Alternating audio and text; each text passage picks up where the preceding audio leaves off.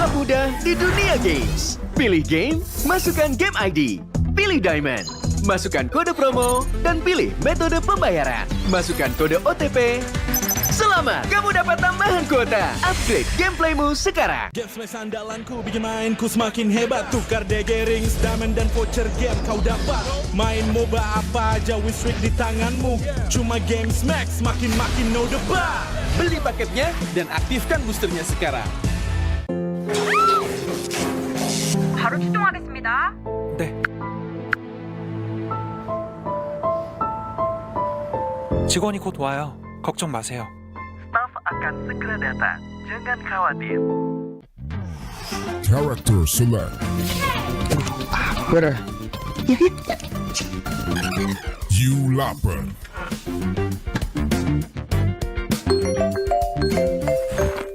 Stop! Pakai klik Indomaret, belanja 1 jam sampai dan gratis ongkir loh. Wah, belanja online kayak belanja di toko Indomaret. You kenyang. Siap main lagi. Let's go! Belanja online seperti di toko.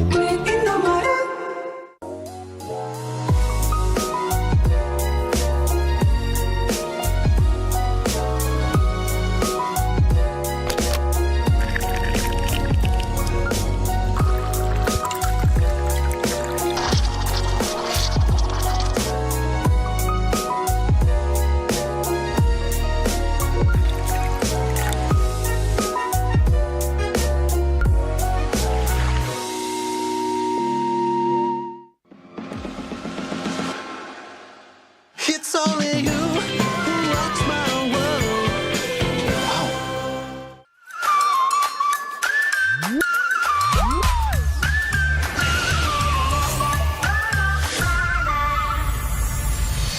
I'll be wherever I wanna be. Wherever I wanna be.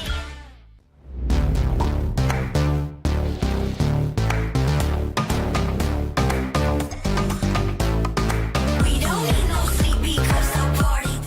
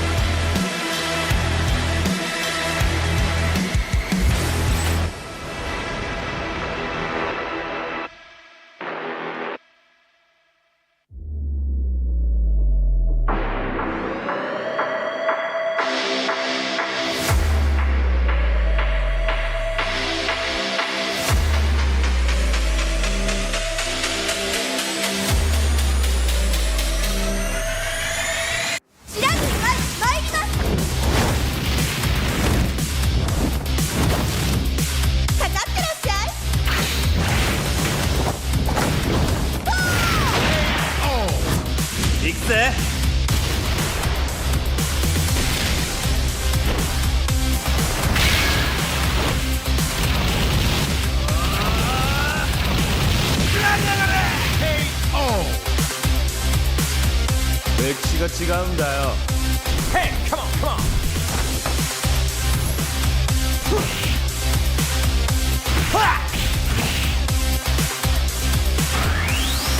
오케이. 파워 게이다.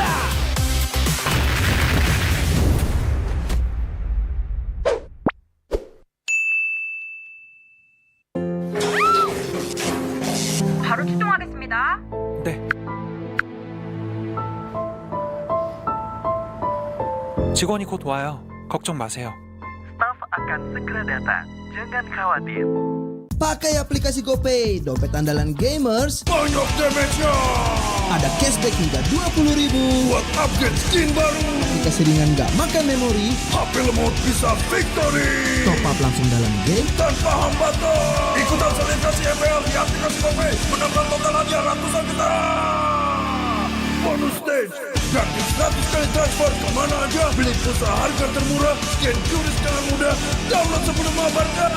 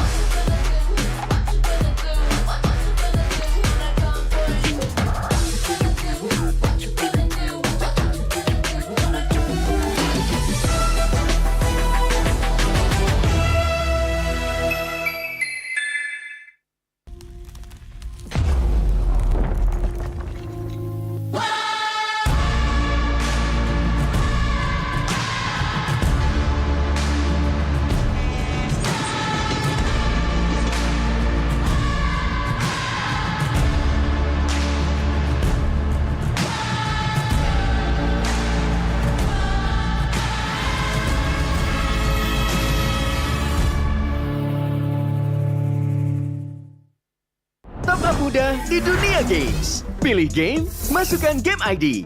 Pilih Diamond, masukkan kode promo, dan pilih metode pembayaran. Masukkan kode OTP. Selamat, kamu dapat tambahan kuota. Upgrade gameplaymu sekarang. Game smash andalanku bikin mainku semakin hebat. Tukar DG rings, diamond dan voucher game kau dapat. Main MOBA apa aja win streak di tanganmu. Cuma game smash makin no debat. Beli paketnya dan aktifkan boosternya sekarang.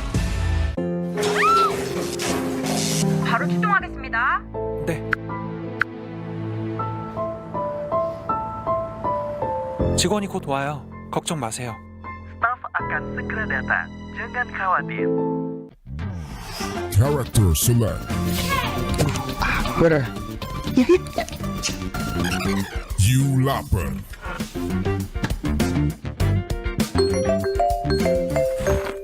Stop! Pakai klik Indomaret, belanja 1 jam sampai dan gratis ongkir loh. Wah, belanja online kayak belanja di toko Indomaret. You kenyang. Siap main lagi. Let's go! Belanja online seperti di toko.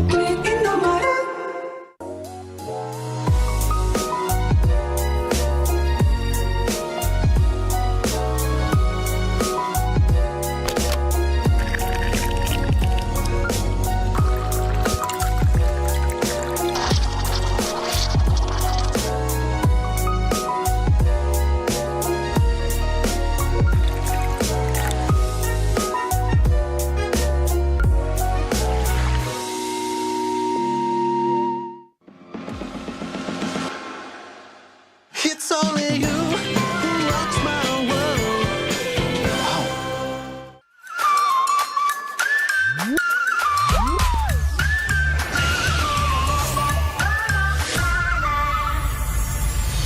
I'll be, yeah, I'll be whatever I wanna be.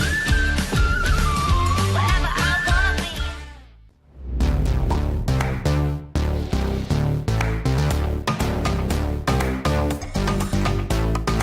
We don't need no sleep because our party don't.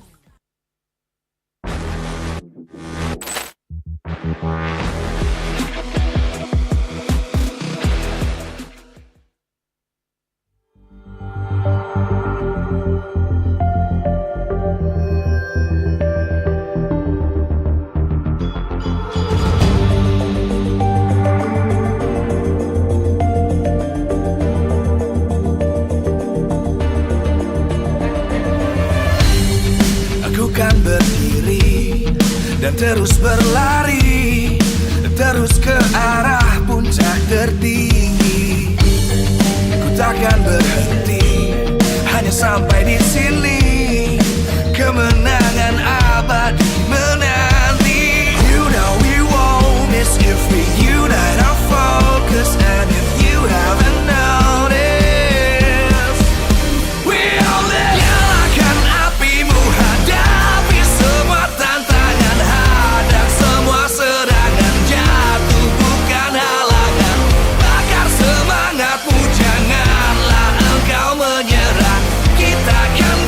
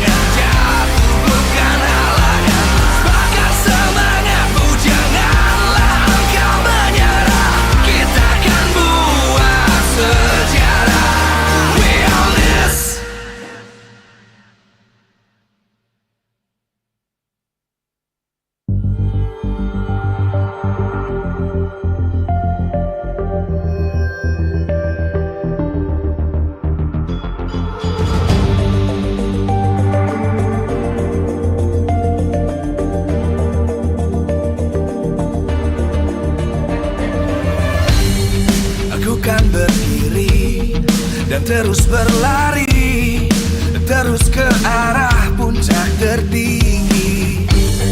Ku takkan berhenti, hanya sampai di sini. Kemenangan abadi menanti. You know we won't miss if we unite our focus. And if you haven't noticed, we all live. Nyalakan apimu, hadapi semua tantangan, hadang semua serangan, jatuh bukan halangan. Bakar semangatmu, janganlah engkau menyerah.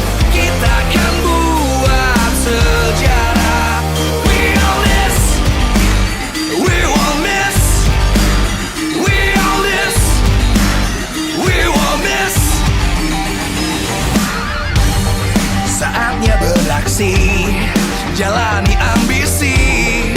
Aku kan menyawakan hari ini. You know we won't miss if we unite our focus. And if you haven't noticed, we all live. Nyalakan apimu, hadapi semua tantangan, hadang semua serangan, jatuh bukan halangan. Bakar semangatmu, janganlah engkau menyerah. Kita akan buat sejarah. We all this, we won't miss. We all this, we won't miss. We all this.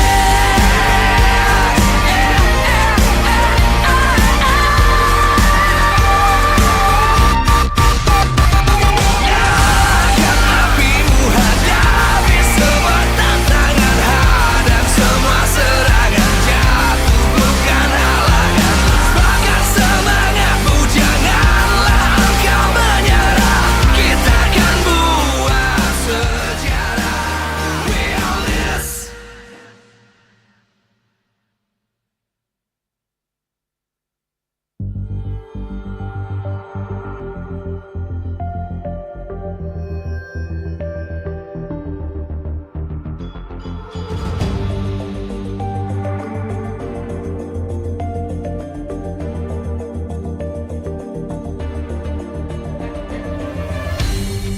Aku kan berdiri dan terus berlari, terus ke arah puncak tertinggi.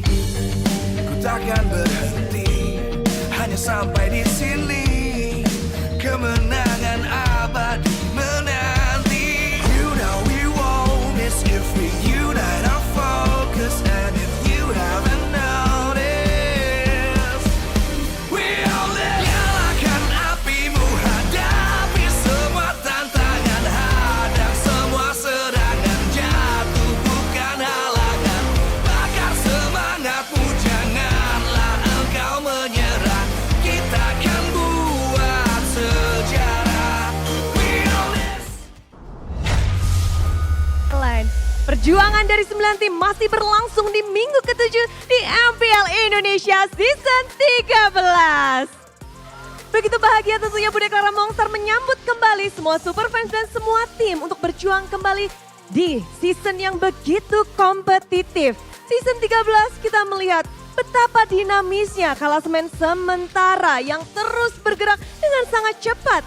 Satu game saja bisa mempengaruhi perolehan posisi. Dan seperti apa pula perjuangan dari tim-tim yang akan membuka hari ini. Tentu saja akan ada 2 match yang akan kita saksikan di MPL. Dan hari Jumat juga dengan meriahnya Bude menyambut semua yang ada di rumah juga. Dan juga yang ada di MPL Arena yang sudah hadir mendukung tim kesayangan. Match pembukaan akan ada tim Aura dan juga tim Rebellion. Mereka berada di posisi yang tidak terlalu jauh. Namun ini menjadi poin yang sangat penting karena satu kemenangan bisa mempengaruhi posisi sementara. Dan begitu meriahnya acara hari ini dan juga MPL karena dukungan para sponsor karena MPL Indonesia Season 13 powered by Moonton. Presented by Official Turnamen Smartphone Samsung Galaxy, Official e-wallet GoPay, Official Gold Partner UBS Gold. Dan juga ada partner ini sports kita. Ada Dunia Games, Games Max, Ora Imo, dan juga Telkomsel. Beserta supplier kita ada Indomaret, Point Coffee, Samsung Neo QLED Super Smart TV Plus, dan juga Saturday. Last but not least, our government partner PBSI. Dan ngomong-ngomong tentang standings dan juga kita tahu ini adalah sebuah season yang penuh dengan dak-dikduk minus 1 jantung karena posisi bisa dengan sangat mudah berganti dengan 1 match saja. Jadi kita akan melihat bersama-sama seperti apa update untuk minggu ini. Kita akan membandingkan pula pembukaan di minggu ke-7 dan nanti di closing minggu ke-7. Mari kita cek bersama-sama standing sementara. Berada di posisi berapa tim kesayangan kalian? Ulala. Dan kita melihat bagaimana tim Bigetron Alpha berada di pucuk. Mereka begitu stabil dari awal season hingga sekarang. Dan hanya tinggal 1 kemenangan saja untuk mengamankan babak playoff. Nggak bisa diganggu gugat apapun yang terjadi ketika mereka sudah memenangkan 1 match lagi. Dan sedangkan dari Onyx era is back karena mereka telah kembali ke top 2. Sedangkan Aura yang menyusul dengan season yang begitu membara untuk Sang Naga. Mereka sedang bersaing dengan Onyx di top 2. Sempat bertengger di top 2 tapi kini tergeser ke bawah. Sedangkan kita melihat ada posisi 4 dan 6 yang sama-sama memiliki match win yang sama. RRQ imbang poin, namun ini minggu yang cukup berat untuk Sang Raja karena mereka akan menghadapi top 2 di minggu ini. Tapi kita juga melihat dari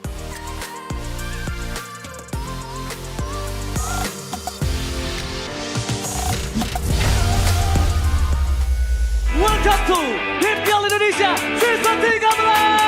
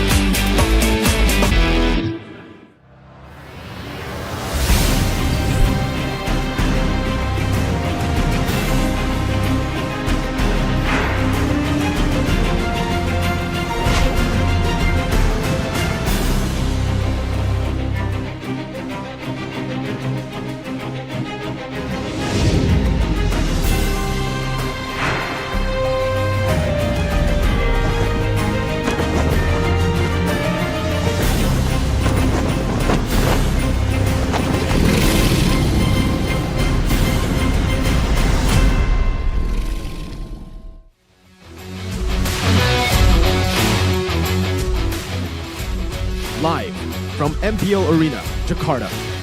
MPL Season 13 is powered by Moontalk. Presented by official tournament smartphone, Samsung Galaxy. Official e-wallet, GoPay. Official gold partner, UBS Gold. We own this.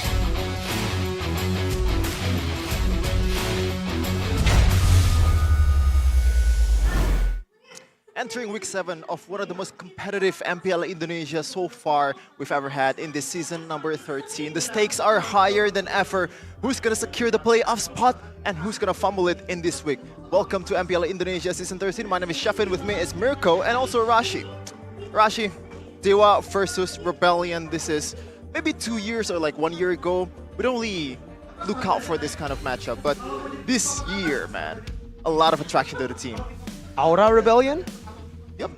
Yes, Aura Rebellion. Again, both teams haven't really been having the best of times. They've had great spikes of improvement, but they haven't really seemed as solid until right now in this season. But before we get into it, Shevin, there's something we have to mention first. Yep, obviously, MPL Indonesia Season 13 is powered by Moonton, presented by official tournament smartphone Samsung Galaxy, official e-wallet GoPay, official gold partner UBS Gold, our partner Esports, Dunia Games, GamesMax, Oraimo, and Telkomsel, our supplier in the Point Coffee, Neo QLED Super Smart TV Plus, Saturdays, and also our government partner PBSI. Wow, a lot of turn of events here in MPL Indonesia Season 13, especially in the standings, man. Look at how close a lot of the teams are. Only 1 point difference between 4th place and 9th place. It's crazy how close this season is, right? We've been mentioning this so much to a point where it's so close that we are mentioning it every single day. Every single matchup is a highlight matchup. And for Dewa today, they're going to be playing as well later on. Their chances are looking real low to make it to the playoffs. But for Aura and Rebellion, they're not safe either. Obviously, today's schedule here, doubleheader Friday as usual. Rebellion versus Aura and BTR versus Dewa United. Man, like Rebellion and Aura, we have a lot of things to talk about here, Rashi, especially the rookie sensations, D and also Gugun. We're gonna save the talk for a while, or maybe we're gonna talk about it right now. Is that a good time for it? I mean, I feel like when you're talking about Aura and Rebellion, you gotta talk about those roamers, man, because both of them have been standout players with great performances so far, and to a degree, you can draw some comparisons to how they've been able to really enable their team, right? For sure, for sure. And this is the battle between the Rookie of the Weeks. Obviously, Gugun is the front runner for Rookie of the Season. Actually snatching 3 Rookie of the Weeks from week 1, week 2, and week 4. Week 5 though, D coming up really clutch with his heroes. A lot of good stats here, Rashi. The flexibility in his hero pool is something that's very useful, especially for Rebellion that likes to go with these surprise chase picks. But in contrast to that, Gugun, relatively simple, like almost straightforward of hero picks. But number 1 Lord secured, number 1 Turtle secured, and this number 2 Jungler with the highest total kills. That is a very impressive stat for any player, let alone someone that's new to the MPL right now. So that is something that I think Rebellion definitely have in mind, and they have to really be careful about this, right? They have to know exactly how they want to go about this, because for both teams, right, they have this very volatile playstyle, so they can get a bit of an advantage and just run with it immediately.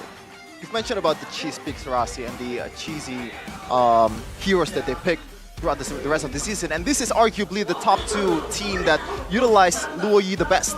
In Rebellion, they're actually the one to bring it up first, I believe, in MPL Indonesia Season 13. And also Yehezkiel, this guy really loves Luo Yi, man. He stepped up so much from the early weeks where we thought he could only play the Novaria, the Vexana, and then he comes out with all these crazy picks, and obviously that Luo Yi that has been a staple pick for Aura. Looking at the lineup today, what is going on? Moai replacing D in the usual gold lane spot. Wow. A change so late in the season. Cars, Vincent Suelo, and AutoTZ going with Moai this time. But up against them today, it's going to be Aran, Gugun, Yehezkiel, Yaoi, and Kabuki. So, more familiar faces, but now a bit of a curveball coming in from Rebellion. Oh, man. What do you think, Mirko? Because the words on the street says that Moai is also a side player. We'll have to see how they perform. The Blue Bulls up against the Dragons, who had to fly down from their top 2 spots just last week, but are looking to fly high again here in week 7. Ladies and gentlemen, it's time for the Dragons to fly back on stage here in the first day of week 7. Will they capture the momentum? It's Aura! Coming in hot with their rookie sensation and Gugun, one of the best junglers already in MPL Indonesia Season 13. Also, not to mention, the newcomer in MPL ID, the sensation from the Philippines, Yaoi. Let's see what they can do right here. Especially because the team's so confusing, they gotta come up with confusing plans of their own. Fight fire with fire, if you will. Because if they lose the momentum, the initiative, it's gonna be very dangerous against this team right here. The team who just seems to feed off of competitive teams. The higher your team is, the more likely they are to fall against the Blue Bulls, always preparing a rebellion of themselves. Let's see them charge on stage once again, and it's always AutoTZ with something. This time with nothing. Rebellion Esports. Wow, it shows you that they are not playing this time. They know that the stakes are higher than ever, and they need to secure that playoffs spot. You call them antics, but I call it competitiveness. AutoTZ and crew is ready for this match. No pose yet.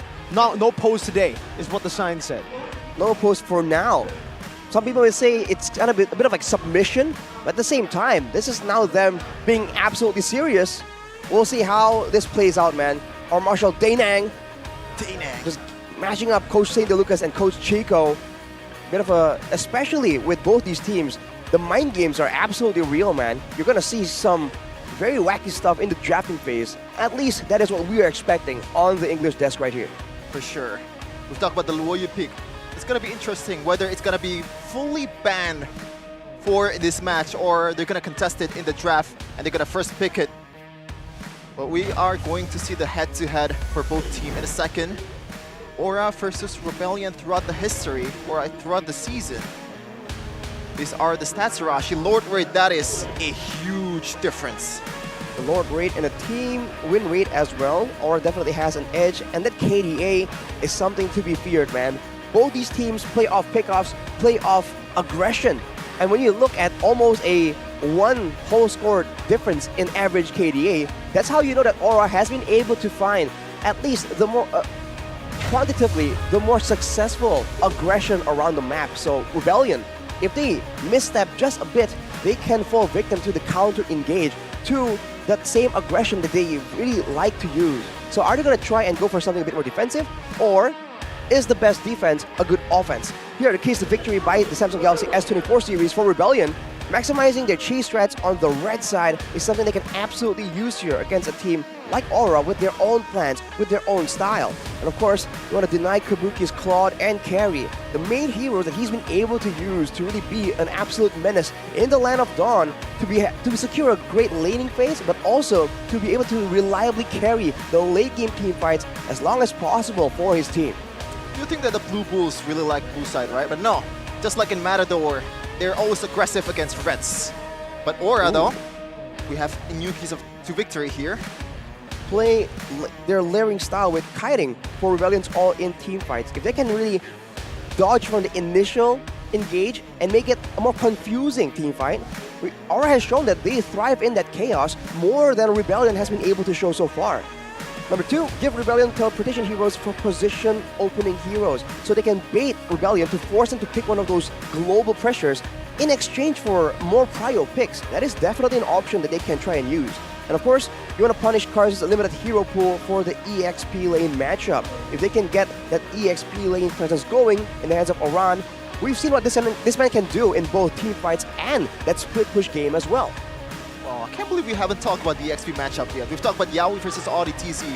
We've talked about the Luoyi contest, but Iran and Cars is definitely a matchup to watch out for. But the Blue Bulls targeting towards Red, 28 games, 20 times Red side, 45% win rate, a difference of 8.5%. That's quite the difference, I would say.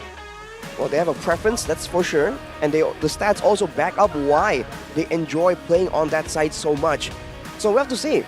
For them today, they can throw a curveball and switch it up and maybe bring out some more surprising picks, some prio picks in the first side if they go for blue side, or they can just stay with that red side and then use that to try and really outsmart, out-draft, out-strategize Aura right now. What's been the biggest factors of Rebellion's success so far in Season 13? If they are able to get their comfort picks or their cheesy comfort picks, the CC, whether it's the Moskov or something as crazy as the Hanzo that they pulled off early on in the season, that's when they get their success. Even the Luoyi came first from red side as last pick. Okay, not gonna lie, I don't think the Hanzo will be picked here in this game when the stakes are so high for Rebellion, especially. They need to secure this match to be able to solidify their position or like get their playoff spot from some of the teams that already almost securing it, but 2 bats already from Coach Chico and Coach Sandy Lucas. Export, this is interesting because it kind of signifies that Vincent is definitely going to bring up that tank jungler or utility jungler. Also making sure that the EXP lane at least isn't going to be as, as aggressive technically for the side of Aura. That may be what they're hinting at as well. After that though, it's all these utility heroes here, Minotaur and Angela so far. You have to wonder if there's a specific game plan in mind right here just so far. Is there going to be a surprise assassin pick? Because I think for both these teams, at least on paper, it seems like the fighter utility junglers are the ones that have been bringing them the most success. The Harith obviously going to be banned out here. Even in ranked, we're seeing it as a full prio pick. Always first picked or banned out in the first phase. But there is a very interesting pattern right now from Rebellion Aura. We both know how teams have respected Rebellion for their chip, for their Lo Yi, respected Aura for their Lo Yi as well, but both chip and Lo Yi has been left open. Now, only now do we see the Lo Yi ban, and it's coming from Rebellion, the team that started this whole trend of Lo Yi in MPL ID. So now the question is, Aura, do they want to face off against this chip without any teleportations, or do they want to just take it out as well? It's a tough decision because when you're facing off against those teleportation heroes, it offers another layer of confusion to your team. Like, where are they gonna go from? Like, am I gonna get flanked? Is this safe for me? So right now, Chico, interesting decision here because they are the first one to pick here, and they are the one who completely abandoned Lo Yi. Oh wow! So no TP at all, Rashi. Finally a normal game, we can say. But for Rebellion, I think that was a very smart move here. Banning away the Lo Yi and essentially forcing Aura to use one ban on the chip or securing a very good teleportation device for themselves. Right now though, the first pick for Rebellion will be very telling on what exactly do they really prioritize. What do they think is really the key to their whole composition, to their strategy they want to use against Aura? Is it going to be a roamer or is it going to be something more directly in the jungle maybe? Angela is open, and I don't think they have to prior the jungle yet because no jungles has been banned from both of these sides. So Hugun and Vincent, they're known for the utility jungler, but looks like it's going to be Roger. Usually gonna be played at the gold lane, but we have seen jungler Roger. Yeah. I don't think they're gonna bring it up though. We've seen it twice for Rebellion, and that is why I feel like it's just so prio for them. They have this as a flex pick, but you can already see a hover over to Angela. Well, we see the Angela Ling from Gugun perhaps on that Ling. Nolan is open too? Nolan? Up for grabs too. We'll see. They're still thinking about it. They're thinking real good about it, but the Angela will be locked in as the first pick for them. What will follow next? Will it be an Angeling? Or will it be something more of a fighter? Fredrin. It's gonna be a Fredrin, so a lot of sustain already secured for the side of Aura, which is in line with what they want to do, right? And it also directly counters the Roger that requires people to be much lower to take advantage of his kit with the execute. Got a comment here, not so spicy anymore, I gotta say, from ODTC. We just want to defeat all teams and stack up a lot of points. I think that's the mindset from all players, but considering that it's ODTC, I think the reaction from the fans is gonna be different. Man's becoming a villain. He is a villain now in MPL ID. I like that he's embracing the role though. He's been a villain for quite a while now. I mean, considering how things are going a bit tame is well within reason. We'll have to see and wait for the comeback of the villain. But for now, Florin and Terizla already hinting at a much more teamfight-oriented setup here. And against Aura, that's generally a good idea, only if you can really match the EXP lane presence though. With a Terizla, this means that Aura has a chance here to go with that macro play strategy and let Aran just do his thing, man. The Aran effect of old. So still the all-in kind of stuff from Rebellion. This should be a Roger in the jungle with a Florin. That's usually their strat, but the Claude gets picked up. The hero that we mentioned in the keys to victory being one of the biggest factors as to why Aura find their success. Kabuki getting either carry and Claude, and Rebellion have decided to ignore that threat. Yeah, you gotta stick to what you can play, man, and what your strong suit are. And I like this Claude pick. It brings up a lot of flavor, a lot of utility in the teamfight as well. You can poke a little bit of the frontliners even before the teamfight started. And against Florin, I think that's pretty good. Going in and out with the BMI, like Skylar. The mobility is definitely one of the biggest things right here. So far for Rebellion, most of what they can really use to really threaten Kabuki can be dodged away with that battle mirror image. So I think for Rebellion, they have to acquire some more tools to really deter Kabuki from just doing his thing in the middle of a big team fight. And I do wonder, right, with the appearance of Moai here, are they trying to go for something wilder in the gold lane, right? Because that is one of the potential reasons that they went for this player that has shown a bit more flexibility. Yuzhong banned, and 4 Aura Fire for Aura. It's going to be the Faramis here. It's gonna be interesting if Coach St. Lucas opted to go for a full ban on towards the mid laner, because so far Aura hasn't picked a mid laner just yet too. Or maybe they want to flex this one towards Angela mid lane. And I don't think Yaoi is not really... This is not a Yaoi hero like Angela. Yep, not a Yaoi hero. Definitely we expect him on those flashy heroes, usually on the Angela. The Baksha ban though, to counter whatever Rebellion want to do up against healing from the Angela that can be reduced by the anti-regen. Meanwhile for Rebellion, I don't think they really care about that Baksha because they already have that Florin that denies the anti-regen away. But yeah, even though it's not a Yaoi pick, we've seen him on it before and he won on it. So that's why the Angela finds so much value as first pick right now. Still very, very flex. Rebellion probably gonna focus down on the XP. Or they can go and pick up something like a Baraz if they really want to have some kind of beefy jungler right here. Of course, against Aura, you're using something that Aura are very familiar with, that inherently carries a risk of its own. But the only other option here is to go for... They can let the Roger go into the jungle, but it seems like they're gonna respect that Tigreal pick. So still all in on this team fight, man. Paquito is a great choice here for the side lane pressure up against a composition that kind of wants to stick together. Even the Terizla will be bullied if he decides to go for these team fights. And we know how good Aran is on this pick as well. There's still a lot of option for Aran here. Not much EXP has been banned. CC can be picked. Benedetta can be picked. Xbox already been banned. But it's going to be Lapu Lapu. This is interesting because we haven't really seen a lot Lapu Lapu from Aran. Or maybe it's a debut for Aran. Because this is not a splitting hero like the one that Aran used to play. It's going to be interesting to see him more active in the team fight instead of just splitting and taking all the minions away and giving up pressure on the far lane. They might be thinking that with an Angela, they have a lot of macro play to really maneuver around already. So might as well get something a bit more impactful in a team fight for the EXP lane and then switch the job descriptions, right? Let the Angela be on the far side, mid or roam by the way, still possible, and then let the Lapu Lapu have the amazing presence in those team fights. But Rebellion answer with an Edith and a Brody, both great all-in options right here, and a strong gold lane. We've talked about this, man. That can be very dangerous for Kabuki. Counter matchup against the Claude. Wait a minute though. Who's gonna be on the mid lane?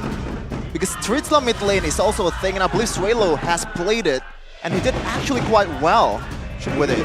I think, yeah, you know what? That's a good question. I don't know if it's going to be Edith Florin in the mid or if it's going to be Terizla. Terizla makes more sense because you get more pressure out of it in the mid lane through clearing. And it is Terizla mid. We're seeing Suelo back on a very strange pick, but we have seen this before from Mr. Sway, who's low. Meanwhile though, for Aura, Croc on the roaming area, so it's going to be Heskiel on that Angela. Now, I'm not really a fan or huge fan of this pick, considering that there's not much magic damage is going to be poured from Aura. And the fact that they're using Claude and I believe Lapu Lapu as their main damage dealer, I don't think it's going to be enough against this healing composition, Arashi. I think it depends on how they execute the fights. And as always, we talked about this earlier, there's still the chance for them to go with a macro play and with the back and forth, right? If you look at the healing, of course there's a lot of healing available for Rebellion, but when they're going in and out, when it's not a full all-in, that Angela is going to be a lot more beneficial in dispensing that healing more reliably without the requirement of having a target to use your spells on to heal your teammates. Let's see though, the Bulls and the Dragons knew the stakes. Who's going to go to the playoffs? Who's going to secure their spot earlier or solidify their position in this match? It is Rebellion versus Aura. Welcome. Both teams still not safe, not just yet. And that's why Rebellion are pulling all the stops to send over even their weirdest of strategies in the Land of Dawn in the 7th week of MPL ID regular season, Season 13. Look at the mid lane domination coming in from Sway Low here. Wow. The fact that you're a fighter with good sustain and clear, he is more threatening to Yeheskiel. Look at the emblems though for both teams. Gugun's going with the Impure Rage though, so he's going to be doing a bit more damage in those short engagements without going all in. It really does seem like that's Aura's main plan. But Cars on the Edith, something we haven't seen in a long time. We'll have to see how it really matches up against Aran's Lapu Lapu. Emblem though by GameSmax Arashi, Moai with the Master Assassin. Quite interesting here. He wants to punish the Claude. He wants to go for as much aggression as possible. With the Quantum Charge, he'll be able to have a lot more power in that gold lane. Also a lot more maneuverability for some outplays as well. Audi going with a focusing mark on the flooring though, he still absolutely has a bit more of an aggressive mindset here instead of being purely a defensive tool. But that will depend on how the team actually plays around him. There's also the weakness though of the Brody. You don't have the Purify to get out, or you don't even have an option to go for Purify. Burns Flicker early on in the Claude gets so much pressure relieved off of that gold lane. As active as ever, Guggen in the early game just punishes when they overextend, but debut pick for 2 of Rebellion players here. Three, actually. It's going to be, I believe, Taritzla and Brody. Well, this is the first Y game in Season 13, I believe, too. So, yeah, makes sense. But we are going to see the first battle of the objectives against Guggen and Vincent. Vincent's slightly ahead here in levels, but not too much to actually make a difference. Where he'll get a level advantage, not just yet. Sway low, penalty zone cancelled as Yaoi jumps into the wild charge onto Vincent.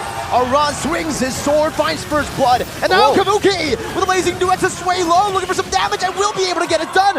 Audi TZ forced to flick around, and even Cars now in a 1v3 gets a 2-man Earth Shatter. Guggen very low, but look at that. Aran slices him, and Aura get a big win off the bat. A crazy initiation of Yaoi. Couldn't have gone any worse for Rebellion in that early game, just losing all over the place. And Yaoi, you hate to see it, man. This man is very, very cheeky with the buffs. The Detour Force on the purple buff right there, delaying Rebellion even more. Overall, just great performance coming in from Aura. The fact that they were able to just find Vincent in that fight, Rebellion needs to be a bit more respectful about that, man. Remember, with the Lapu Lapu in the picture, he is a huge damage threat, especially earlier on in the game. And Yaoi, once again, just doing his thing, man. The card control immunity just allows him to be just so impudent with his positioning. Talent prediction by Samsung Galaxy S24 series. Technically, all of us kind of predicted for Aura. I think I know what Mirko is trying to do here. Oh, a tough match for Rebellion. Well, it's not over for them for sure. They do have stronger laners on paper, especially in the gold lane. They do have ways to really play around it, and maybe the mid lane as well, but right now the ganks from Guggen are just swinging all these lanes in favor of Aura. It's all about that pressure that Aura have when it comes down to these little lane advantages that Rebellion have. They haven't been able to utilize it at all, really. Even the Brody, nullified very early, and Kabuki is ahead in gold up against a counter matchup. Well, it comes at a cost though, because earlier Vincent was slightly ahead in levels compared to Guggen. That's because Guggen has been all across the map, just very actively ganking all of these aggressive laners that ideally should really be exerting more pressure in the lane. As a result, he hasn't been farming as efficiently, so despite the small victories for Aura, Vincent is still keeping up. But overall, I believe Aura is just having a better time because they should be losing in some of these lanes. Yep, they're having a better time. I think one of the reasons is these debut picks from Rebellion, and also, I believe Grok is the most used hero by Yaoi. Claude and Fredrin is also top 5 in their picks from the stats earlier for Aura, so stick to what you know is their plan. They're looking to capitalize on it on this objective fight. This way low trying to zone, but that's why the Angela finds so much value early on. Cars, Earth Shatter and onward, and also penalty zone to the back, but Iran also follows through the bravest fighter onto Vincent, who's still clawing at him. Kabuki here, it's a 5v5, but look at the damage coming through from Aura. They've out-sustained Rebellion, and Cars kiting back Sway low in the midst of it all, getting Yaoi down. So Rome traded in for a jungler, still in favor of Aura. I kind of don't expect Rebellion to get that kill. That looks so good for Aura, but they actually didn't really win on that exchange, only 1-1. Meanwhile, Suelo and Yeskiel, though, still has the healing from Audi TZ. I don't think he's gonna die just yet. That is a big item. Meanwhile, top lane. They both here just trading in aggression, but Aura still has the better staying power. As you can see right here, even though it seems kind of equal, the fact that the jungler got picked off there, and the fact that the jungler is more of a marksman than a fighter compared to the Fredrin, right? That means that Aura can just heal up in the jungle for a bit and come back to that neutral objective. So far, they're playing everything the way that they have been, right? Putting a lot of emphasis in those neutral objective fights and then bringing in aggression every moment else, with Kabuki now just still going aggressively despite the fact that he's in a Claude against Brody lane and he's actually winning when it comes to EXP. Well, Yaoi was there again, you know, to get him some pressure relieved, and that's all Kabuki needs to do technically in this lane. As long as he gets his farm, it's all good. Moai pressured to shut this Claw down, but so far has been unable to do so. Gogun, again with a taunt. So much pressure relieved off of these laners from Gogun and Yaoi constantly roaming. It's also the bad part about that composition from Rebellion. The mid lane, the roamer and also the mid laner can't really gang as effectively as Aura. Meanwhile, they have Fredrin, who has pretty much all the CCs in the world. Yaoi just roaming all over the place. They have a say on when to fight and when to back off, and Rebellion is forced to respond. Well, if you look at it, technically Sway Low can provide good ganks, but he's saving the ultimate for bigger moments, like the big neutral objective fight. But this seems like the adjustment from Rebellion. They want to use it early on here before anything happens. We're going to go for a siege, but it's a wild charge onto the back of Buki as well with the help of the hard guard. Just dives in through from Y. The Bloom already used up in the boundary. Image will be used up. Advantage for Aura. That's a pick off and a Purify out of the penalty zone. That forces Sway Low to be all alone. He's isolated completely. Flicker's out late around the flicker and the stun. Yehezkiel picks up the kill, and Kabuki is the one chasing down Onitizi. Jumps back to the battle mirror. Image like it's nothing. It's a free turret, a free 3 kills for Aura. How beautiful that is from Aura. It's suddenly 4v3 and they are winning with 3 members. And Iran just pretty much just ruins the balance of the fight. It makes it a 4v4 and the bravest fighter is there to punish everyone from Rebellion. They're down 4k in this 8th minute. Aura, man, they're just really flexing that DPS difference. They're making sure that Kabuki has space to basic attack again and again throughout the whole engagement. And you give him enough time without any threat to zone him away. Whoa, look at this pickoff. A knock up, a taunt into a wild charge as well, and Gogun just holding the back down all alone. Has the help of the hard guard as well to get up and onward, and the penalty zone onto him. Sway Low gets bursted down before anyone can do anything about it. But Iran will fall as well. Now Vincent looking for the execute, but Kabuki jumps into the battle mirror Image to try to fend off from this damage, and they are successful at doing so. It's a 2-for-1 for Rebellion. They want to try to push the advantage now. A Thunder Belt built up by Vincent, and they're on the Lord. They are not playing, man. That's why they didn't post earlier. They want to get this win as convincingly as possible. And now with Gugun gone, they want to take this one. Retry on cooldown. Dangerous spot for Rebellion. Kabuki's on it, but there you go. Vincent waits for the timer, and now Yaoi gets punished. Moai picks up the kill. His 3rd one in this game, and Kabuki will be forced back. Great small victory for Rebellion. They're securing the Lord. That's because Gugun just got a bit too aggressive there to really put some pressure onto Vincent at the purple buff. The reason why Aura has been winning so handily is the fact that it's so difficult to really one-shot, to really just burst down Gugun in those shorter, long duration engagements, especially because he rushed the Oracle, knowing that Yehezkiel will provide him a lot of regeneration on top of his own built-in regeneration. But when he's alone right there, taking damage from 4 members, without any chance to use his skills to get out, that's where Aura Rebellion can really shut him down. And that is what allowed them to take this Lord. But what can they do with it? That's the question here. Already getting a lot of structures, but it seems like Aura has stopped it right here. Not really the bulls that we used to see in real life. If they see red, they're going to be aggressive. But this time around, though, Rebellion just know their composition the best. They know when to pop off and they know when to hold back. Just punishing Aura all over the place with the overextension from Gugun. And this is what I'm not really a fan of from Aura's composition, man. I've heard Chadera mentioning something along the lines of, if he wants to play Claude, he hates to go against this kind of healer. Because there's extra layer that you have to bypass, and that single blazing duet it's not gonna cut it. And he's forced to build Wind of Nature, 3rd item, instead of going for that full power spike in the early game for that corrosion side, 3-item power spike. That's why maybe we're not seeing as big of a damage power spike from Aura.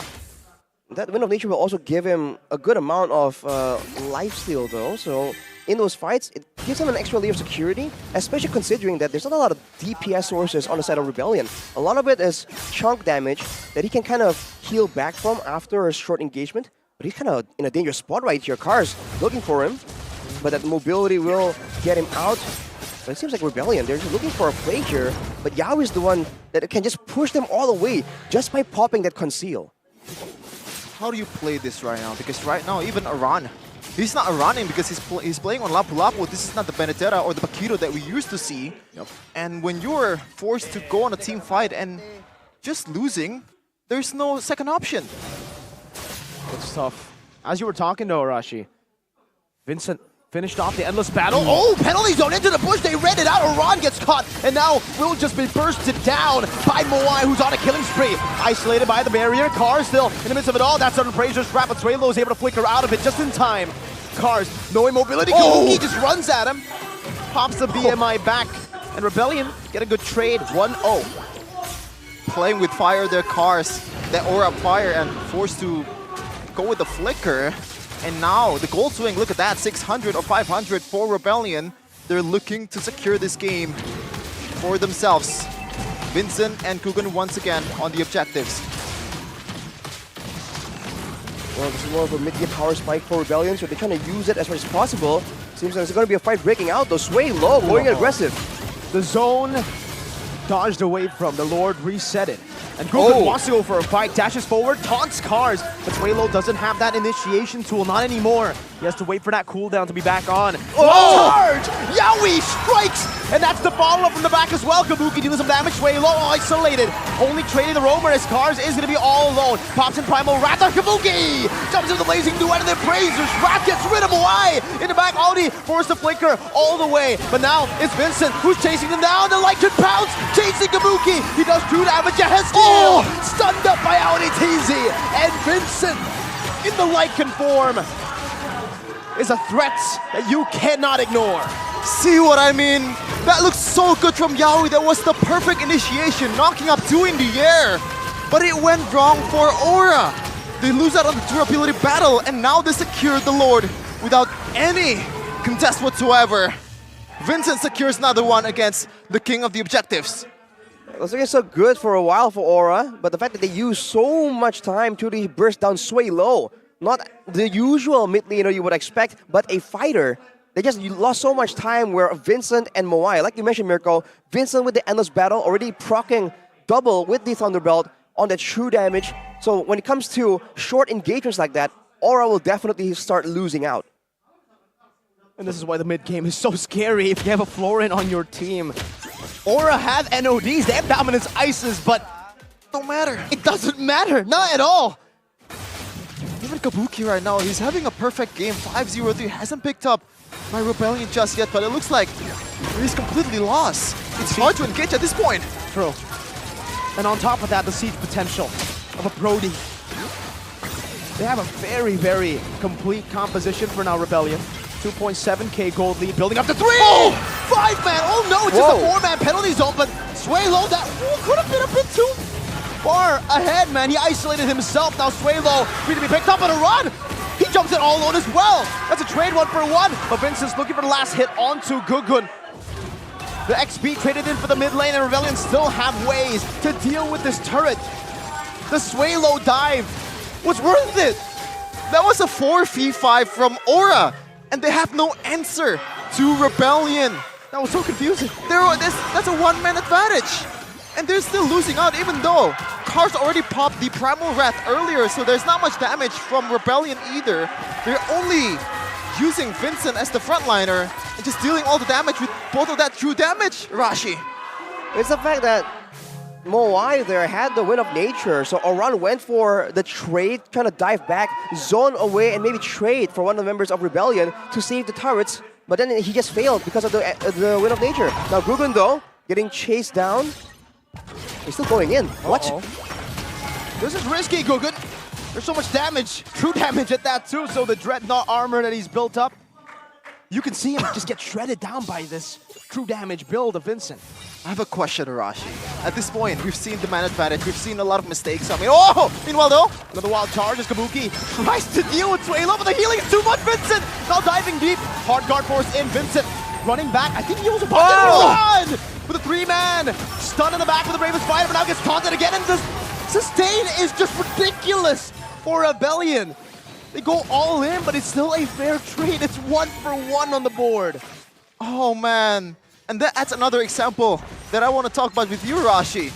Everything went, it seems always right for Aura, and they cannot find the right answer Now, what is the winning condition at this point for Aura? They cannot win on a 5v5. They cannot win on a 4v5.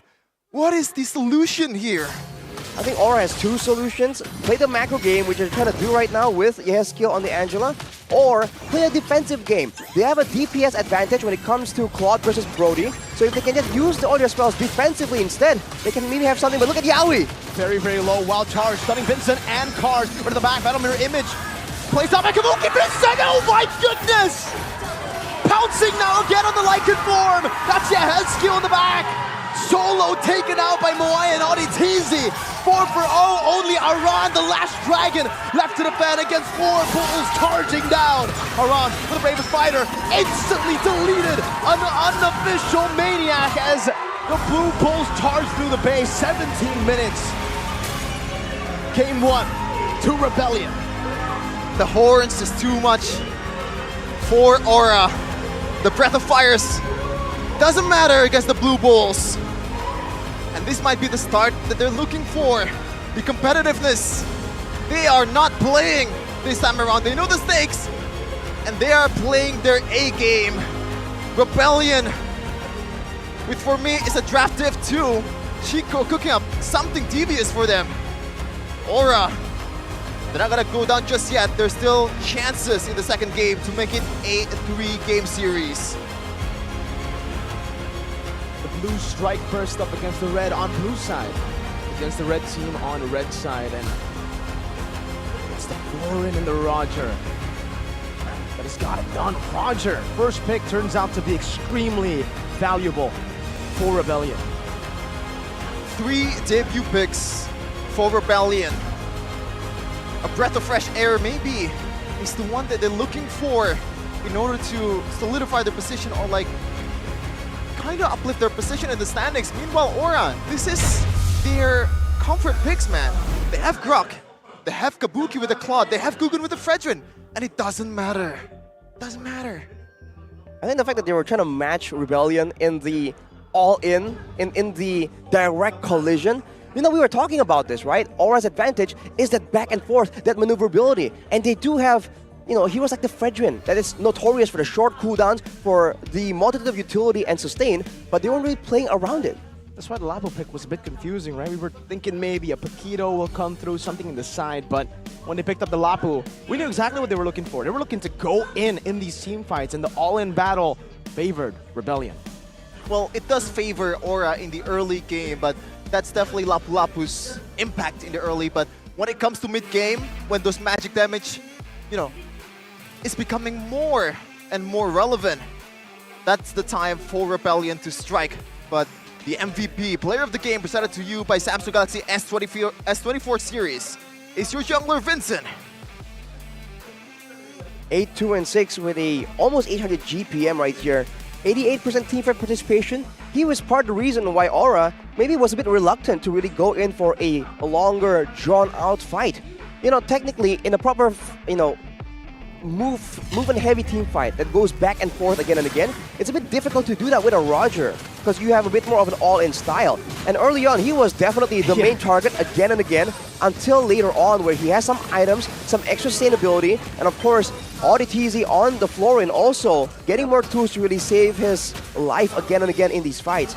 Once that happens, these earlier situations where Aura were able to really all-in Rebellion with the extra damage, with the surprise plays and crowd control coming in from the Grok, from the Lapu Lapu as well, it just wasn't as effective going into the late game. So it's almost like Aura couldn't find the right moment to transition away from this style into something a bit more beneficial for Kabuki in the late game, is what I would say. Yeah. I feel like Aura, they played everything just almost perfectly. They played the kiting game well in early to mid game. They played the engage game also well in the late game. But it doesn't matter when you can't really bypass that healing and also sustainability. Even in the build department, Vincent, I believe he's going for DHS, he's going for War X as well. The items that stacks up your damage the longer you fight in the team fight. It is definitely part of what they want to do. And you look at these fights, especially later on in the game, you can see that Aura are kind of scrambling. Usually we see clean setups coming in from Aura. But look at this. The team fights were kind of messy. The positioning from everyone were kind of scattered. And when they don't play as a team, when they're trying to go for a 5v5 team fight, it's just not going to work out, man. You got to be united, synergize together if you really want to get the best out of Rebellion. Because like you mentioned, Mirko, all-in 5v5s are one of their strong suits in the MPL. Maybe they should change their name, right? From Rebellion Esports to Rebellion United. Maybe a little bit of foreshadowing to Season 14 when they change. I don't know. Possible. Look at the stats right here. 17-minute game. No turtles for the side of Rebellion, but no lords for the side of Aura. Quite a big contrast, right? You would expect Lord Raid, the opposite coming in from Aura, but that's just the strategy, right? The game plan for Rebellion. The fact that they went for the Brody to shut down Kabuki, kind of, even though it didn't really work out as well. Later on in the game, with all the sustain, with the extra DPS coming in from the Roger, and by the way, from the Edith as well. You have to remember, the Primal Wrath does a lot of damage when it's left unchecked later on in the game. That is what Rebellion Esports were using so well. And the fact that put the Terizla in the mid lane as well, they know that the magical damage comes from the EXP lane, not from the mid lane. So they need a bit more tankiness to ensure that they can just win out in the all-in. And Terizla is a perfect pick because the lower you get on HP, the less damage you take, right? It's a built-in passive for the Terizla that a lot of teams haven't been able to really abuse. You can see that build path from the Fredrin, right? Maybe because Guggen felt like he was very, very ahead in the early game. He actually wanted to go for Thunderbelt, I think, at a certain point in the game, maybe when they were ahead. But then he noticed, you know what? No. Hey, we're starting to lose these team fights. I don't think going for the Thunderbelt will really help me a lot. I need more sustain. So he ends up only having that Azure Blade that basically became irrelevant, right? Yeah, but I'm gonna say I'm a bit surprised the fact that Aura Fire or Aura only secured a single turret, despite how good they are playing in the early game. But they don't really have that, you know, that hero that can pretty much split pushing, giving off pressure in the far lane, just like the usual around heroes to play around with. That's probably why they didn't really secure that much turret. But more stats, Arashi. I mean, like, the big problem usually when you play a Roger composition like this is the fact that a lot of other teams would put a fighter in the gold lane. So, yes, you're extremely strong in these skirmishes, but when it comes to sieging these turrets down, you're weak. The fact that they have taken the Brody and played the Brody as kind of a weak side, actually, means that they will have the skirmish potential of a normal Roger comp plus the sieging potential of having a marksman, a strong marksman like Brody in the gold lane. It's like they just have unorthodox solutions for everything. They like tankiness, put a fighter in the mid lane. Fundamentals. You need magic damage, put a fighter in the EXP lane. That can deal magic. Right? The fact that everything really falls together so well in a full composition shows you again the brilliance of Coach Chico and Rebellion and that kind of confusing flex style. On the blue side, by the way, not red side. You talk about confusing, Arashi. There's something that's not really confusing, and when you're going abroad, you can use it as a way to save you. That is the feature of Interpreter offered to you by Samsung Galaxy S24 series. Win the game with the new Samsung Galaxy S24 series. This series boasts epic gaming performance, and what's more, it features Galaxy AI that can now translate over 15 foreign languages into Indonesian. So chatting, calling, or gaming with friends from other countries is now even easier. Now, I want to see how exactly it works. Way ahead of you, buddy. So, I go right here. I press the mic. I go, Saya cinta Indonesia. Then you press it again. Boom. Put it on Types the it in. Oh. One more time.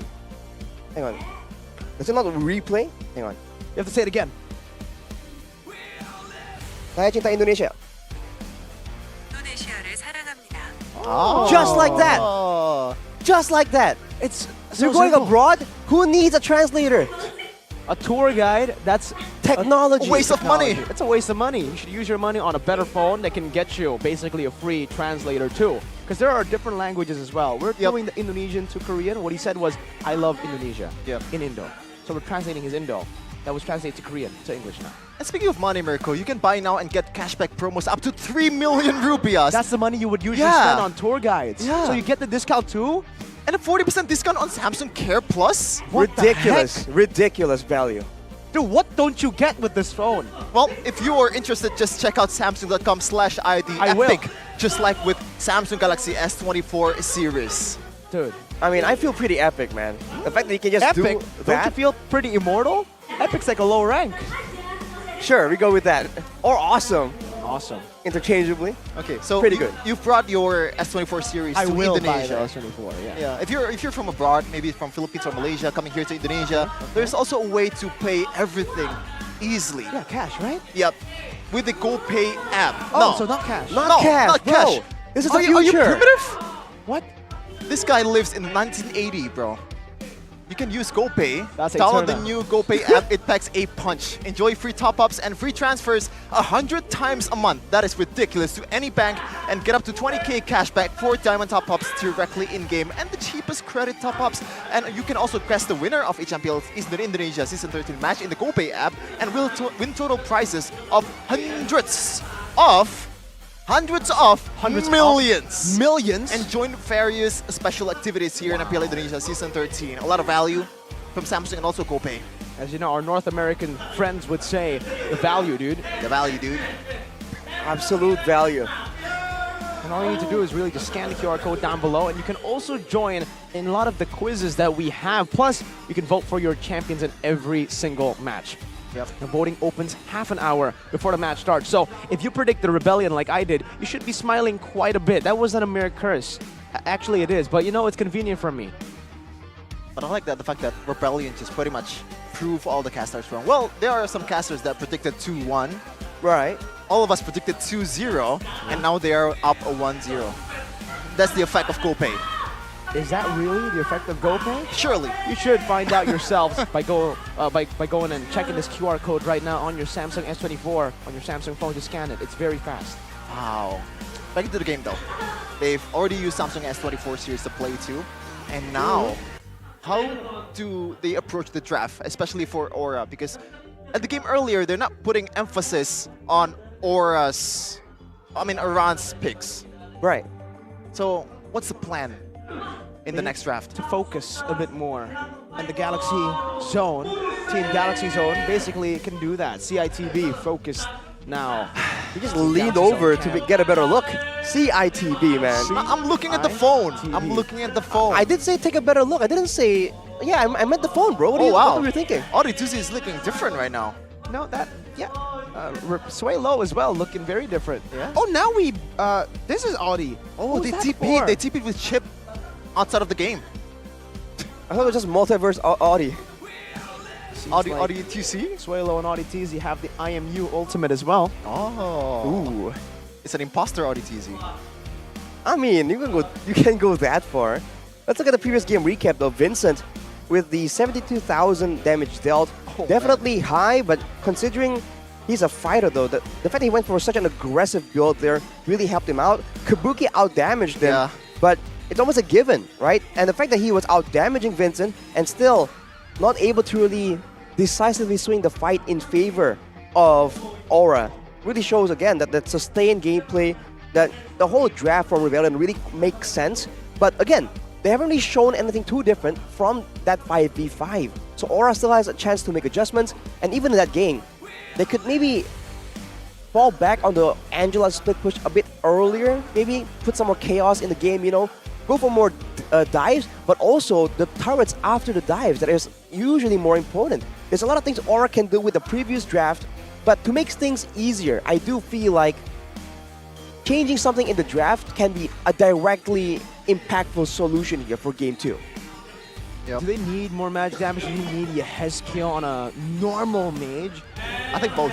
I think both, or maybe they could just play that style but ban out the Florin. Really, like that style wasn't bad at all. The Florin technically stopped them. Yeah. In the mid game. The fact that they are using Lapalap and Cloud, these two heroes, they can start the fight, they can start the team fight and bring a lot of damage to the opposing team, but they lack execution. And what Rebellion has, or had, was Executor in that Roger.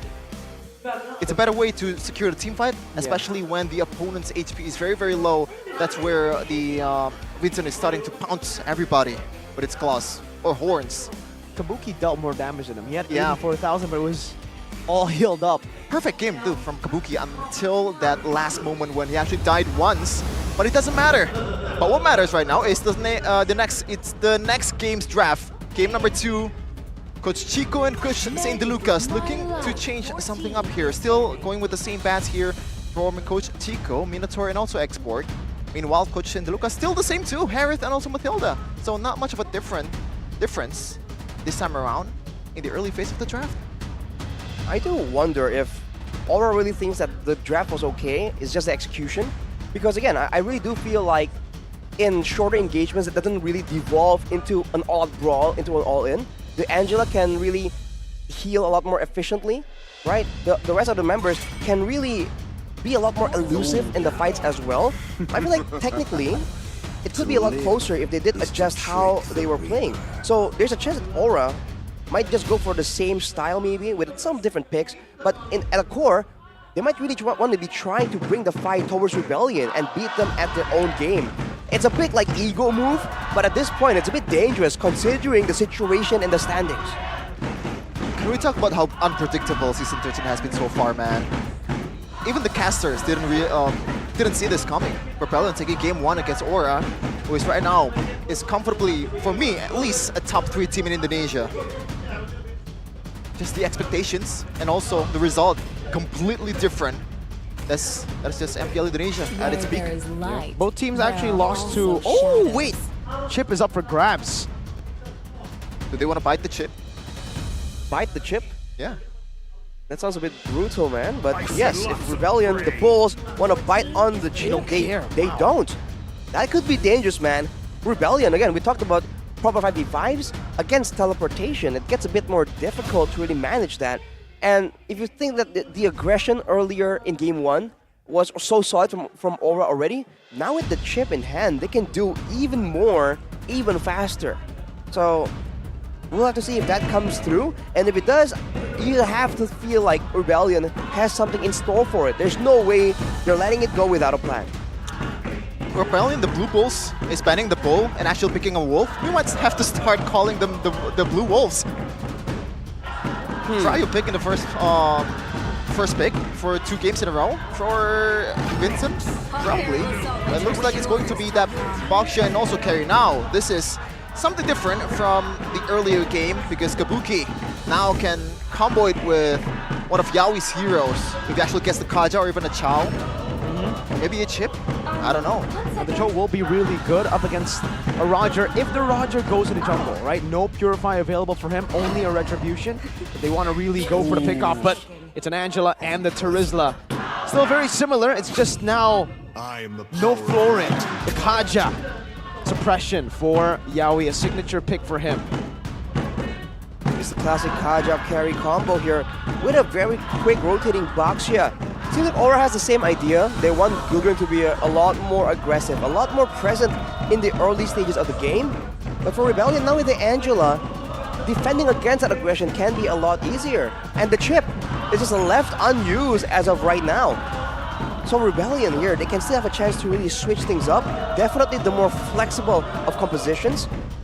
Like we said, we thought they were going to do this by taking red side, but they're doing just fine here being on blue side. Do they want to ban the Edith here? Because Chico, Rebellion, is still lacking magic damage. Yep. So the option for Rebellion or Esmeralda from magic damage, yeah, Esmeralda is probably the only one left, but I don't think they're going to use it, man. Against this kind of composition, against Baksha and also Carry. Right. Yeah. No shields. Yeah. There's few options you would think in the EXP lane. Definitely something with tankiness and something with constant magical damage. Well, we used to see the Guinevere there quite a bit, but not in recent times. I don't think it's gonna...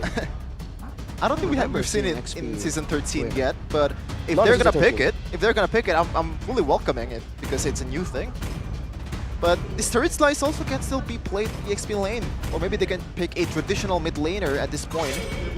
Heroes like Eve is pretty good against a Baksha and also Carry. Carry doesn't really have a lot of range and can be punished with those high ground heroes. And technically, this Roger can still be flexed. I mean, they could also just pick up a Natan too, to be fair, in the gold lane. That is interesting. To have that late game insurance and to have that magic damage. So technically, Terizla is also flex, Angela is flex, Roger's flex. They have 3 flex picks in the early phase.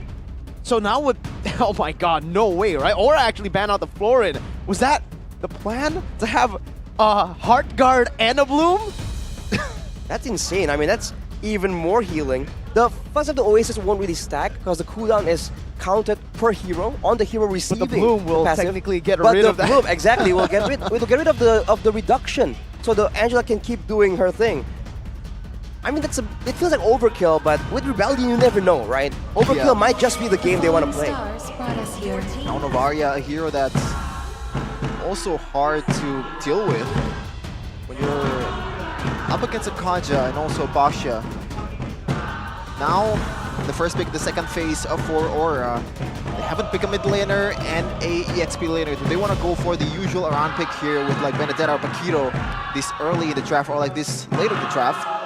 Or is it going to be a ESKL hero first at this point?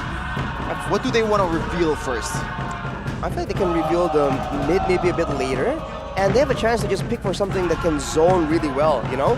Get the Kaja to pull someone in with the Divine Judgment, and then use a big ultimate to zone everyone from following up on it. That can be the strategy they go for. Ooh, no, it's gonna be the Valentina. They want to try and maybe match that hard guard presence here. He has skill on the Valentina. Then last pick could be a Benedetta or Paquito for Aran. So Rebellion can actually have a say on that. They could just pick up an XP like the Paquito. That could still work here for the side lane pressure. They have that Angela. And then they could go for something like a Natan. Technically, I still don't know though. The Terizla could be flex still. We could just see another roamer come out for Audi. I think Natan is a pretty good choice, but they already have a TPS in Roger. Do they want to go for another TPS here against a Basha? It can pretty much melt everyone. And there you go. That's going to be the Natan and also a Yuzhong. So it's going to be a Terizla mid lane. Just like the first game. Now, Aran, what are you going to play with? Man, Mirka called it again, man. The Natan there makes sense. Again, the lack of magical damage technically by having an Angela. It's always a big question. Now, being able to be comboed with the Utah hard guard as well, that was a very devastating combo we've seen back when Angela was just wreaking havoc in the Land of Dawn. For Aura, it's a very one-dimensional pick-off kind of situation for them. Do they want to go and, again, go for that split push style? That is the question. Interesting. Looking at their comp, they do need a bit more of a tanky force or just side lane pressure. That's a lockdown on the Samus. And the XP lane is more of a skill matchup this time. Who wins that matchup? It's skill? Skill matchup? I would say it's a skill matchup. But I prefer using Yuzhong. Yeah, me too. I think pre-level 4 though, I don't know actually. I think level 4, the Thomas might win an all-out, all-in. Just because the Black Dragon form does give you a bit more utility, but a lot less dueling power. So I think before that, it's going to be a bit of back and forth. But the concern is with the jungle presence, right? I think Aura, having Gugun, are going to be ganking that lane quite a bit. The fans of Rebellion, they know this is the time for them to just pretty much be serious and take this one as seriously as possible because the stakes are higher than ever. They are in risk of losing that playoff spot. This MPL Indonesia Season 13. The challenge though, a big hurdle in the Dragons, in Aura.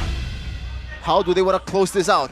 Is it going to be a game 3 or a 2-game series this time? It's Aura versus Rebellion. A possible 2-0 clean sweep for the Blue Bulls up against the Dragons, who are still not safe despite them being a top 3 team in the regular season standings. Nothing surprising in the season of upsets, but Audikizzy going with the focusing mark again, so it's still very much an aggressive approach, even though you're on a quote-unquote supportive hero. Everyone else though, quantum charges for the mobility, especially on Yaoi, is going to be very important in catching up and going for the surprise play. But Aran with the Vengeance means that he has a lot more survivability than you would kind of expect at a single glance. But look at Gugun already with a gank. 2v3 with the healing as well. Swaylo might just fall here, has to flicker out, but Yaoi's following him. One more whip to do it, but Swaylo gets a bit more healing, and Yaoi cannot execute him.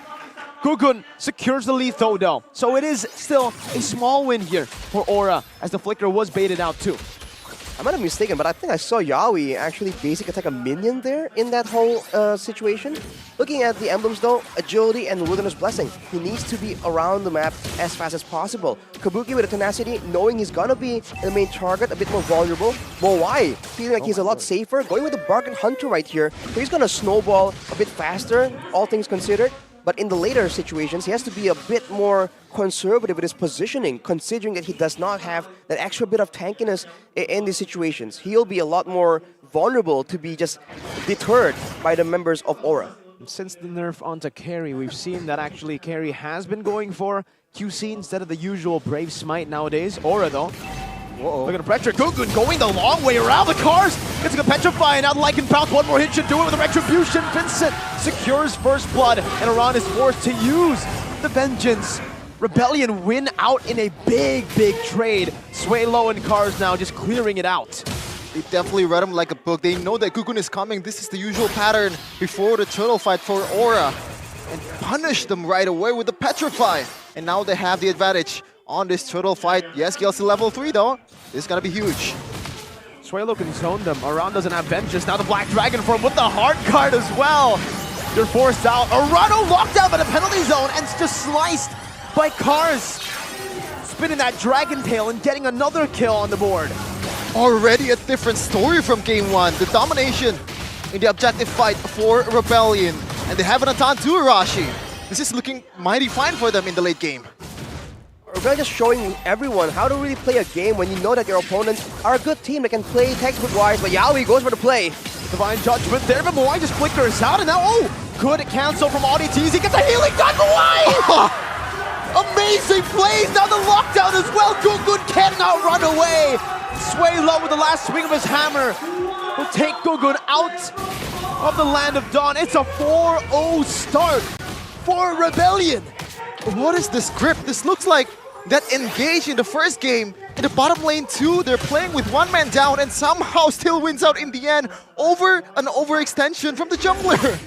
They're just reading how Aura wants to play this, how they want to be active and going for these ganks. So they read it out. They set up traps in the lane bushes. They know and they save tools available for those big moments where Aura wants to go for the big engage, and they know exactly when Aura's going to go for it. We were talking a bit earlier in the season about how Aura is a lot more disciplined. They play textbook cleanly, but this shows again that just because you can play textbook and you can play clean, it doesn't always guarantee you the victory, man. In the Land of Dawn, there's that X factor, the unpredictability, the mind games that Rebellion is just showcasing absolutely well right now. All the way from week 1, we've been talking about how Aura, they've been winning through Carry and Claude. He got Claude in the first game. He got Carry in the second, and both have technically been countered. For sure.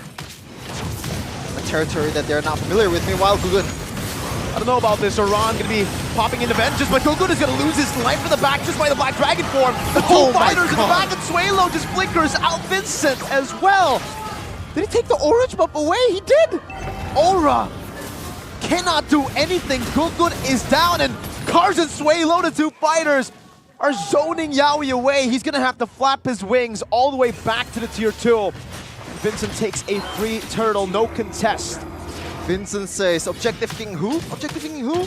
Gugun, I can show you how to take objectives really well. This time around, they're much more aggressive than the first game. This is the blue Bulls. This is the Bulls that we're used to seeing. Oh, just very aggressive against a red.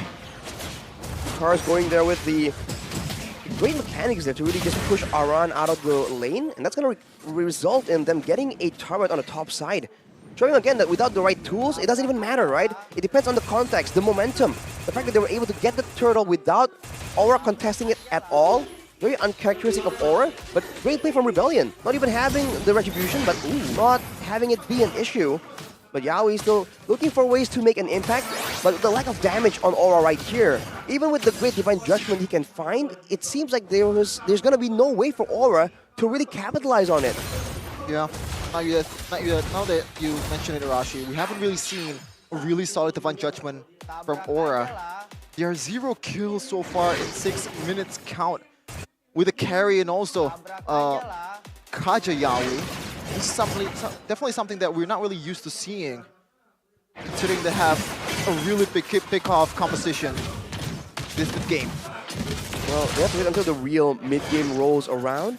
But you have to wonder who exactly will be upping the damage. Kabuki is keeping up in farm, to be fair, but it's going to require a bit more items for him to actually be able to shred everyone down 100 to 0. And with a Terizla in the mix, that makes it even more difficult.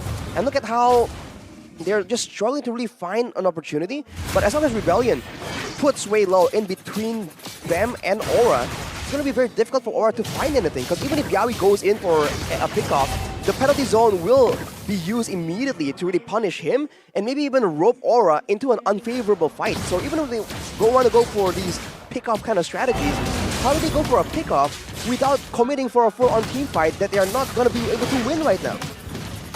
Another objective fight with Gugun backing off. It's a full domination on the objective battle for Rebellion. Before this, we saw the stat 40-something% against a 70%. Meanwhile, Yawi definitely reading this one. OTTC with a beautiful flicker. Just gets out. They're going to go for the trade, but I don't even know if they're going to be able to get it. Oh. Black Dragon is online, just diving to the back now. Has the Petrify as well. He's chilling. He doesn't even use it. Card with a Dragon Tail. Bottom lane is a turret Gugun. Taken out again. No, he gets out just barely. But my goodness, this domination. Moai in the bottom lane just chunking this turret down, even chunking Kabuki under his own tier 2. It seems Rebellion do not want to stop Vincent zoning around from this tier 1 as the little girl, Angela, just takes the turret down with the minions. Nothing could feel worse than this, man. The fact that you have 5 men just completely obliterated by 3-man combo from Cars, from ODTZ, and Swalo there.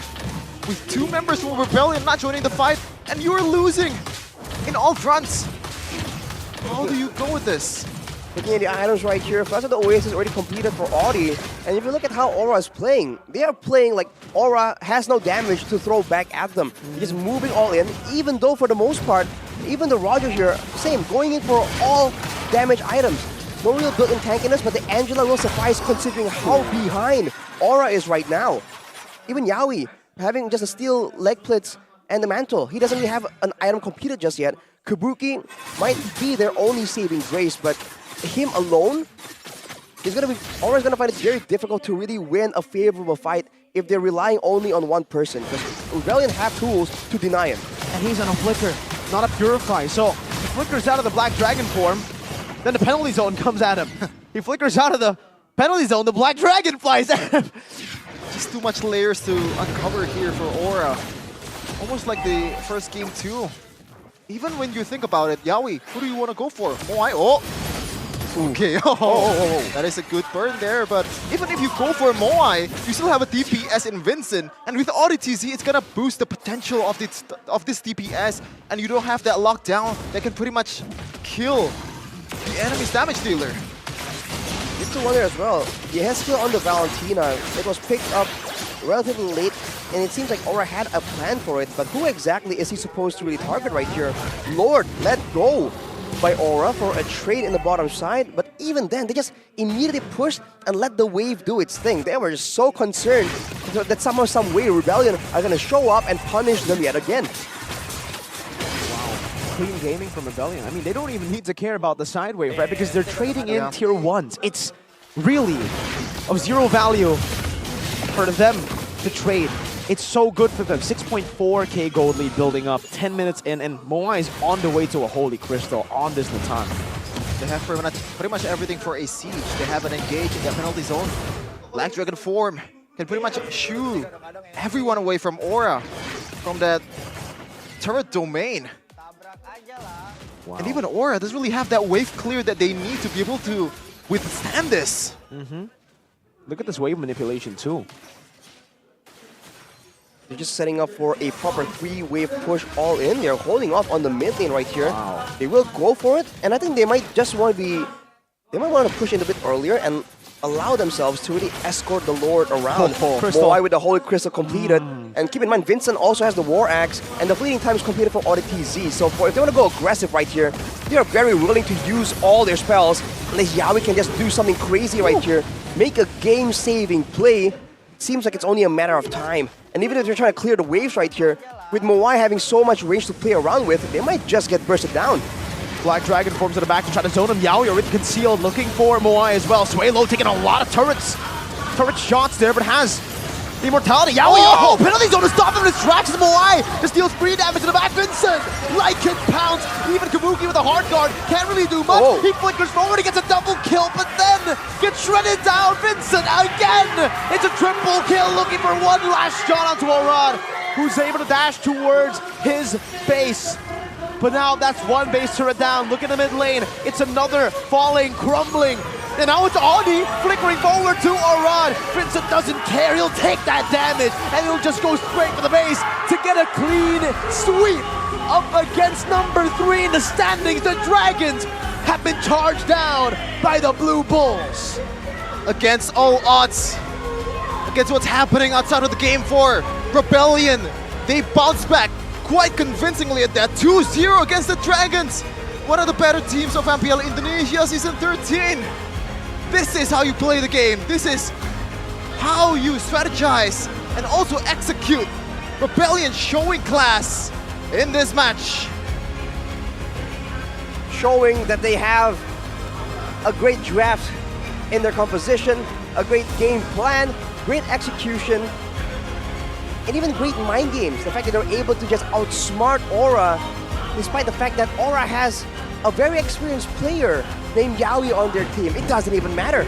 Rebellion made it look easy, made it look one-sided, like Aura isn't just having great success in the league right now. Roger becomes the answer. Rebellion's clean sweep avenges their loss to Aura in leg 1, and what a beautiful revenge it is. A lot of debut picks, a debut player in Season 13. We question the fact that D is not on the lineup. One of the better rookies in MPL Indonesia Season 13 as well. One of the rookie sensation that we have. And Moai stepped up to convince people that I also can play, man. I'm not just here to be a bench warmer. I'm a legitimate player looking for W's, looking to propel Rebellion's position in the standings. This is not looking good for Aura. We have the thrill from Rebellion with a 2-0 win, who will get bumped up in the standings, but Aura, 2 losses in a row. One against the Kings, now against the Bulls. The Rebels. So losing to both sides of the coin right here. Looks like we have to see what they have to say here after their convincing win 2-0 against Aura. With Bude Clara in a second.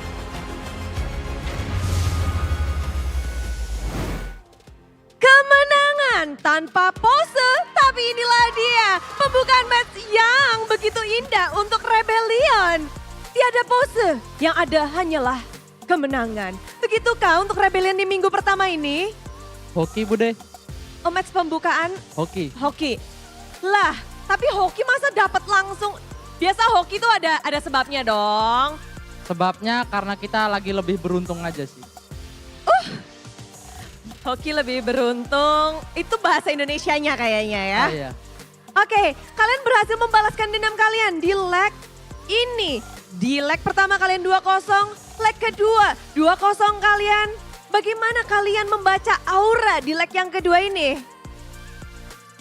Kalau dari Aura sendiri mungkin kita lagi lebih siap aja sih. Kita nggak ada yang gimana-gimana, cuman kita lagi siap dan lagi beruntung. Siap dan beruntung. Iya. Keberuntungannya adalah hoki, tapi gimana mempersiapkan yang biar bisa lebih dari lawan kalian? Kita lebih ini sih, kayak lihat di tim kita sendiri sih. Kita benahi apa yang kurang, apa yang perlu dibenahi dan ya lebih solid.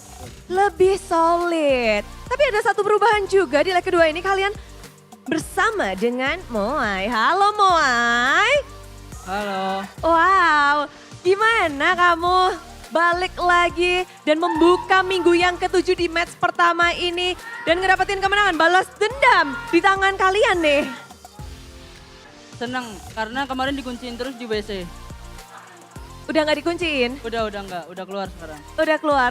Siapa tuh yang bisa membukakan kunci WC-mu? David. Oh David. Swallow. Oh Swallow-nya. Kuncinya udah nggak kamu umpetin lagi? Nggak ketemu, kebetulan. Kalau nggak ketemu udah masih di WC. Masih di WC. Tapi dari Moai sendiri muncul di minggu ke-7 di opening hari ini. Berasa nggak mungkin melawan Aura ada perubahan dari Rebellion kah? Apa dari auranya? Nggak tahu sih Bude. Soalnya kita fokus ke tim sendiri. Fokus ke tim Kan leg sendiri? 1 saya juga nggak main. Nah justru itu, apakah ada bisik-bisik dari Di? Ya, Apa Di kasih tahu apa? Ada kasih tahu sesuatu nggak? suruh gantian di WC dia katanya. Jadi gantian di WC ya. Ngelihat benar-benar akhirnya di leg kedua kita melihat kompetitif banget di MPL Indonesia season 13. Namun Vincent, kamu melawan satu player yang selalu menyabet gelar Rookie of the Week dengan objektivitasnya yang sangat tinggi. Bagaimana kamu bisa untuk melawan satu player yang terlihat sangat kuat? Digendong teman Bude. Digendong? Ya. Tapi kayaknya tadi momen di game pertama comebacknya itu gimana dari Vincent sendiri? Comebacknya Aura ada miss lah, jadi kita nemuin celah dan kita perangin lah di situ. Itu aja. Itu aja? Ya. Ada celah yang kalian temukan? Iya. Ya. Rebellion. Kalian berhasil ngedapetin 2-0 dan sepertinya merubah standing sementara. Satu kemenangan saja. Kira-kira posisi berapakah Rebellion sekarang? Kita cek bersama-sama. Tadi posisi 5. Sekarang, weh buset. Tukeran nih. Kalian kali ini berada di posisi 4. Yang tadinya ada RRQ di posisi 4. Sekarang kalian menanjak ke posisi 4 dengan 1 match win-nya. Audi? Audi, tukeran tempat nih. Apa Bude? Tukeran tempat. Nggak tahu, lagi hoki aja Bude. Hoki aja. Buat Audi, mengumpulkan hoki itu susah nggak sih? Susah banget Bude. Soalnya ya kita mesti week 7 juga kan hokinya. Yang lain-lain, tim-tim lain hokinya week-week awal, ini kita week 7. Ini Audi nih, jawabnya kok kayak, ini Audi. Audi jawabnya hoki. Ini bukan Audi nih. Hoki ini Bude. Oh namamu hoki sekarang? Iya nama saya hoki. Oh hoki itu sih. Yakin hoki? Ini Yakin udah hoki, pertanyaan Bude. kali ketiga nih. Stop Bude, stop Bude. Hoki Bude, stop Bude.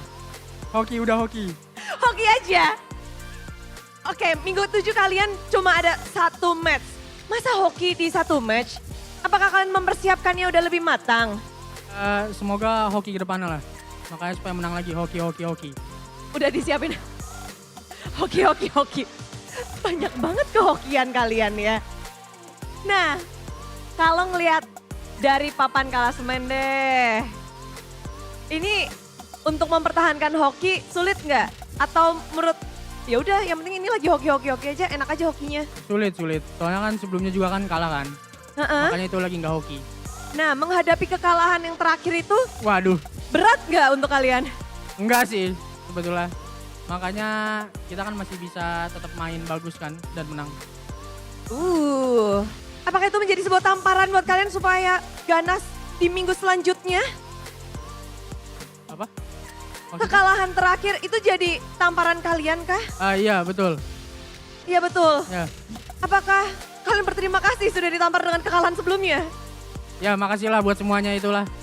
Yang udah dukung kita dan menghujat kita. Tapi jangan ya, ayo kita berikan komunitas yang positif untuk MPL Indonesia. Dukung terus, kan gak ada entrance. Ada closingan gak sih posenya? Ada pose closingan gak? Ini Vincent yang mau pose nanti Bude. Wait. Vincent langsung wait. Gak ada pose untuk minggu ini? Enggak ada untuk minggu ini, minggu depan mungkin kita akan mulai lagi lah.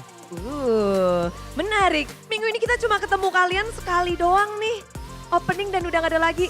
Ketemunya di minggu ke-8. Mungkin Kars ada yang mau disampaikan untuk kemenangan Rebellion di minggu yang ke-7. Dan posisi kalian, posisi 4. Ya makasih lah buat semua yang udah dukung kita terus di week ke depannya agar konsisten. Terima kasih. Singkat, padat, jelas. Minggu depan modenya kayak gini lagi, mode lemas kalian. Hah? Apa? Modenya masih mode lemas ini, Audi dan juga semuanya ini jawabnya anteng-anteng aja? Biasa aja lah. Biasa aja lah. Oke, kemenangan yang luar biasa untuk tim Rebellion pembalas dendam yang begitu indah 2-0. Terima kasih Rebellion. Bude menantikan minggu ke-8 Rebellion menjadi banteng yang akan menyeruduk. Tapi sudah diseruduk naganya. Seperti apa caster? Serudukan maut dari sang Rebellion di banteng biru.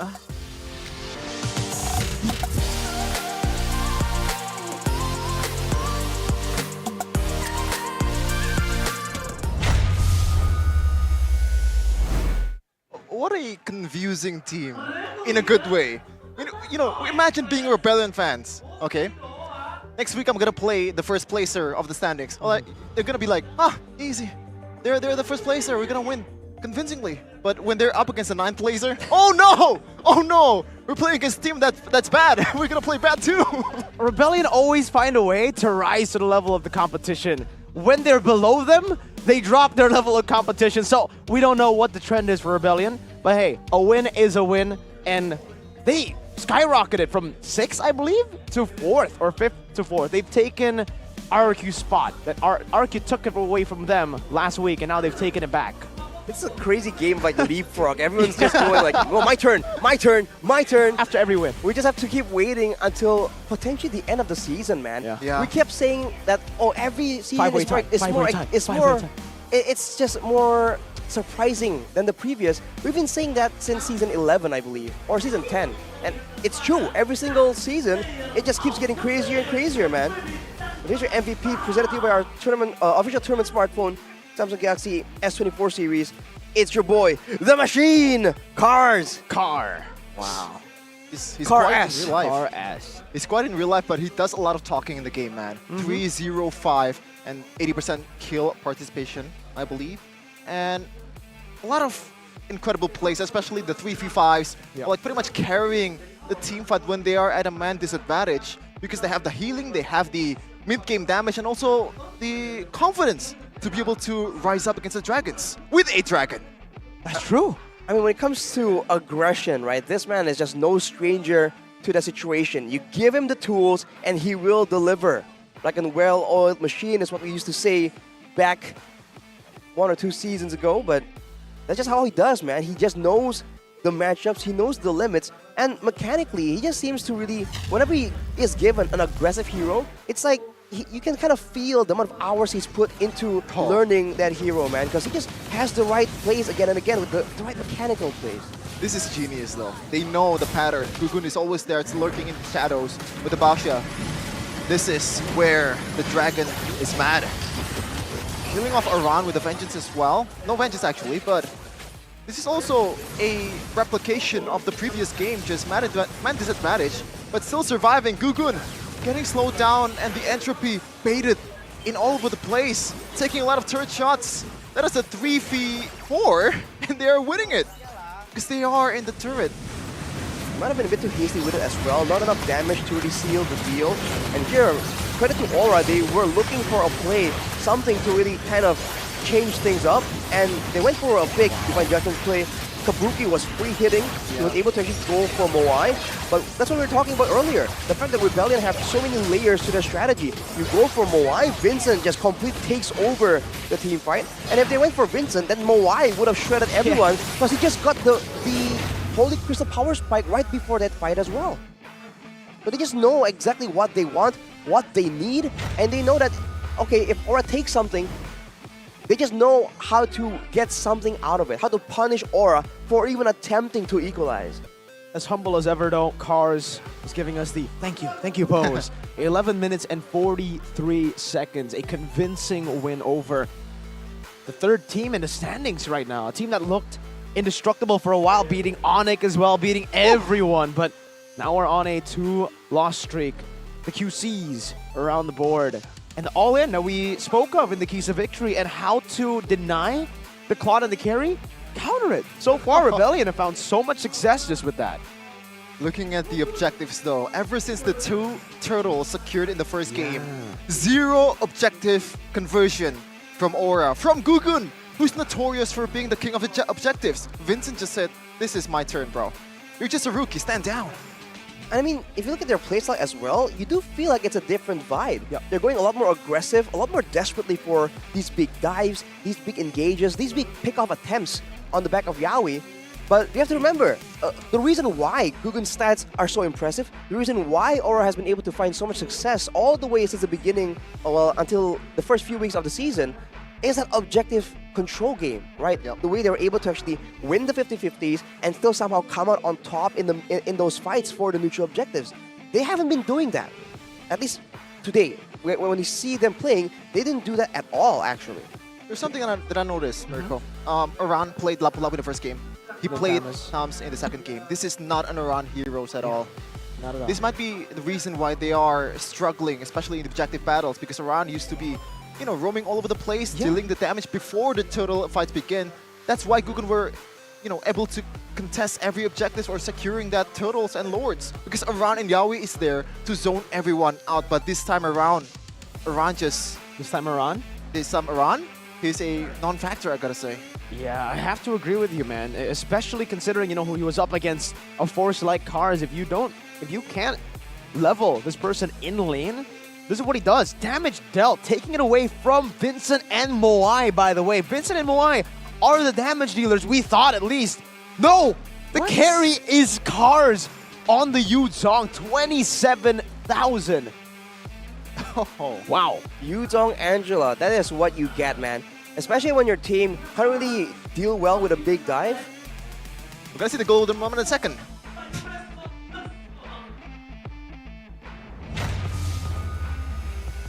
Coba mid sih, bisa sih. Ayo. Dia kabur. Gua nggak ada ulti ya. Lot nggak sih? Ya udah, pegang lot aja ya. Lot nggak ada awan, nggak ada porip ya. Ini edit sama gua tadi depan. flicker ya? Iya. Gua coba setengahnya. Gerak flicker. Oke, setengahnya aja. Lu mau gas siapapun nggak nanti, Kars? Ayo lihat gua ya. Sambo sih. Kalau mau. Sambo itu kalau mau. jauh ya sininya. Iya. Hati-hati. Nih grok nih. Ayo boleh tuh pukulin ya. Gua TW guys. Ya. Gas yuk. Ayo pukulin.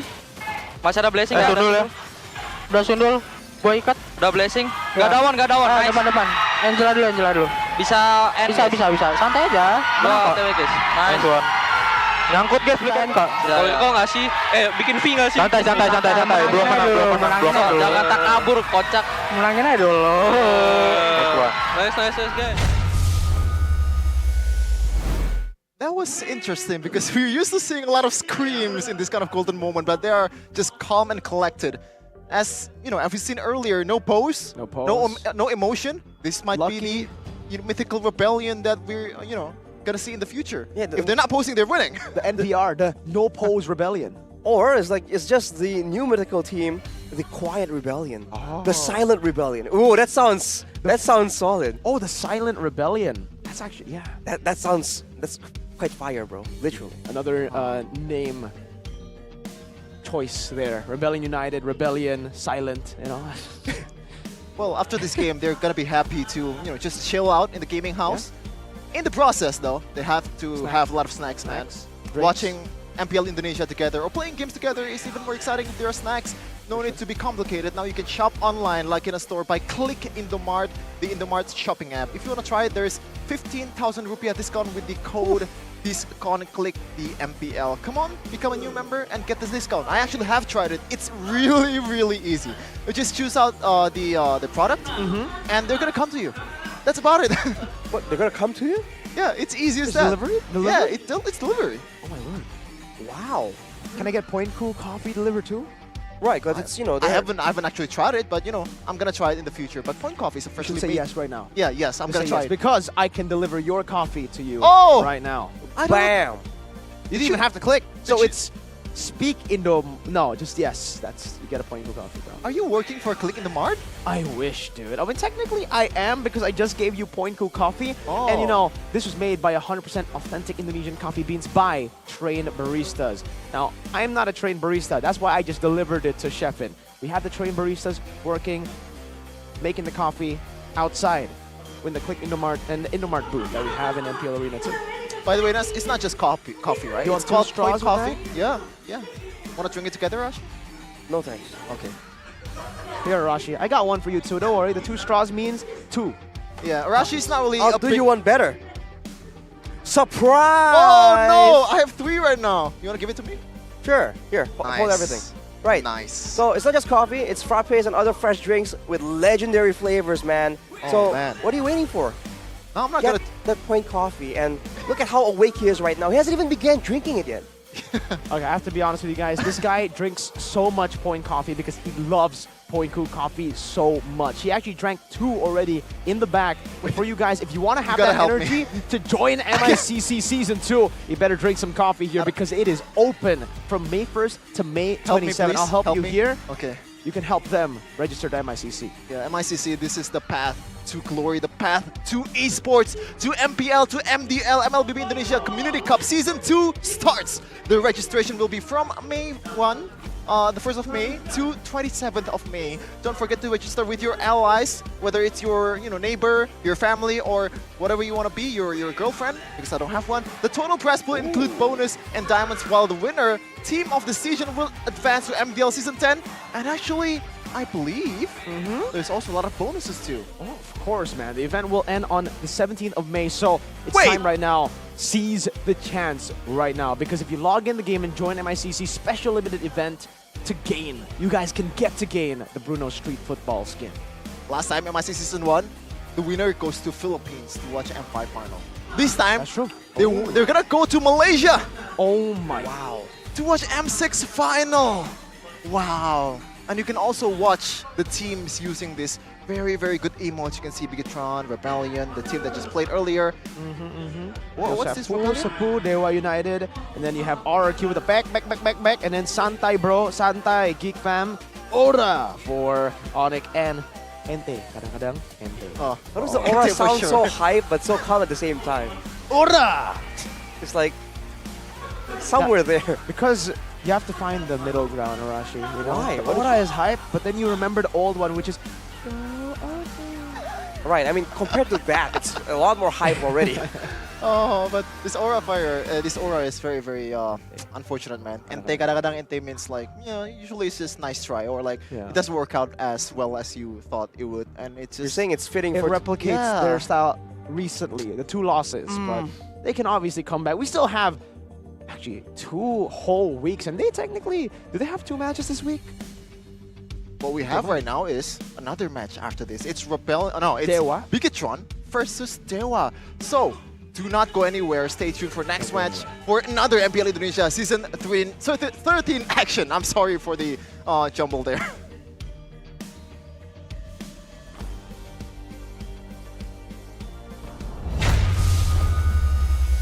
Welcome to MPL Indonesia Season 13!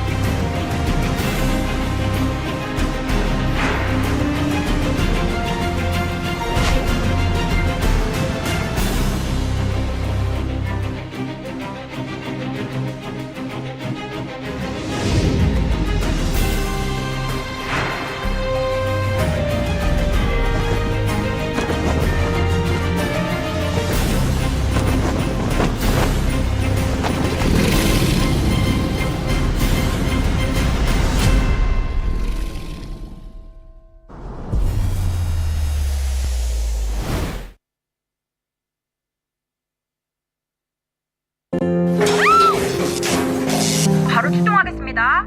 네. 직원이 곧 와요. 걱정 마세요. Tuh, kalau bisa musuhnya di situ, jadi kamu langsung terbangin aja. Oke. Nah, jadi kamu harus pakai skill 2-nya, terus pakai komik. Coba kamu sekarang main. Iya! Akhirnya aku naik. Pakai aplikasi aplikasi GoPay, dompet andalan gamers. Banyak damage-nya. Ada cashback hingga 20.000 buat upgrade skin baru. Jika seringan gak makan memori, HP lemot bisa victory. Top up langsung dalam game tanpa hambatan. Ikutan selebrasi MPL di aplikasi GoPay. Menangkan total hadiah ratusan juta. Bonus stage, gratis 100 kali transfer kemana aja. Beli pulsa harga termurah, scan juris dengan mudah. Download sebelum mabarkan.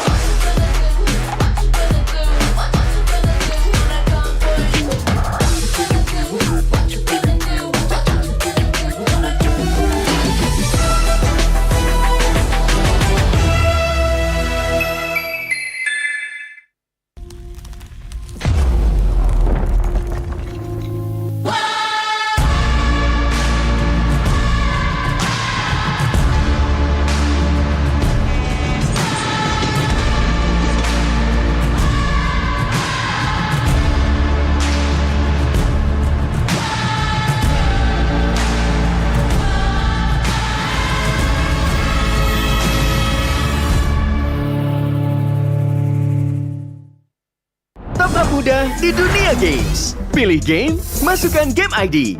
Pilih Diamond, masukkan kode promo, dan pilih metode pembayaran. Masukkan kode OTP. Selamat, kamu dapat tambahan kuota. Upgrade gameplaymu sekarang. Game smash andalanku bikin mainku semakin hebat. Tukar DG rings, diamond dan voucher game kau dapat. Main MOBA apa aja win streak di tanganmu. Cuma game smash makin no debat. Beli paketnya dan aktifkan boosternya sekarang. Tuh, kalau misalnya musuhnya di situ, jadi kamu langsung terbang aja. Oke. Nah, jadi kamu harus pakai skill 2-nya, terus pakai komik. Coba kamu sekarang main. Iya! Akhirnya aku naik. Character select. Bener. You lapar.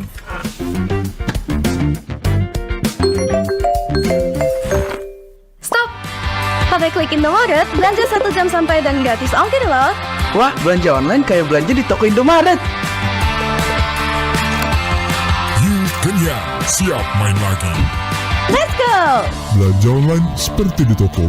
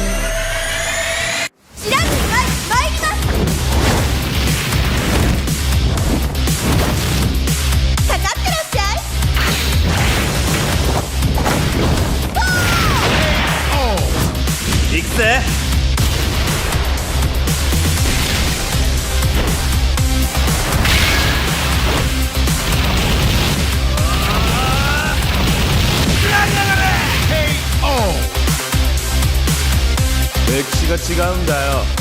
Hey, come on, come on.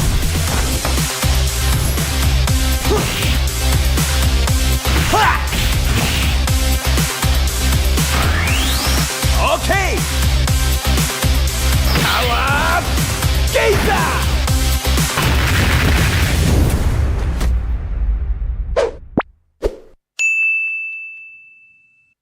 Tuh, kalau misalnya musuhnya di situ, jadi kamu langsung terbangin aja. Oke. Nah, jadi kamu harus pakai skill 2-nya, terus pakai komik. Coba kamu sekarang main. Iya, akhirnya aku naik. Pakai aplikasi GoPay, dompet andalan gamers. Banyak damage-nya. Ada cashback hingga 20.000 buat upgrade skin baru. Keseringan nggak makan memori, HP lemot bisa victory. top up langsung dalam game tanpa hambatan. Ikutan selebrasi MPL di aplikasi GoPay. Menambah total hadiah ratusan juta. Bonus stage, gratis 100 kali transfer kemana aja. Beli pulsa harga termurah, scan QRIS dengan mudah. Download sebelum mabarkan.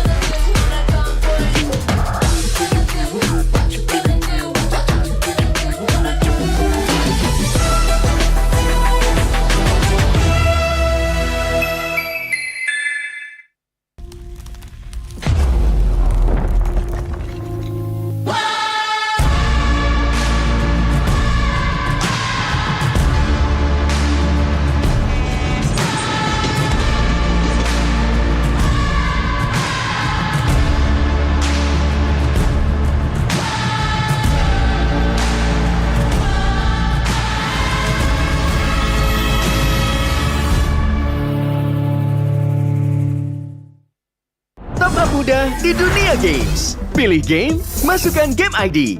Pilih Diamond, masukkan kode promo, dan pilih metode pembayaran. Masukkan kode OTP.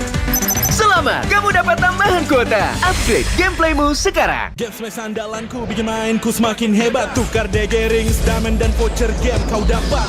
Main MOBA apa aja with streak di tanganmu. Cuma Game Smash makin no debat. Beli paketnya dan aktifkan boosternya sekarang.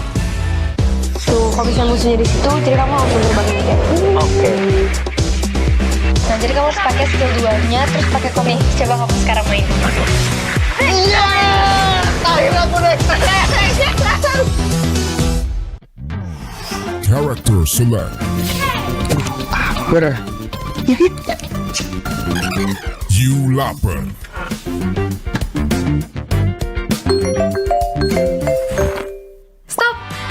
Sampai klik Indomaret, belanja 1 jam sampai dan gratis ongkir loh. Wah, belanja online kayak belanja di toko Indomaret. You kenyang, siap main lagi. Let's go! Belanja online seperti di toko.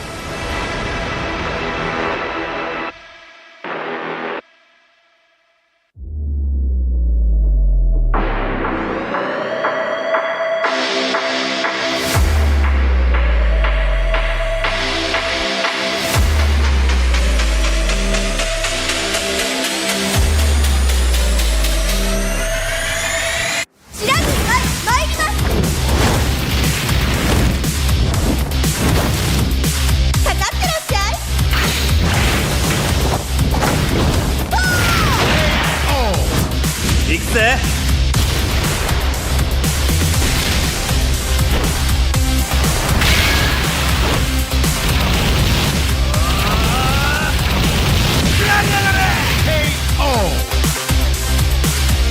맥시가 지가운다요. Hey, come on, come on.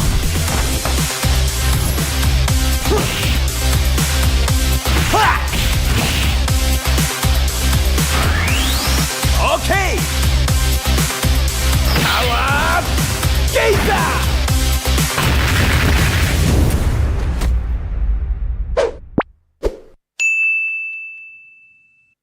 Tuh, kalau bisa musuhnya di situ, jadi kamu langsung terbangin kayak. Oke. Nah, jadi kamu harus pakai skill 2-nya, terus pakai komik. Coba kamu sekarang main. Iya!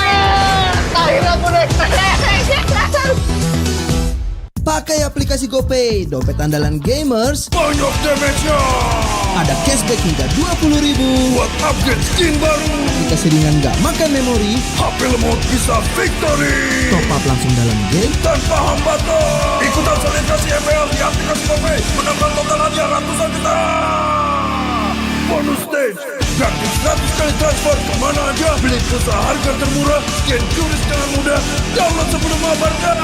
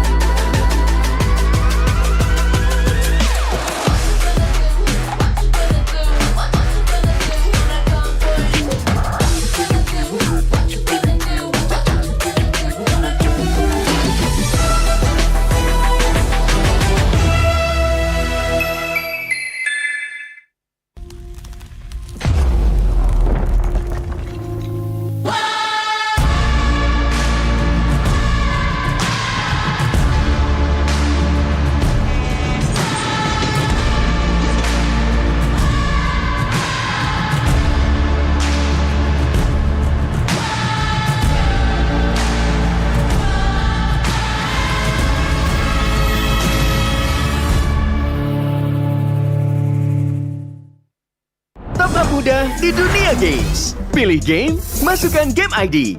Pilih Diamond, masukkan kode promo, dan pilih metode pembayaran. Masukkan kode OTP. Selamat, kamu dapat tambahan kuota. Upgrade gameplaymu sekarang. Game smash andalanku bikin mainku semakin hebat. Tukar DG rings, diamond dan voucher game kau dapat. Main MOBA apa aja with streak di tanganmu. Cuma game smash makin no debat. Beli paketnya dan aktifkan boosternya sekarang. Tuh, kalau bisa musuhnya di situ, jadi kamu langsung terbangin kayak. Oke. Nah, jadi kamu harus pakai skill 2-nya, terus pakai komik. Coba kamu sekarang main. Iya! Akhirnya aku naik. Character select. Bener. You lapper.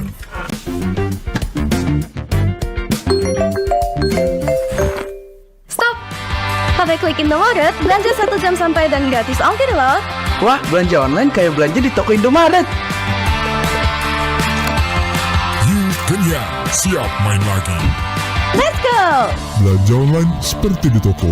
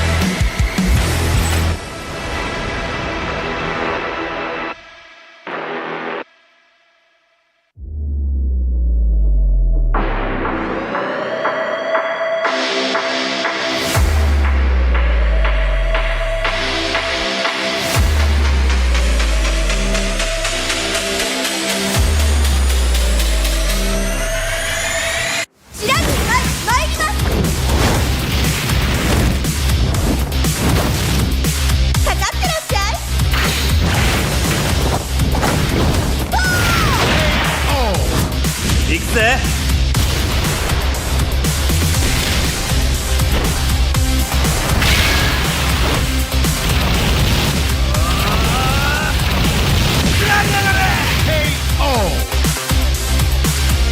歴史が違うんだよ。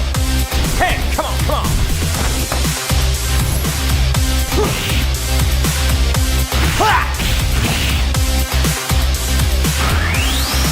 Okay.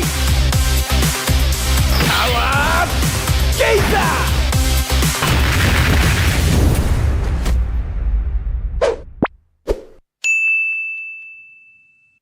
Tuh, kalau misalnya musuhnya di situ, jadi kamu langsung terbangin kayak. Oke. Nah, jadi kamu harus pakai skill 2-nya, terus pakai komik. Coba kamu sekarang main. Iya, akhirnya aku naik. Pakai aplikasi GoPay, dompet andalan gamers. Banyak damage-nya. Ada cashback hingga 20.000 buat upgrade skin baru. Aplikasi ringan gak makan memori. HP lemot bisa victory. Top up langsung dalam game tanpa hambatan. Ikutan selebrasi MPL di aplikasi GoPay. Menambah total hadiah ratusan juta. Bonus stage. Gratis 100 kali transfer kemana aja. Beli pulsa harga termurah. Scan QRIS dengan mudah. Download sebelum mabarkan.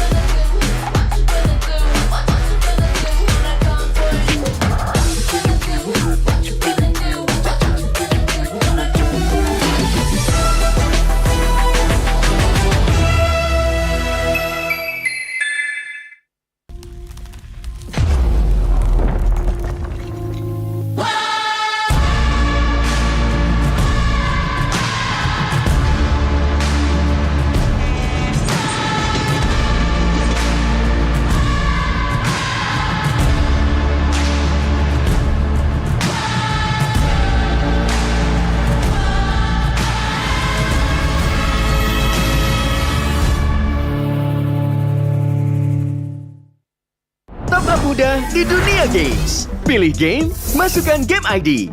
Pilih Diamond, masukkan kode promo, dan pilih metode pembayaran. Masukkan kode OTP. Selamat, kamu dapat tambahan kuota. Upgrade gameplaymu sekarang. Game Smash andalanku bikin mainku semakin hebat. Tukar DG rings, diamond dan voucher game kau dapat. Main MOBA apa aja with streak di tanganmu. Cuma Game Smash makin no debat. Beli paketnya dan aktifkan boosternya sekarang. Tuh, kalau misalnya musuhnya di situ, jadi kamu langsung terbangin kayak. Oke. Nah, jadi kamu harus pakai skill 2-nya, terus pakai komik. Coba kamu sekarang main. Iya, akhirnya aku naik. Character select. Bener. You lapper.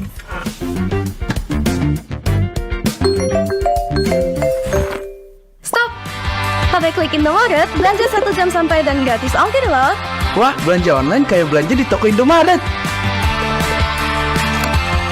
You kenyang, siap main lagi. Let's go! Belanja online seperti di toko.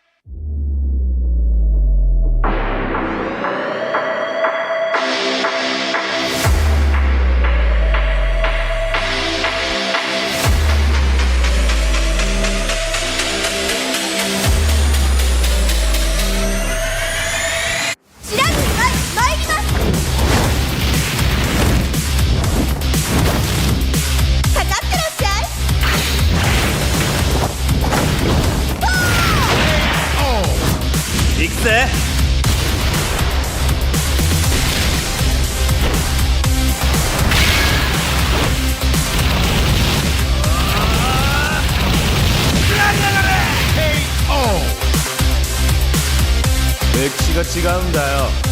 Hey, come on, come on.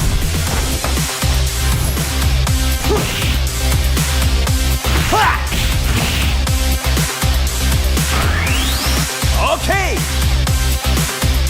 Awas, Geisa.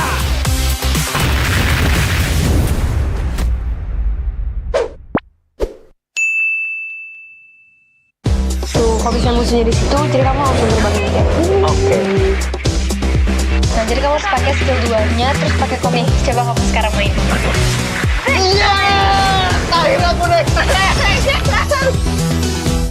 Pakai aplikasi GoPay, dompet andalan gamers. Banyak damage-nya. Ada cashback hingga 20.000 buat upgrade skin baru. Aplikasi ringan nggak makan memori. HP lemot bisa victory. Top up langsung dalam game tanpa hambatan. Ikutan selebrasi MPL di aplikasi GoPay. Menangkan total hadiah ratusan juta. Bonus stage, gratis 100 kali transfer kemana aja. Beli pulsa harga termurah, scan turis dengan mudah. Download sebelum mabarkan.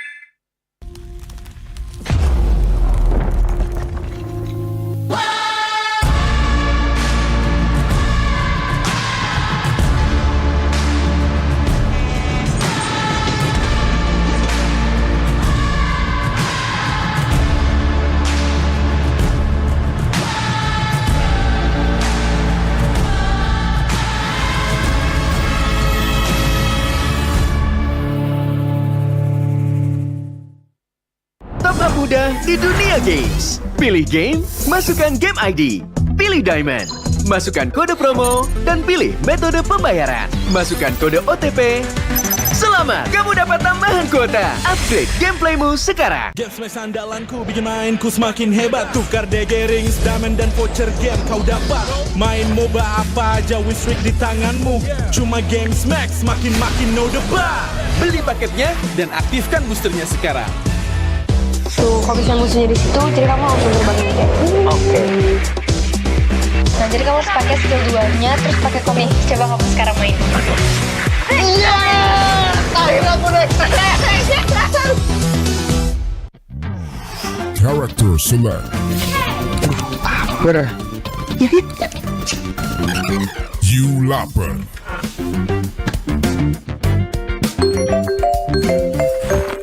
Stop! Pakai klik Indomaret, belanja 1 jam sampai dan gratis ongkir loh.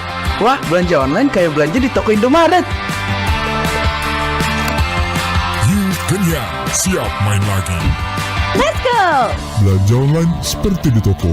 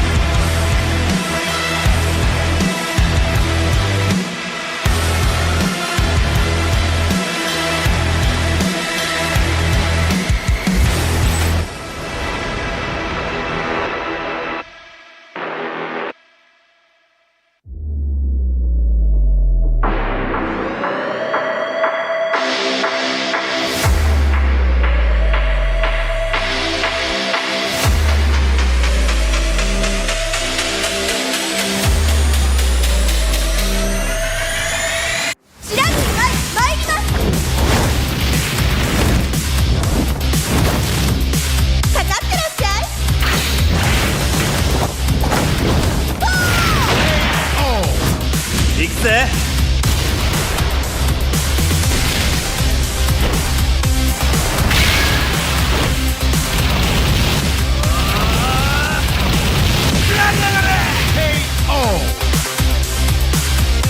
歴史が違うんだよ。 Hey, come on, come on.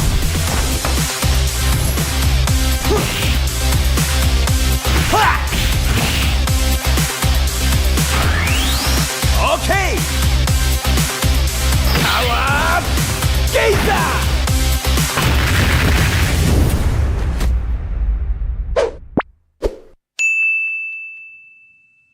Tuh, kalau misalnya musuhnya di situ, jadi kamu langsung terbang aja. Oke.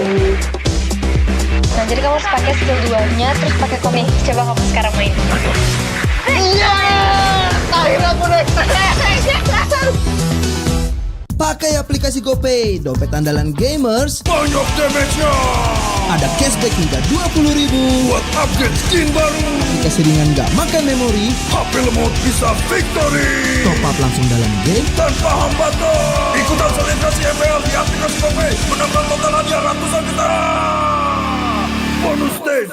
Gratis 100 kali transfer kemana aja. Beli pulsa harga termurah. Scan QRIS dengan mudah. Download sebelum mabarkan.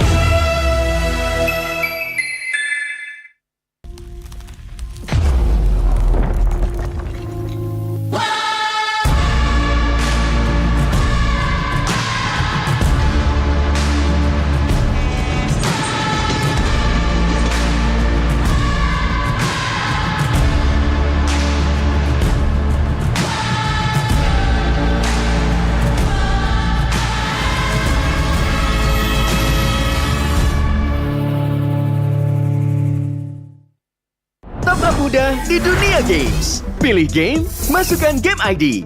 Pilih Diamond, masukkan kode promo, dan pilih metode pembayaran. Masukkan kode OTP. Selamat, kamu dapat tambahan kuota. Upgrade gameplaymu sekarang. Game smash andalanku bikin mainku semakin hebat. Tukar DG rings, diamond dan voucher game kau dapat. Main MOBA apa aja win streak di tanganmu. Cuma game smash makin no debat. Beli paketnya dan aktifkan boosternya sekarang. Tuh, kalau misalnya musuhnya di situ, jadi kamu langsung terbang aja. Oke. Nah, jadi kamu harus pakai skill 2-nya, terus pakai komik. Coba kamu sekarang main. Iya! Akhirnya aku naik. Character select. Bener. You lapar.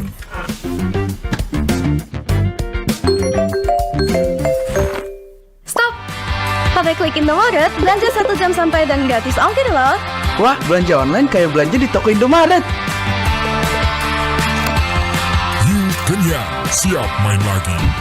Let's go! Belanja online seperti di toko.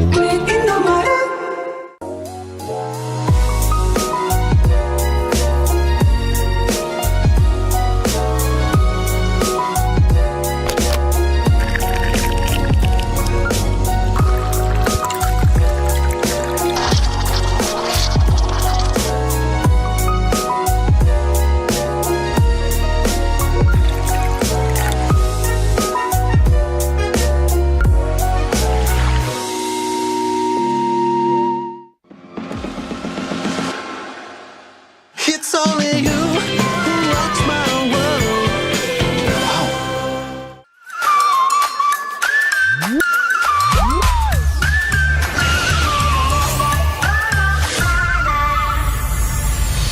I'll be, yeah, I'll be wherever I wanna be. Wherever I wanna be.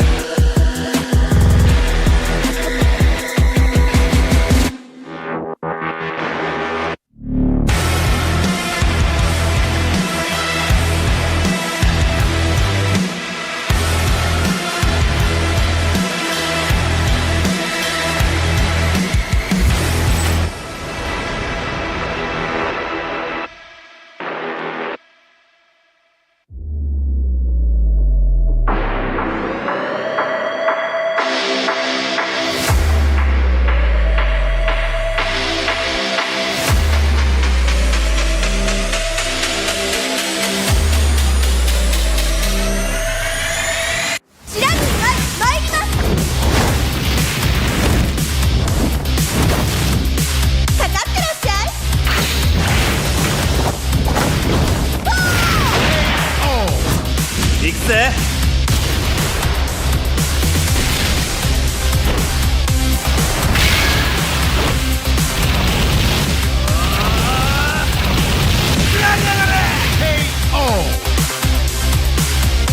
歴史が違うんだよ。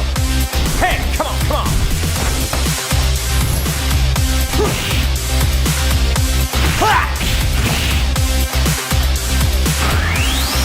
Okay. Power Gazer.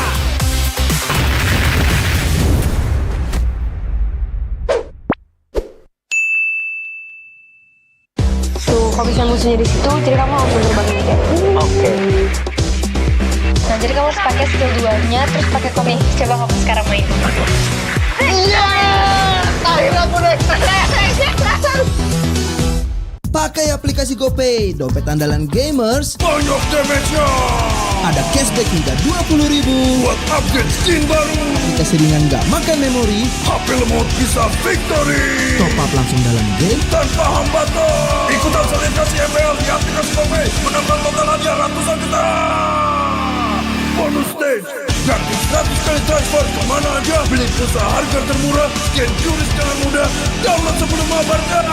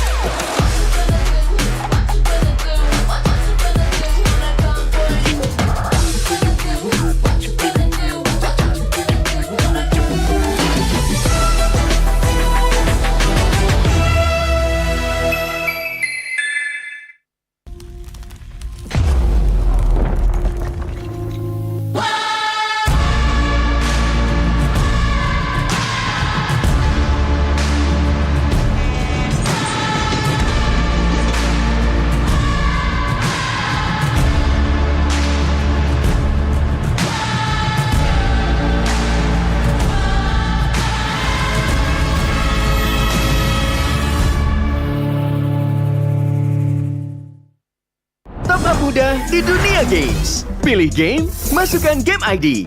Pilih Diamond, masukkan kode promo, dan pilih metode pembayaran. Masukkan kode OTP. Selamat, kamu dapat tambahan kuota. Upgrade gameplaymu sekarang. Game Smash andalanku bikin mainku semakin hebat. Tukar DG rings, diamond dan voucher game kau dapat. Main MOBA apa aja, win streak di tanganmu. Cuma Game Smash makin no debat. Beli paketnya dan aktifkan boosternya sekarang. Tuh, kalau misalnya musuhnya di situ, jadi kamu langsung terbangin kayak. Oke. Nah, jadi kamu harus pakai skill 2-nya, terus pakai komik. Coba kamu sekarang main. Iya! Akhirnya aku naik. Character select. Bener. You lapar.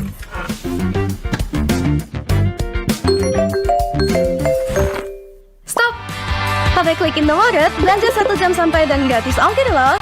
Wah, belanja online kayak belanja di toko Indomaret. You kenyang, siap main lagi. Let's go! Belanja online seperti di toko. Klik Indomaret.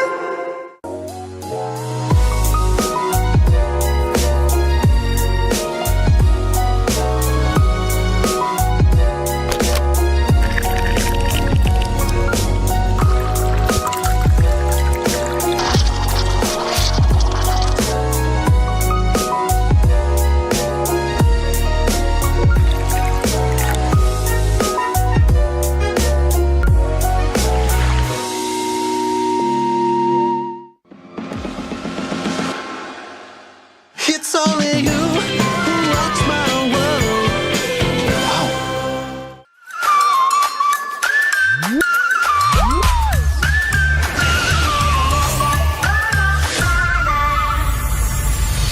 I'll be, yeah, I'll be wherever I wanna be. Wherever I wanna be.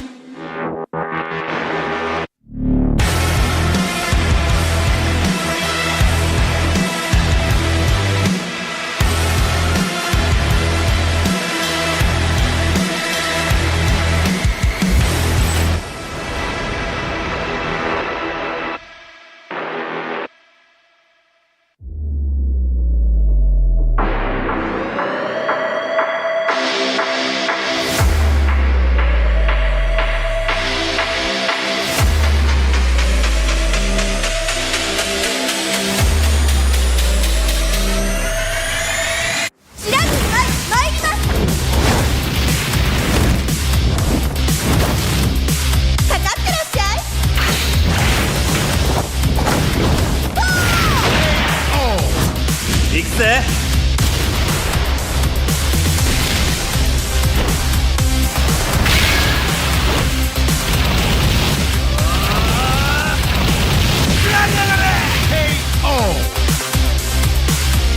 歴史が違うんだよ。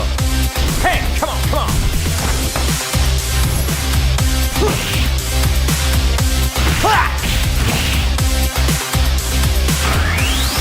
Okay. Power Gazer.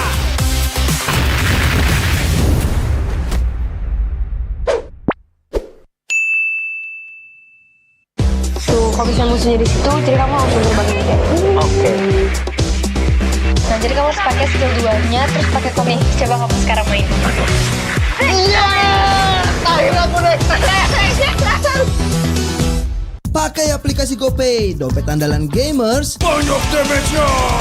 Ada cashback hingga 20.000 buat upgrade skin baru. Aplikasi ringan gak makan memori. HP lemot bisa victory. Top up langsung dalam game tanpa hambatan. Ikutan selebrasi MPL di aplikasi GoPay. Menambah total hadiah ratusan juta. Bonus stage. Gratis 100 kali transfer kemana aja. Beli pulsa harga termurah. Scan QRIS dengan mudah. Download sebelum mabarkan.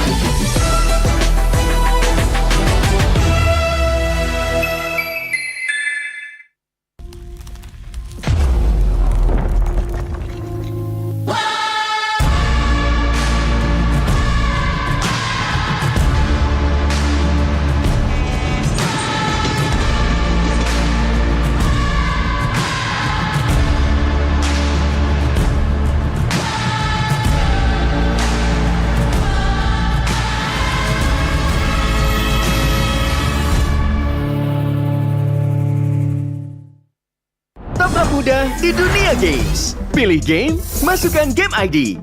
Pilih Diamond, masukkan kode promo, dan pilih metode pembayaran. Masukkan kode OTP. Selamat, kamu dapat tambahan kuota. Upgrade gameplaymu sekarang. Game smash andalanku bikin mainku semakin hebat. Tukar DG rings, diamond dan voucher game kau dapat. Main MOBA apa aja with streak di tanganmu. Cuma game smash makin no debat. Beli paketnya dan aktifkan boosternya sekarang. Tuh, kalau misalnya musuhnya di situ, jadi kamu langsung terbangin kayak. Oke. Nah, jadi kamu harus pakai skill 2-nya, terus pakai komik. Coba kamu sekarang main. Iya! Akhirnya aku naik. Character select. Bener. You lapper.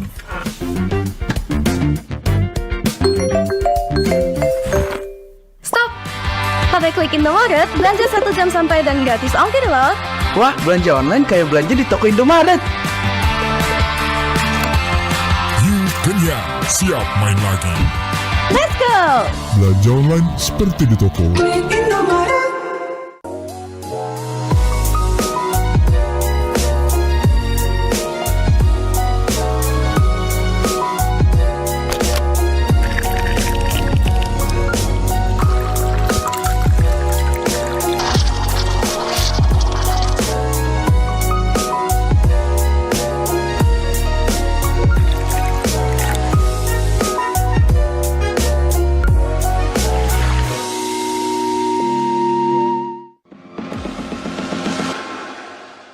It's only you who rocks my world.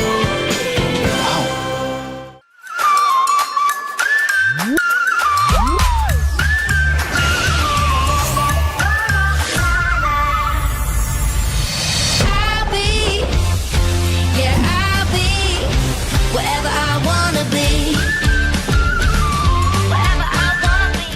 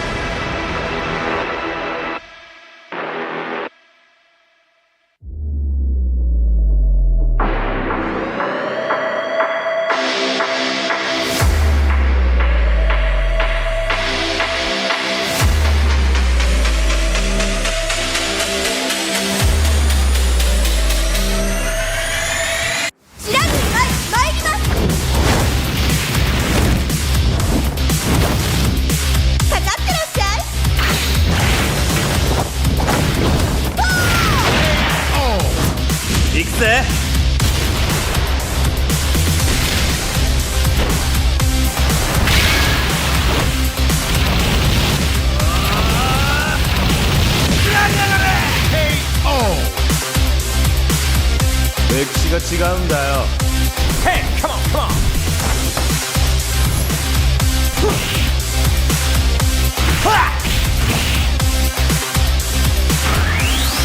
Okay. Power Gazer.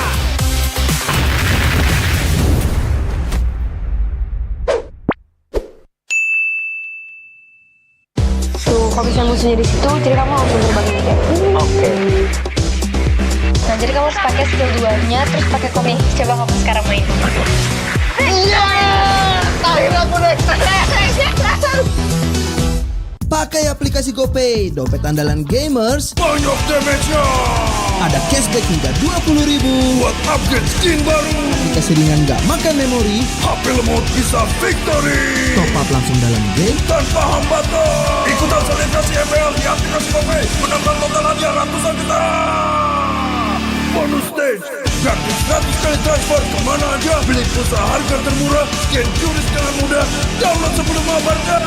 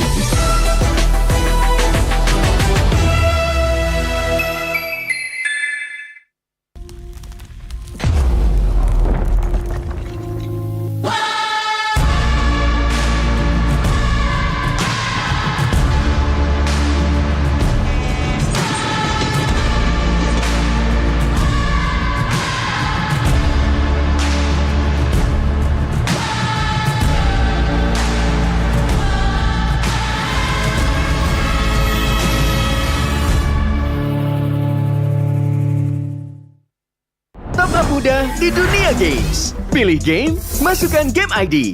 Pilih Diamond, masukkan kode promo, dan pilih metode pembayaran. Masukkan kode OTP. Selamat, kamu dapat tambahan kuota. Upgrade gameplaymu sekarang. Game smash andalanku bikin mainku semakin hebat. Tukar DG rings, diamond dan voucher game kau dapat. Main MOBA apa aja win streak di tanganmu. Cuma game smash makin no debat. Beli paketnya dan aktifkan boosternya sekarang.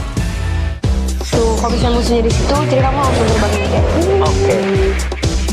Nah, jadi kamu harus pakai skill 2-nya, terus pakai komik. Coba kamu sekarang main. Iya! Akhirnya aku naik. Character select. Bener. You lapper.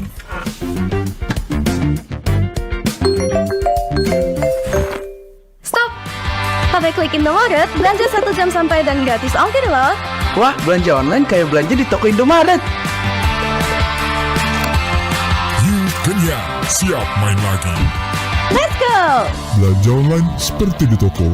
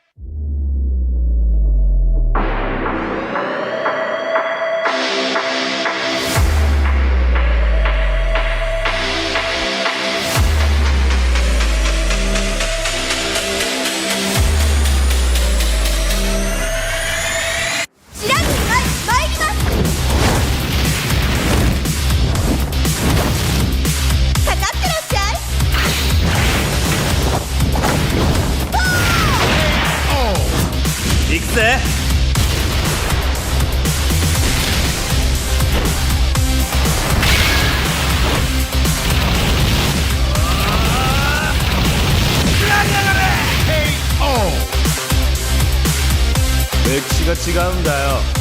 Hey, come on, come on.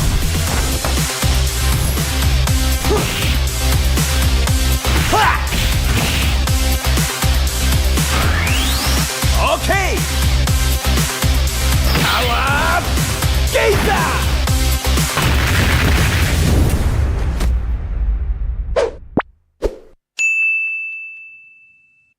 Tuh, kalau misalnya musuhnya di situ, jadi kamu langsung terbangin aja.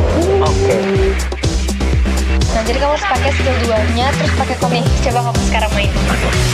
Iya, akhirnya aku naik. Pakai aplikasi GoPay, dompet andalan gamers. Banyak damage-nya. Ada cashback hingga 20.000 buat upgrade skin baru. Aplikasi ringan gak makan memori. HP lemot bisa victory. Top up langsung dalam game tanpa hambatan. Ikutan selebrasi MPL di aplikasi GoPay. Menangkan total hadiah ratusan juta. Bonus stage. Gratis 100 kali transfer kemana aja. Beli pulsa harga termurah. Scan QRIS dengan mudah. Download sebelum mabarkan.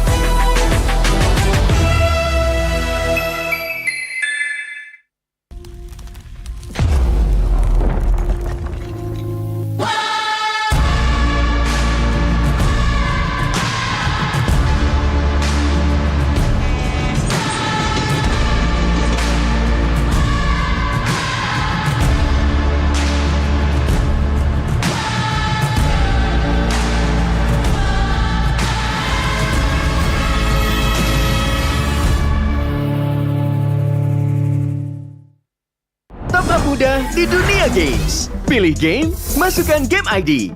Pilih Diamond, masukkan kode promo, dan pilih metode pembayaran. Masukkan kode OTP. Selamat, kamu dapat tambahan kuota. Upgrade gameplaymu sekarang. Game smash andalanku bikin mainku semakin hebat. Tukar DG rings, diamond dan voucher game kau dapat. Main MOBA apa aja win streak di tanganmu. Cuma game smash makin no debat. Beli paketnya dan aktifkan boosternya sekarang. Tuh, kalau misalnya musuhnya di situ, jadi kamu langsung terbangin aja. Oke. Nah, jadi kamu harus pakai skill 2-nya, terus pakai komik. Coba kamu sekarang main. Iya, akhirnya aku naik. Character select. Bener. You lapper.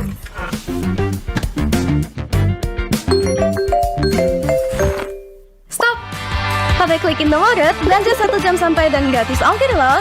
Wah, belanja online kayak belanja di toko Indomaret. You kenyang, siap main lagi. Let's go!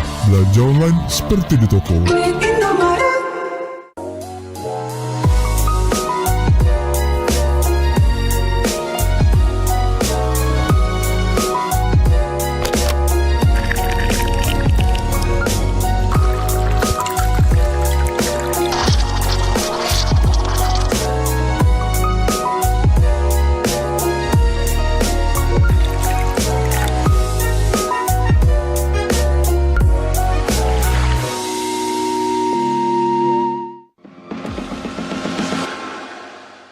It's only you who rocks my world.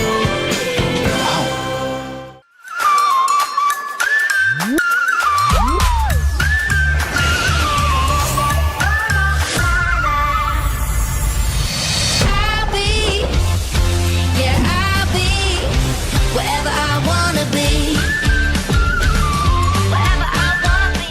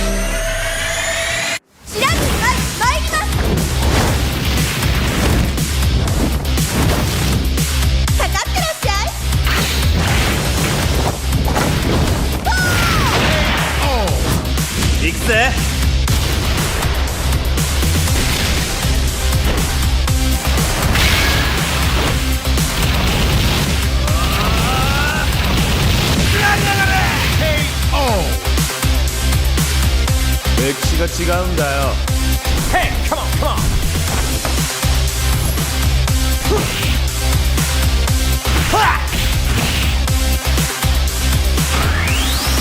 Okay. Power Gator.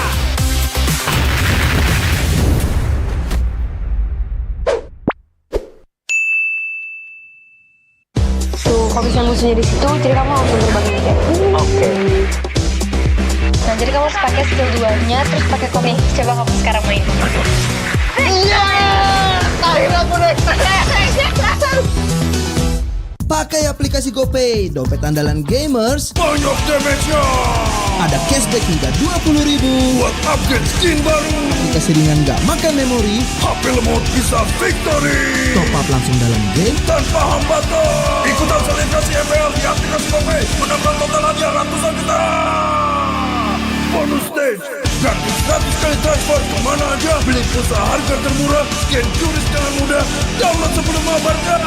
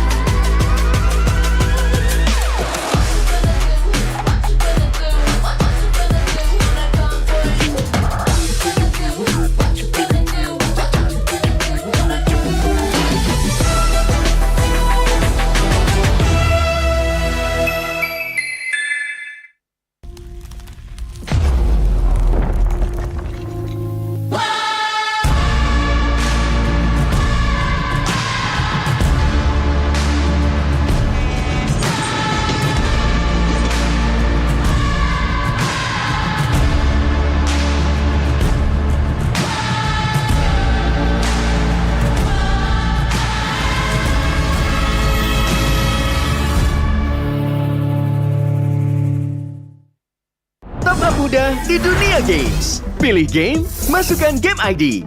Pilih Diamond, masukkan kode promo, dan pilih metode pembayaran. Masukkan kode OTP. Selamat, kamu dapat tambahan kuota. Upgrade gameplaymu sekarang. Game smash andalanku bikin mainku semakin hebat. Tukar DG rings, diamond dan voucher game kau dapat. Main MOBA apa aja win streak di tanganmu. Cuma game smash makin no debat. Beli paketnya dan aktifkan boosternya sekarang. Tuh, kalau misalnya musuhnya di situ, jadi kamu langsung terbangin aja. Oke. Nah, jadi kamu harus pakai skill 2-nya, terus pakai komik. Coba kamu sekarang main. Iya! Akhirnya aku naik. Character select. Bener. You lapper.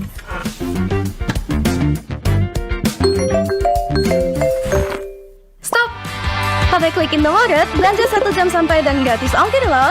Wah, belanja online kayak belanja di toko Indomaret. You kenyang, siap main lagi. Let's go! Belanja online seperti di toko.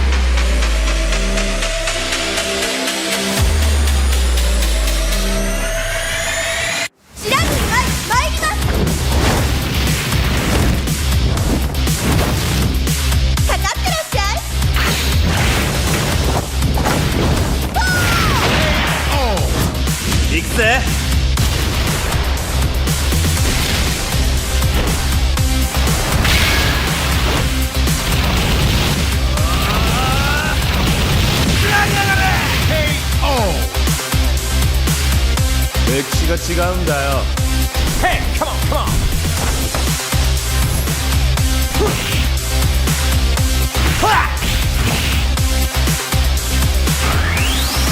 Okay. Power Gazer.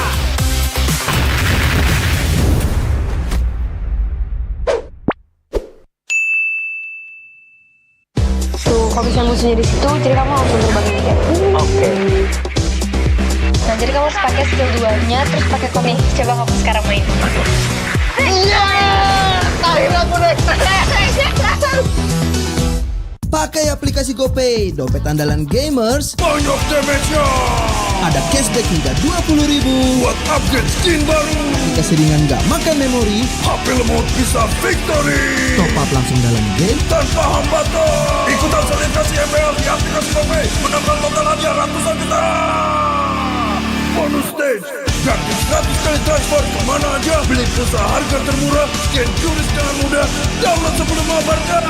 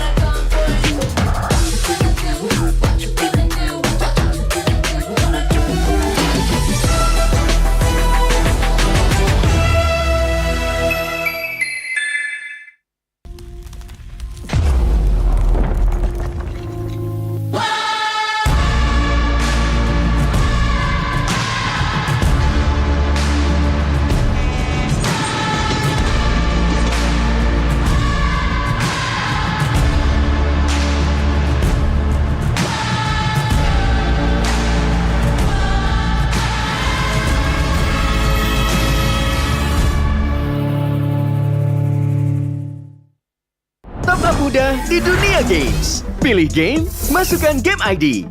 Pilih Diamond, masukkan kode promo, dan pilih metode pembayaran. Masukkan kode OTP. Selamat, kamu dapat tambahan kuota. Upgrade gameplaymu sekarang. Game smash andalanku bikin mainku semakin hebat. Tukar DG rings, diamond dan voucher game kau dapat. Main MOBA apa aja with streak di tanganmu. Cuma game smash makin no debat. Beli paketnya dan aktifkan boosternya sekarang. Tuh, kalau misalnya musuhnya di situ, jadi kamu langsung terbangin aja. Oke. Nah, jadi kamu harus pakai skill 2-nya, terus pakai komik. Coba kamu sekarang main. Iya, akhirnya aku naik. Character select. Bener. You lapper.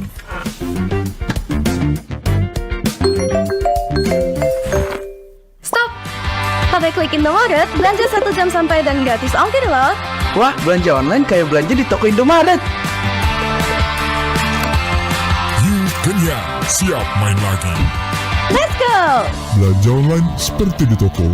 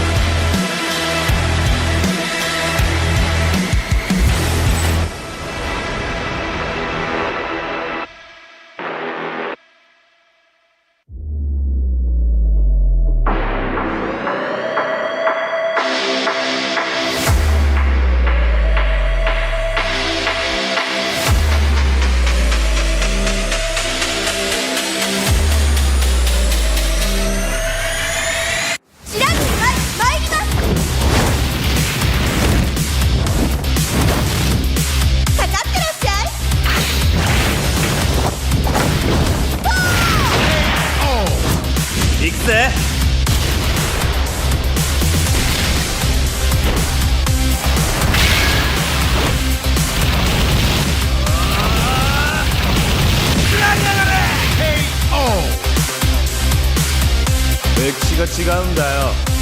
Hey, come on, come on.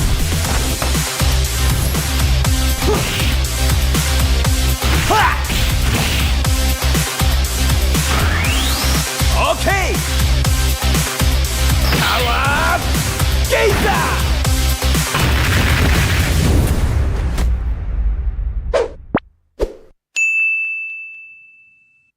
Tuh, kalau misalnya musuhnya di situ, jadi kamu langsung terbangin kayak. Oke. Nah, jadi kamu harus pakai skill 2-nya, terus pakai komik. Coba kamu sekarang main. Iya, akhirnya aku naik. Pakai aplikasi GoPay, dompet andalan gamers. Banyak damage-nya. Ada cashback hingga 20.000 buat upgrade skin baru. Aplikasi ringan gak makan memori. HP lemot bisa victory. Top up langsung dalam game tanpa hambatan. Ikutan selebrasi MPL di aplikasi GoPay. Menambah total hadiah ratusan juta. Bonus stage. Gratis 100 kali transfer kemana aja. Beli pulsa harga termurah. Scan juris dengan mudah. Download sebelum mabarkan.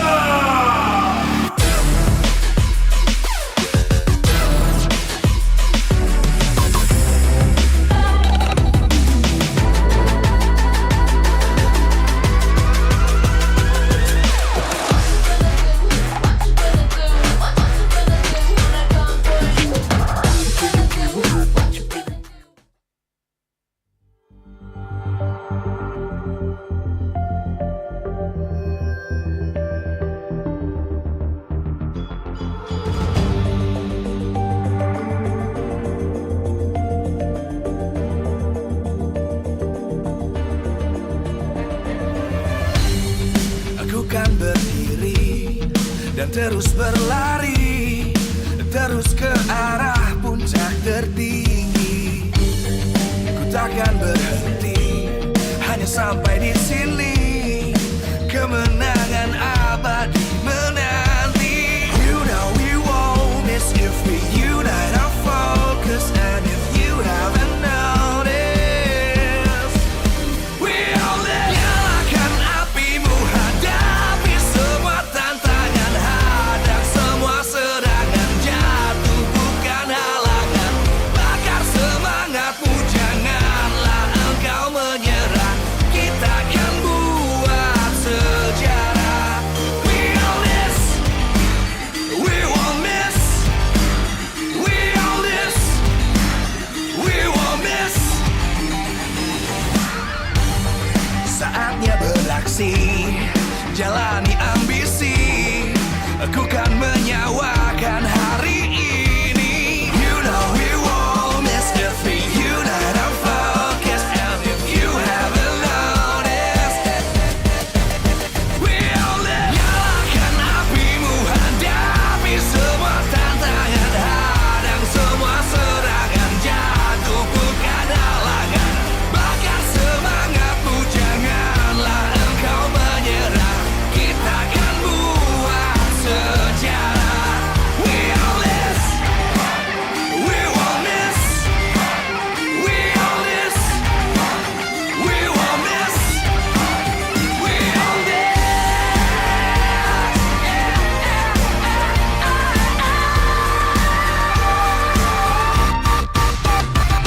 Nyalakan apimu, hadapi semua tantangan, hadang semua serangan, jatuh bukan halangan. Bakar semangatmu, janganlah engkau menyerah. Kita akan buat sejarah. We all this.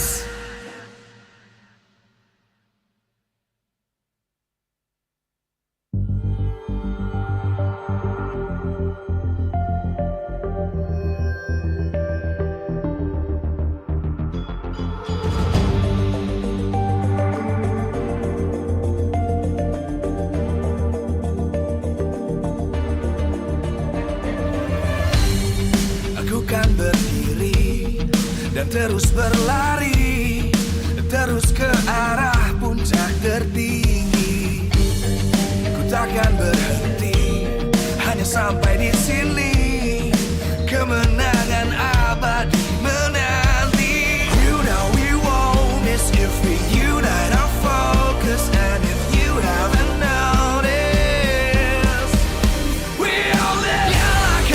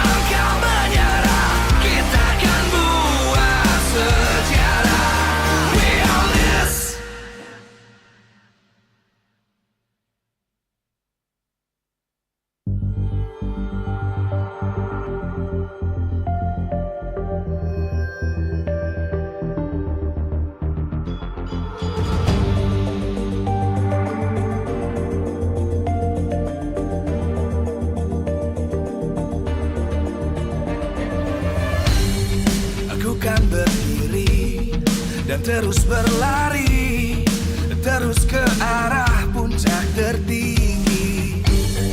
Ku takkan berhenti, hanya sampai di sini. Kemenangan abadi menanti. You know we won't miss if we unite our focus. And if you haven't noticed, we all live. Nyalakan apimu, hadapi semua tantangan, hadang semua serangan, jatuh bukan halangan. Bakar semangatmu, janganlah engkau menyerah. Kita akan buat sejarah. We all this, we won't miss.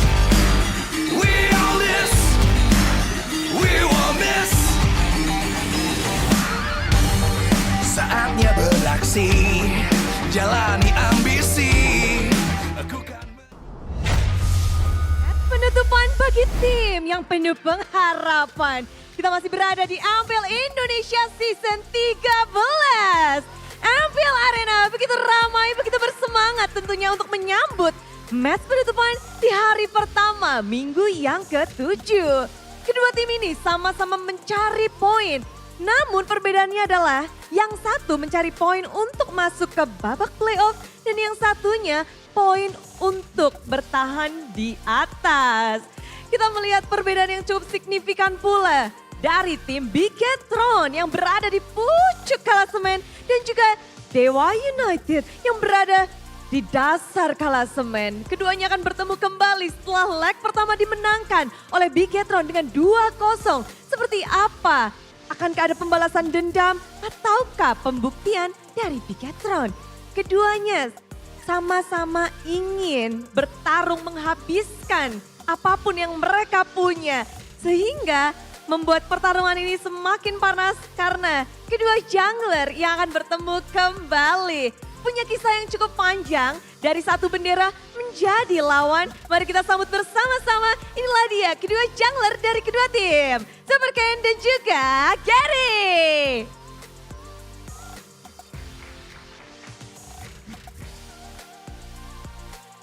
Waduh, ketemu lagi nih. Habis leg 1, sekarang leg kedua. Gary, masih semangat nggak nih? Masih dinantikan nggak match lawan Bigetron? Masih dong, udah soalnya kemarin kan kalah kan. Nah, nggak jadi kapok kan? Enggak. Enggak, jadi ganas. Kalau Superken sendiri gimana nih menghadapi leg kedua, ngelihat Gary? Senang sama ngeliatnya jago banget. Jago banget pas di leg 1 atau sepanjang MPL? Sepanjang MPL. Sepanjang MPL. Ini menarik karena mereka berdua benar-benar bisa dibilang historinya panjang dari satu bendera. Udah ketemu di leg 1, pertemuan leg pertama. Bude belum sempat tanya ke Gary karena hasil dimenangkan oleh tim Bigetron. Gimana Ger pertemuanmu dengan Ken? Kemarin jago banget sih dia. Makanya kalah kan. Dianya jago? Jago. Semuanya sih mereka satu tim. Kompak, solid. Tambah dia juga jago kan. Jadi ya menang. Tapi kalau untuk Gary sendiri, ini kan akan bertemu untuk kali kedua. Kamu udah membaca sesuatu belum sih dari Ken? Udah harusnya. Apa tuh? Gameplaynya. Gameplaynya. Ya. Harusnya ya. Harusnya. Gameplaynya sudah mulai kebaca. Dan kalau untuk Superken sendiri, dari Bigetron, ini punya kisah yang sangat apik dari historinya. Kita lihat bersama-sama, inilah dia. Yang sudah dipersiapkan tentunya ya untuk tim Bigetron. Kita Superken dari season 9, 10, 11, 12, 13. Ini adalah konsistensi yang dihadirkan oleh Bigetron. Season 9 posisinya memang 6, tapi naik ke atas posisi 4. Season 11 di posisi 3. Di season 12 turun tapi sedikit aja dan sekarang meranjak naik di posisi 1. Standing yang benar-benar terus meranjak naik. Nah, kalau dari Bigetron Alpha sendiri bisa dibilang regular seasonnya apik untuk kalian. Dari Superken, apa sih yang membuat Bigetron kok kayaknya rising ya dan sekarang bertahan di pucuk? mungkin motivasi dari bosnya aja sih. Motivasi apa itu? Kalau juara, GH baru, jalan-jalan semuanya ada. Disemangatinnya gitu ya? Ya. Kok Ed? Tuh, itu semangat yang bikin membara. Namun sekarang di leg kedua ini pertemuanmu dengan Dewa akan menentukan satu tiket playoff. Jika kamu menang, nextnya mau apain aja udah karena udah pasti masuk ke babak playoff. Gimana kamu melihat match hari ini? Apakah memang oke kita secure playoff dengan satu kemenangan ini atau ada yang lainnya? Lumayan penting sih di match kali ini soalnya kayak satu lagi udah pasti playoff sama memperbesar chance ke upper kan. Memperbesar chance ke upper. Nah, melihat sekarang Gary katanya udah bisa ngebaca nih gameplaynya segala macam. Kamu gimana melihat mungkin pertemuan kedua ini? Agak serem sih soalnya gameplaynya udah dibaca kan. Sebelumnya mungkin belum dibaca, sekarang mungkin ya bakal lebih serem kali. Waduh, tapi kalau kamu ngelihat dari mungkin ya kita, apa sih yang kamu ekspektasikan untuk pertemuan keduamu?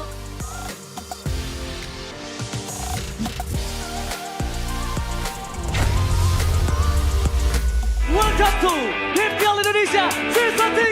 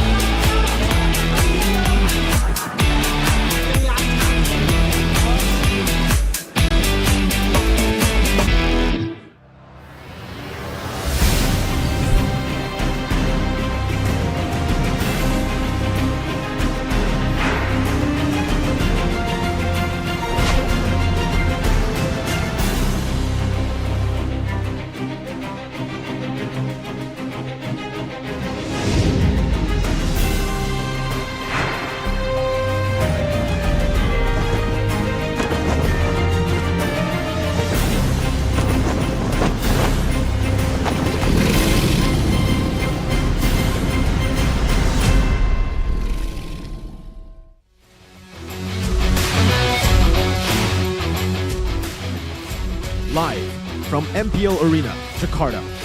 MPL Season 13 is powered by Moonton. Presented by official tournament smartphone, Samsung Galaxy. Official e-wallet, GoPay. Official gold partner, UBS Gold. We own this.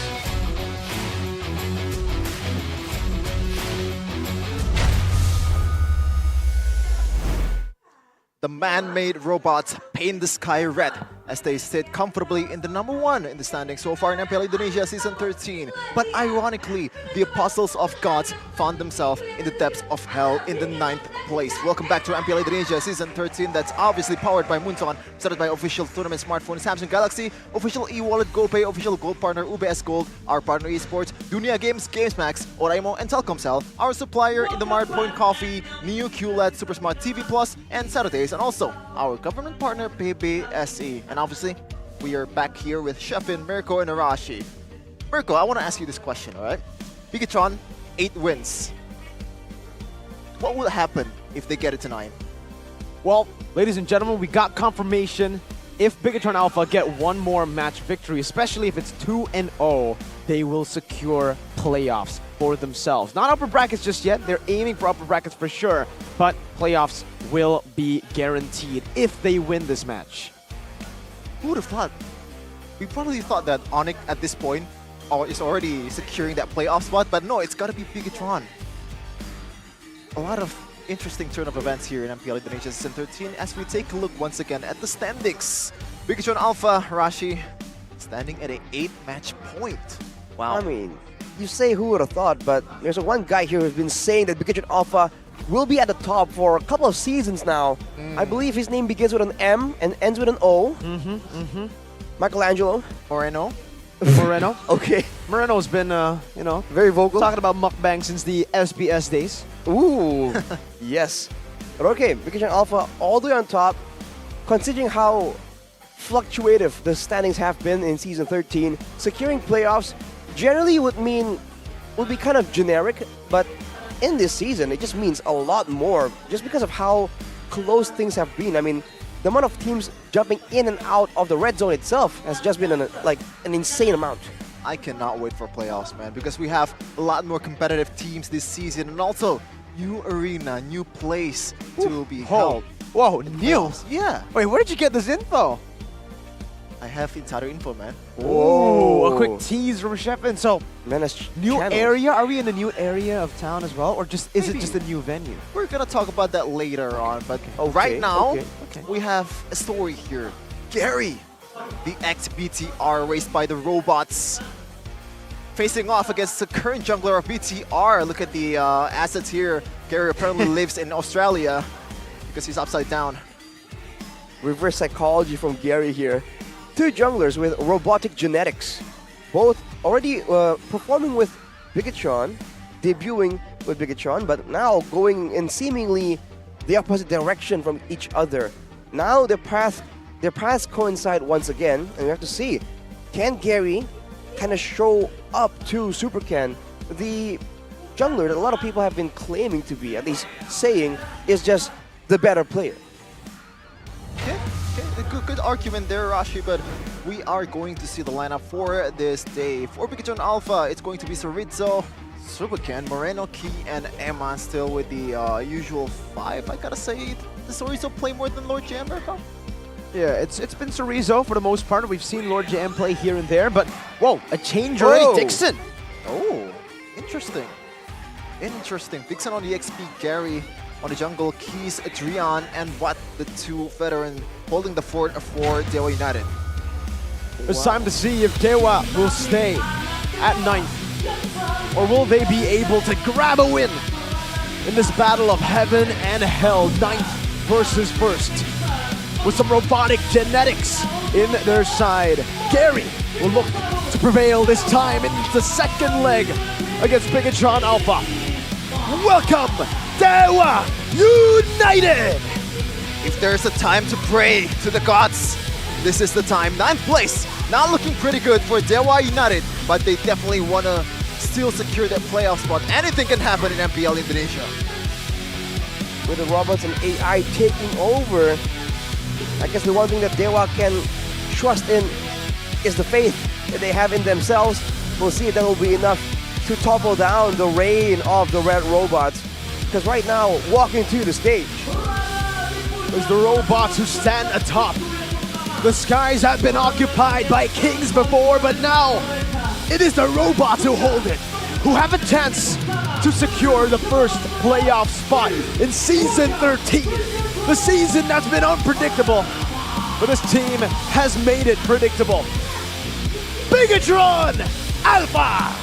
With their newfound power in the gold lane, Eman, an import, a new player from the Philippines for Bigetron Alpha, claiming all the kills, claiming all the gold for Bigetron. This time around, they are much better coded than before. Seems like Eman there has an extra antenna for better signal reception. Ooh. Let's see if that actually works in the Land of Dawn. But walking to the stage right now, the designers of the plans, of the game strategy for both these teams with contrasting results. We'll see if the same pattern unfolds today. Our Marshal Dainang with KCS and Keskute, Raceboy and Jack Lee addressing the crowd, addressing each other, and beginning this match. The cutest coach in the building. Keskute. Yeah. Is cute in a name, and certainly maybe in his persona, but definitely not in this draft. This draft has been ferocious. Bigetron Alpha looking to get that final win that they need technically to get into the playoffs. Head-to-head for these teams so far in MPL Indonesia Season 13. I expect a lopsided stats here. Lord rate, pretty far, and also team win rate, that's probably where it's at, Arashi. Not a single stat favoring Dewa, and it's a given considering the positions that they have in the standings. But that win rate really just seals the deal. And with the Lord rate being so lopsided, you know, 37% ain't much, but if they can kind of focus that 37% on the Lords maybe, instead of the Turtles in the early game, that can be enough to really swing the balance. I mean, remember, when they met each other in Leg 1, Dewa had a good chance to really find ways to beat Bigetron. It's only in the small mistakes, small adjustments that they required to really clean up their gameplay so that Bigetron won't be able to take advantage. So with all this time passing since then, let's look at the keys to victory for Bigetron. First, play as usual is what keeps them at rank 1. So far, they've been flexible, they've been textbook, they have been the right amount of unpredictable, but they also have the right kind of mind game to really bring out the worst in their opponents, confusing them, making them second guess themselves. And if they can just keep playing with that same style and the same kind of adjustments, depending on the draft, depending on the situations in the game right now, this seems to be a surefire way to a clear-cut victory against Dewa United. I mean, if it didn't work, then fix it. Especially if the robot is not rusty, then don't replace it. Don't replace the parts. As you take a look at the keys to victory, or keys to victory from Dewa United. Give Julian a late pick to counter Bigetron's draft. Make sure that they pick a hero for him last, so he can use a white hero pool to really confuse or adjust towards Bigetron. Win the mid-trio matchup so they can win the rotations as a result. And if they can get Dixon the heroes for objective neutralization, we talked about this, but in a proper team fight, Dewa United doesn't really fall behind. You know, they have a solid goal laner with a lot of experience. So if they can really set up the neutral objective fights in their favor by getting a good front line, by getting good utility to begin the fight, then maybe they have a chance to really push the tempo and push the issue towards Bigetron Alpha instead. Well, we saw a lot of turret slot pick from this guy Dixon over the years. Let's see if that's gonna stay the same, or will he bring a new flavor to the Dewa United team this time around. But it is a tough task for Dewa United. They're up against the #1 in the standings, and they are still very much far from the playoff contention. But looking at the match point difference in the start of the day, I believe the 9th and the 5th place has a 1-point difference. So again, anything can happen in this game, and also in this draft. Or Bigetron versus Dewa United, Cascute versus Cassius. Alright, let's see how this begins, man. Minotaur and Angela already banned out. Like it said, Shervin, even though there's a disparity, one win or loss can boost you by 3 or 4 positions. In Season 13, the standings are just a number. Yep. Take a look at the next ban here. Arla, this is an interesting ban. Obviously, has a lot of flexibility in the drafts. Could be going for a Roam Arlet or the XP Arlet, but Coach Cassius here. What is he thinking right now? Maybe he wants to ban those gold laners from Amon? Those Harith? Yeah, I think the Harith certainly will be banned out here by Dewa. They don't want to give Bigetron, especially on blue side, a side that they have been looking very strong in. The Harith, definitely. But the Loyi actually will be prioritized first. Dewa trying to bluff out the Harith ban, maybe perhaps trying to force it out from Bigetron, but I think we all know that Bigetron love picking that Harith first pick. They don't really care about it, so they will probably still have to ban it away. This is very risky though, because, oh wait, I mean technically for Dewa, they could be eyeing a Mathilda pickup here by leaving the Harith open, trading it over later on against Bigetron. And you have to remember, there's a potential for a chip to make an appearance as well. A lot of possibilities open up right here. It depends on the final few bans. If Bigetron, they want to go for the Harith, then they might really be forced to ban out that chip if they don't want to deal with all the ganks. But Natan, they know that Dewa loves getting Watt, a solid late game carry. Natan has been rising up in popularity. It will be banned away for now. It's almost like the perfect hero from late game, right? We've seen Skylar popping up on it, and there's literally no magic defense item that can neutralize this Natan. Doesn't matter if you build Radiant Armor or Athena Shield, it's gonna bypass with those penetration from Natan. And in the hands of Watt, this guy is very experienced, and with the help of another experienced player in Drian, I think it's gonna be hard to contain this guy on Natan. Alright, Dewa with the decision.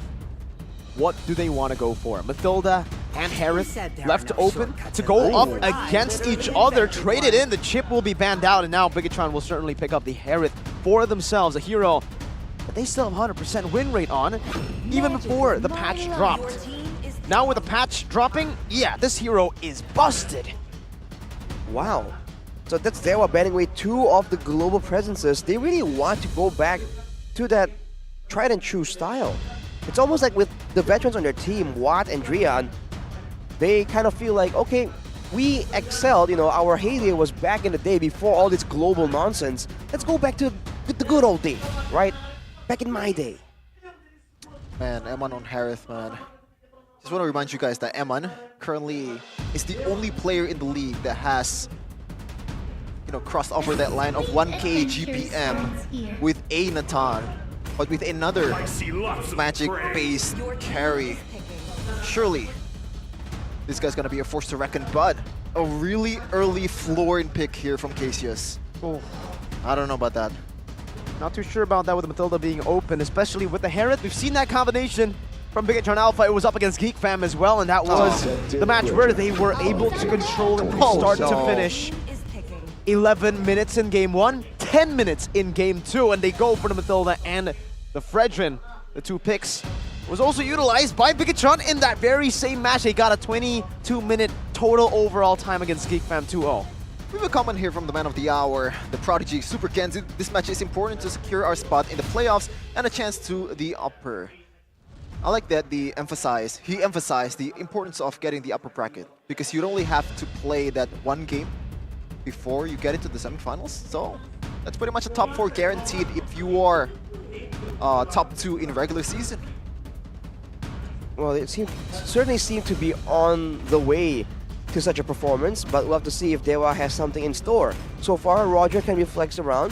The Florin we've seen very beneficial, very, very strong, especially in a full-on 5v5. And now they have this Faramis as well. That's an insane amount of utility and sustain, but they have to pair this up with good damage output, right? Doesn't matter if you can survive for a long periods of time if you can't trade back the damage, if Bigetron keeps just melting you down. So against a Harith, it's really a good decision. In a way, because Harith doesn't really do DPS the same way. It's still a bit more casty as a hero. So now with that, you have to wonder about the options here. Will they go for a different gold lane with better late game shred? Do they want to go for a fighter in the XP lane, the same way we saw Rebellion do with something like an Edith that can still do some damage in place of this the other main carries in order to just confuse their opponents on who to focus? Well, firstly, for Dewa, looking at their track record, looking at their history, it has never, this Roger has never gone to the jungle. It's always gone to the hands of Watt. So that's already a little bit of a hint for Dewa, but yeah, I mean, there's certainly still a chance for Gary to actually utilize this pick in the jungle. But then you'll have to pick up a very, very strong XP laner. They need a strong trio mid together with a strong XP laner, but it seems like Bigetron Alpha, they are reading that out. They're expecting this Roger to go gold as per the history, the track record of Dewa. Good ban though, the Valentina. They might want to ban the X-Borg next, with a lot of HP bars. X-Borg does very, very well kiting against them. But other than that, maybe they'll leave it out open too. Technically, they can get a lot of value from this X-Borg as well. Oh man, I kind of already felt bad for the Roger, because he has to go up against this durability, this healing, these shields coming in from Eman and also Key. And a lot of CCs from Super Ken. At this point, I think you have to go gold Roger, I guess, just to get him a Flicker or a Purify. But I agree with the X-Borg ban, Mirko. I think it also kind of neutralized. Oh, never mind. So it's going to be a Novaria ban from Cassius. I thought that a Terizla would be a good pick for Bigetron Alpha, so that's why I expect Cassius to ban the X-Borg. When you're talking about going head-to-head 5v5, we talk about sustain, but we also saw earlier, like you mentioned, Shevin, the Terizla can be very beneficial. It's one of the best frontliners, technically, with good sustain, good amounts of damage, good utility as well to really start the fight and keep your opponents in the fight as well. You know, if Bigetron can use the guiding wind and the mobility from the Fredrin and the Harith right now, so on everyone, to get away from the initial engage, there's a lot of ways for Dewa to really force them to stay in a fight, unless they want to go for something like a neutral objective.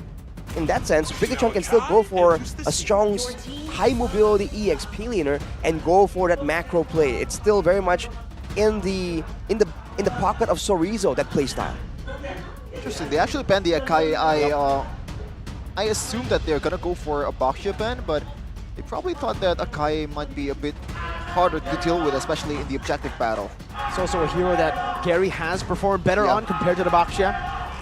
And meanwhile, for Bigetron Alpha, they have enough mobility, it seems, to try to counter that Baksha anyways. And Dewa, for now, I think they'd much rather have the Roger as flex, pick up an XP, and they do, but it is not an XP that we expected. This pick, Minsathar, amazing. Up against the 3 heroes that we have from Bigetron Alpha, all 3 very reliant on their dashes, especially their first pick, that Harith. And I like the synergy here with Faramis, with the Stampede and also the stunts from Florin. It's a minor, like a lot of people thought Florin is not really a CC hero. At first, it's more of a healing hero, but those stunts and the King's Calling, that could be dangerous. Very. Just like that, they secured a way to start a fight, potentially go for pickoffs as well, a frontliner, and also a way to stop Bigetron from getting out. But Bigetron doubled down, they go for the Lilia with a great damage potential, and there comes the X-Borg, the 2 HP bars, the true damage, and AoE. Now it's a bit more even when they want to go for a full-on 5v5. If they were corral around the Faramis a bit too much, they might just end up paying the price right here. So who's the jungler? Big question, Gary. Will he get his hands on this Roger, or will it be going to Watt? I don't know why. I want to see them pick an assassin, just to get Roger to the gold lane. An assassin? An assassin against this comp? Against this comp, it's going to be so tough, man. Fredrin, Harith, X-Borg even, and Mathilda as well. I mean, it's a bold move, and maybe the mobility will allow them to really split apart Bigetron. It's a bold move, Shevin, but maybe that is what they need to take out robots. Hanzo? No. Never mind. So it's a Minsathar gold lane for Watt to try to counter the Harith. So Watt! Hey, Watt has said before that he finds more comfort on the fighters over the marksmen. Oh, that is a weird statement, I gotta say. From one of the best marksmen in the game? Yeah. We've seen the Lunox fail as a counter to the Harith. We've seen the Esmeralda fail as the counter to the Harith. We'll see if the Minsathar can get that done. Here comes a new challenger, ladies and gentlemen. Minsathar in the gold lane. Good AoE, good damage output technically if you go for that full damage itemization. Will he be too vulnerable though? You have to really pay attention in this game to the itemization, especially in that gold lane, man. There's just so much potential. Looking at the counter index and the lineup rating, it's only like 0.1 and 0.3 difference, so it seems like the AI likes the matchup here. It could go either way, but the one who determines it is going to be the one playing in the Land of Dawn. Will Bigetron be able to secure this playoff spot for Dewa United? They want to go for glory for that playoff spot. Here we go. Just like Rebellion earlier, this time Dewa will not hold anything back. First time we've seen it.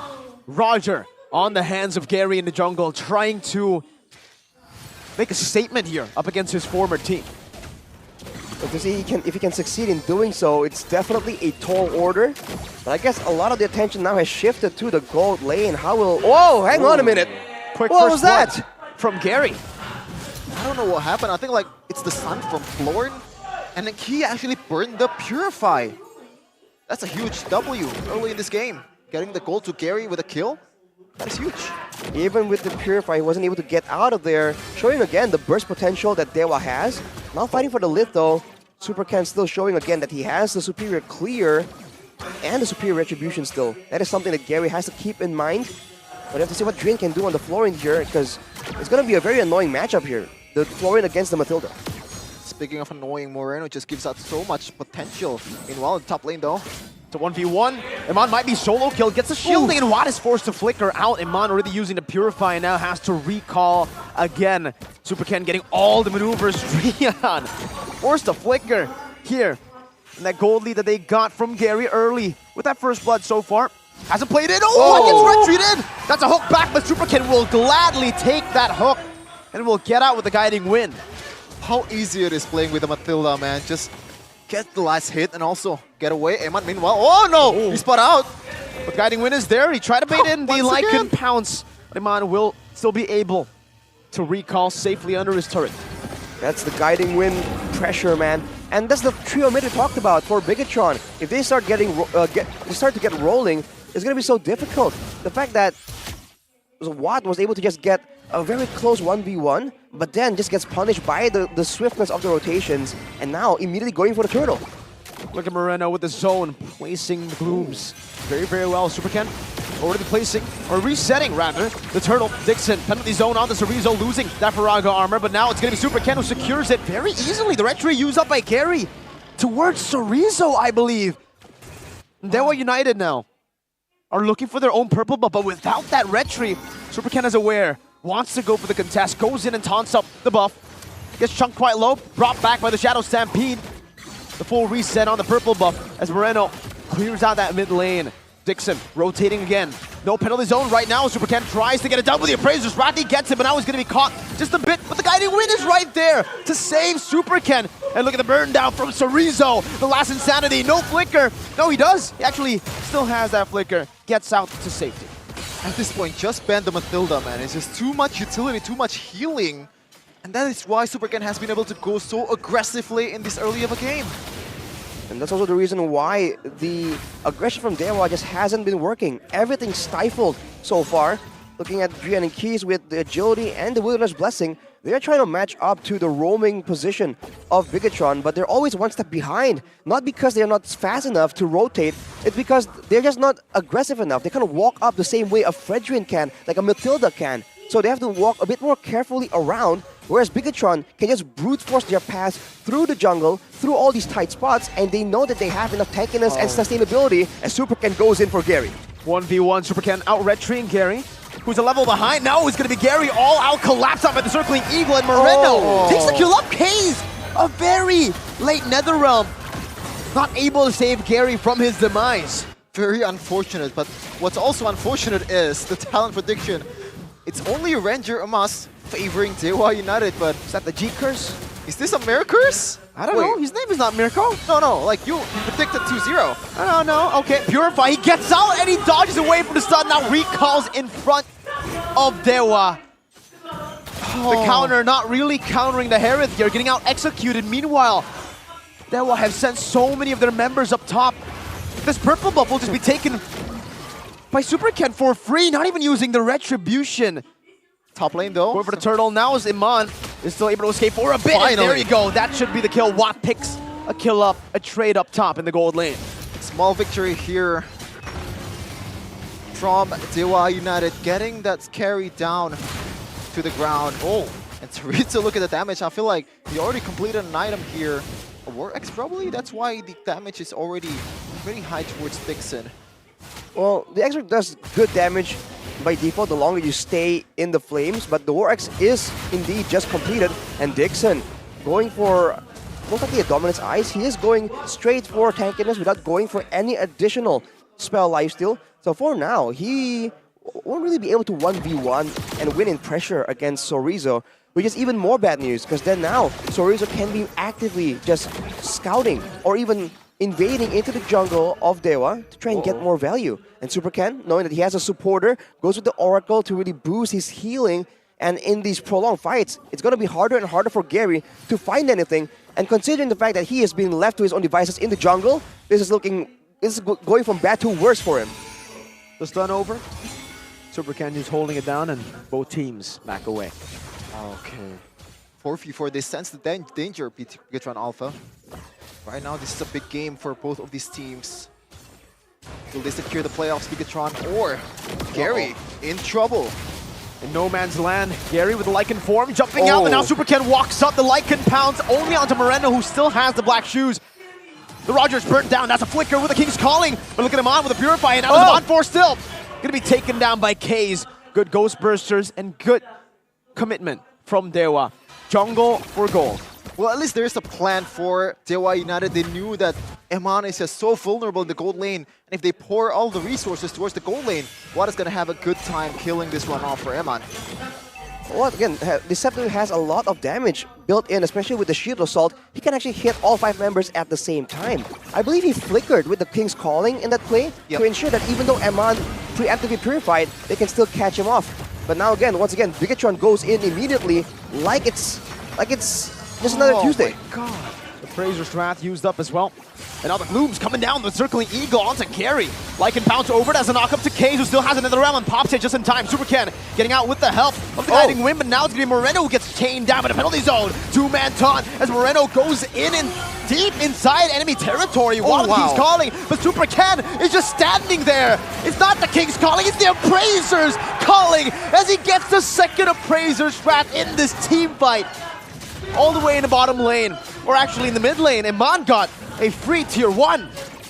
The robot is just as strategic as ever, just going by the procedure here, not straying away from their path to victory. Just the composure, even though the King's Calling was huge from WAD, there's no sense of urgency to get away. They know their limits, and they're playing with it.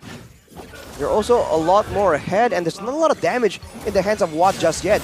Goes again for the spear, but look at how vulnerable he is, man. He is not a frontliner, you have to remember.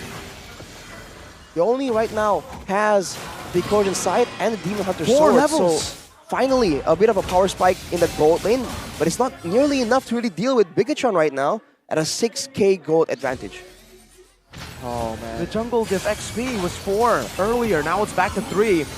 Super Ken wants to get more here. What? Doesn't pop the King's Calling. Appraiser's Wrath coming down as Gary is forced back. Meanwhile, Sorizo, you think on the Paquito he'll do this. Even on the X-Borg he'll do this. Taking turrets in the side. They can't even enter their own jungle. Just turret falling down left and right, and looks like the mid turret is not gonna hold out for much long as they do not have any resources to defend this. They are playing so good right now, Bigetron. They want to secure this playoff spot. 4 levels ahead, Ken. Yep, that's just Ken thinks.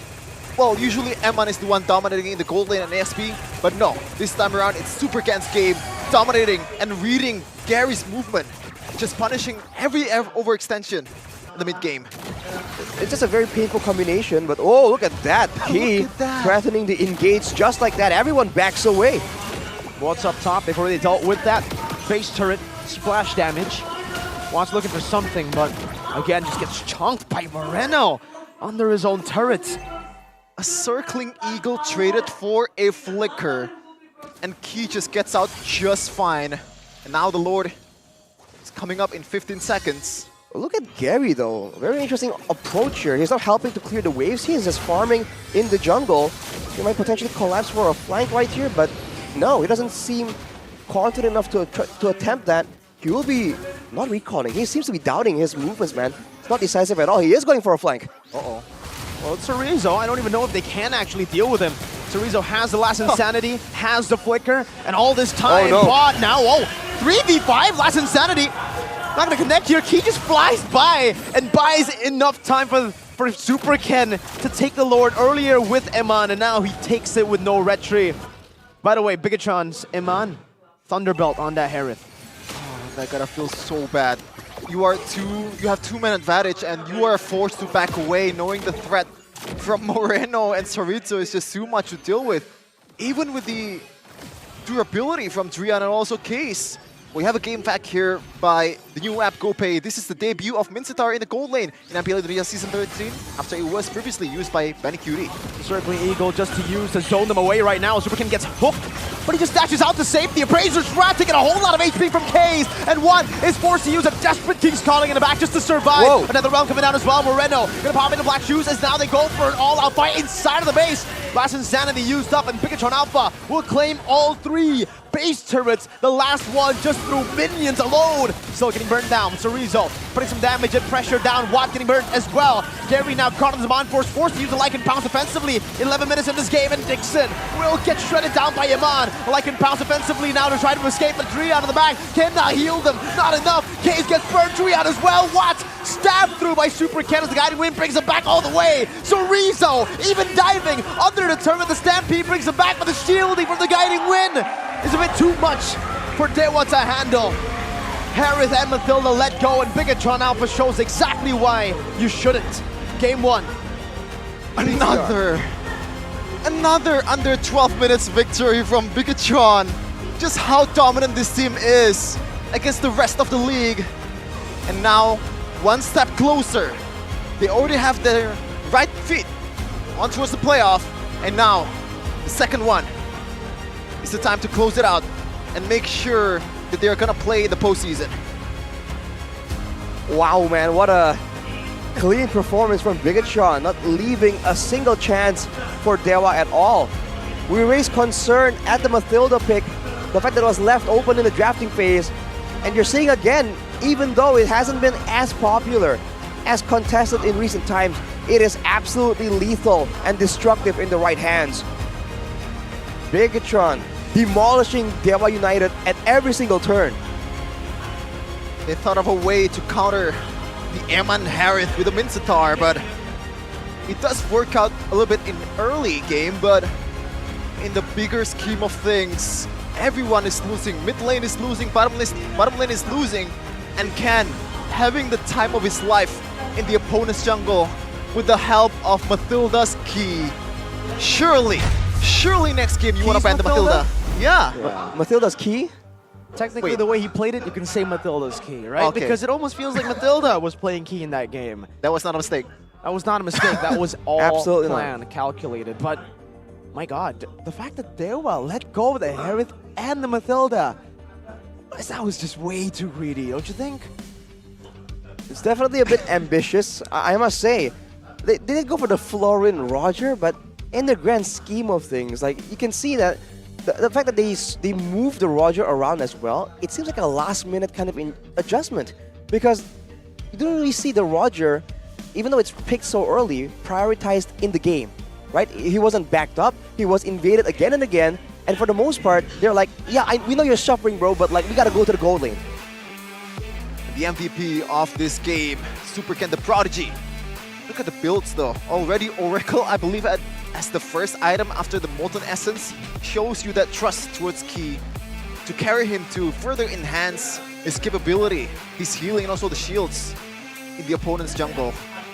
And I mean, it looks defensive, right? But if you think about it, a Prince's Wrath, it does more damage when you have more HP, and you can actually lose more in the middle of a fight. In that game, we can see in the highlights later on, there was a bunch of massive Prince's Wrath, and this build, the Rush to the Sky Guardian Helmet, is actually one of the more aggressive ones, especially if you're attempting to just go all in those big brawls. Here is the player of the game highlights by our official gold partner, UBS Gold. Early on though, that rotation is just so quick, and with the Mathilda, there's just no real way of punishing it. And Gary and a bunch of other members from Dewa, they just have to be a bit more aware about how they rotate around right here. Yep. Gary was trying to be unorthodox, and he's trying to farm in weird areas of the map so he doesn't get punished or invaded. But in the end, he keeps paying the price because Bigetron look for him, hunt him down. Maybe it's an advantage when you're playing against your old mates. You know the rotation, you know what he's trying to do. And Gary has been so far a bit aggressive in terms of jungling. This is a really good Higgs calling. He actually survived much longer than I thought would. But in the end, Ken bonk. The big bonks, start of the game all the way to the mid game and the late game, he was just holding it down for his team. Dewa couldn't get through him. You thought that with the base healing them, and also Julian, another healing mechanic from Dewa United, they can kind of defend this, but it's just way too far. The gold difference at this point, and also the XP difference, Julian actually secured that fleeting time so late in the game. A dominant performance by the Red Robots. It's just so tough for them because when they just get outmatched in sustain, they get outmatched in mobility, they get outmatched in damage output even. So at every single turn, there's no real solution. Unless Bigetron Alpha really make a catastrophic throw, a catastrophic play, they don't even have the tools available to really force Bigetron Alpha into any kind of negative spot. But even if they do get a man on the Harith, he has a Purify, he can dash away. And like you mentioned, Mirko, he did go for the Thunderbelt. So double proc on the Starlium and the Thunderbelt, a bit more utility and a bit more tankiness. Overall, against a team that wants to brawl like this, close range, up close and personal, the Thunderbelt just adds another layer of utility and damage. And that's the problem, right? Everyone is tanky enough, everyone has escape mechanics, even before the Guiding Wind is even a factor, right? Even the Lilia can just black shoes out. So how is Dewa supposed to secure a pickoff or a fight of any sort? Oh man, that statistic is brutal, okay? 13k difference in the gold in under 12 minutes. No objective secured, no turret secured, but the worst part is for me, 9-1 purple buff rate. for Gary. That is ridiculous. That's why I had to give the player of the match to Ken, man. The fact that he was always so active, utilizing the lead in the early game that he got to counter jungle always. This guy was Psycho Fred. He was Super Fred, bro. He wasn't just Ken. He was Super Ken Fred. I don't know how you try to name it, but you get the gist of it, man. This guy was all around the map, always in Gary's face, always stopping this guy from doing anything, really. He was 4 levels behind on the Roger, by the way. The Fredrin doesn't clear as fast as a Barats. That's something you would expect from a Barats. Like something you would expect from a Nolan, not from a Fredrin against a Roger. It's just efficiency, man. He just knows how to farm, and when you give him a lead, when you know that, when you give him the confidence that his team is around to back him up, he just goes in again and again. Even though it's 1v3, he just keeps going for the buffs, and even if he doesn't get it, he wants to exert pressure. That's the idea. He wants to open up the space for his teammates as well, and as a result, man, 0 damage to turrets. 0 turtles, 0 lords, 0 turrets. There's nothing given to Dewa United at all. And he was the most active member. You would expect the guy that's roaming around, or at least the mid laner doing the same thing, to be the one that has 100%. This guy, how are you so active? I don't know, man, but the thing is, usually when you are up against a Eman has been playing out of his mind in this season, right? He's under 800 gold per minute. In terms of KDA, he had a terrible game for his standard. And look at the kill participation, 38%. They kind of counted Eman the early to mid game, but everyone is just still performing. This is not an Eman-centric team. Nope. They know how to pretty much utilize other members if one of them is not performing. For sure. I mean, if they focus too much on Eman, everyone else will just step up to the plate. Super Ken, we've seen do it again and again. So Rizzo, to a degree, can do so. And so can Moreno.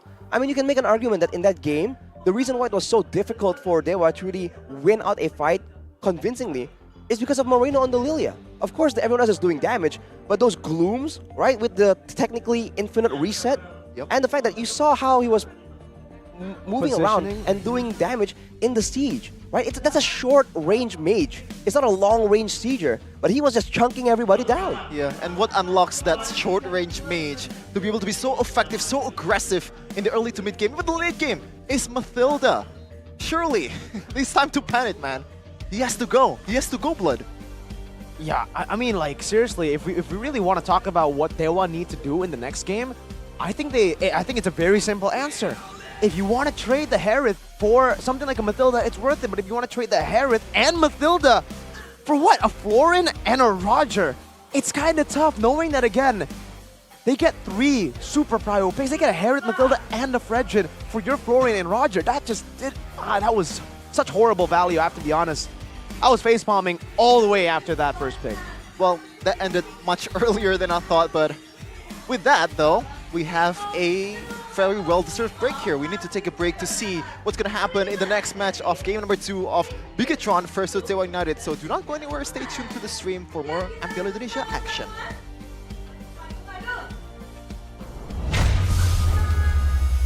Dan tentu saja semuanya lagi kira-kira nih, apakah ada di Jakarta, Barat, Timur, atau mungkin ada di Bali, atau mungkin, nah, masih tanda tanya, masih rahasia nih. Tapi menarik pastinya untuk kita saling tebak-tebakan nih, kira-kira akan ada di mana season 13, karena season 12 ada di Mahaka Square, season 11 ada di Gia Expo Kemayoran. Jadi udah melintang ya ini Jakarta dimanapun ada. Yang terakhir season 13 ini tanda tanya kira-kira di mana? Dan Bude di sini punya merchandise dari MPL untuk bermain bersama Bude. Topiknya masih seputar MPL dan juga venue-nya. Udah ada 2 orang yang akan beradu satu sama lain. Bukan mewakili timnya ya, tapi mewakili diri mereka masing-masing dan ilmu mereka mengenai MPL. Jadi yuk kita panggilkan kontender pertama. Ayo. Dan kontender kedua, let's go. Halo, Bang Botak. Iya. Sekarang Bang Botak gitu? Iya. Kenalin diri Bang Botak. Halo, nama aku Reja. Kontender pertama, Reja Botak. Kontender kedua. Halo, nama gue Mokers. Mokers nih bos. Serem nih. Siap untuk beradu? Siap nggak siap? Siap aja. Yang Bagus. penting yakin aja, yakin dah.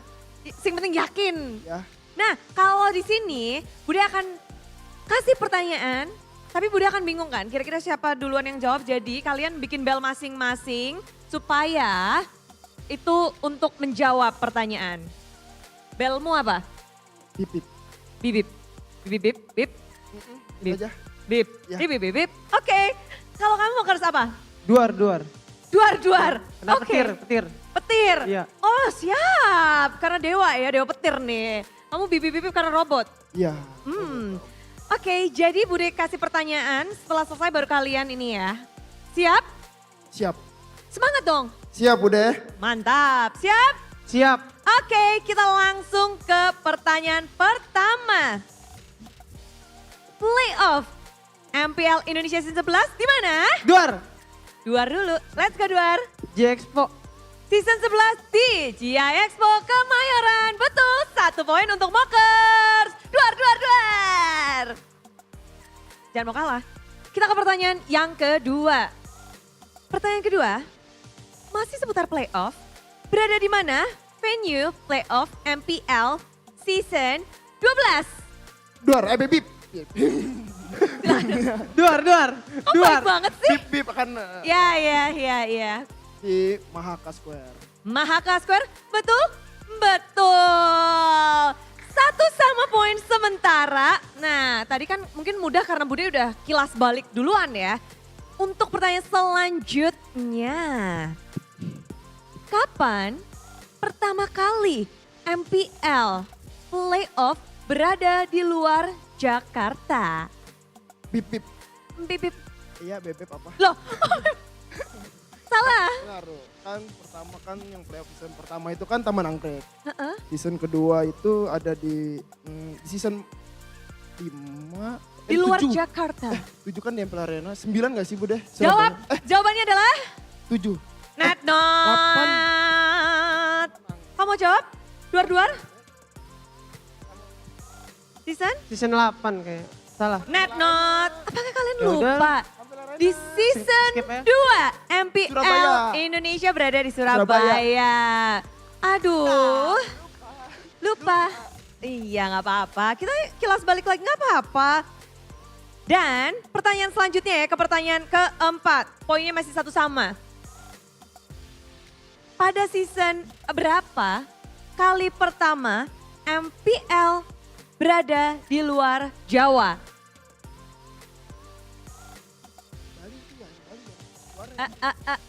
Di mana? Ini nggak ada yang mencet bel. Malu nih sama MPL Arena udah pada tahu semua wajah-wajahnya.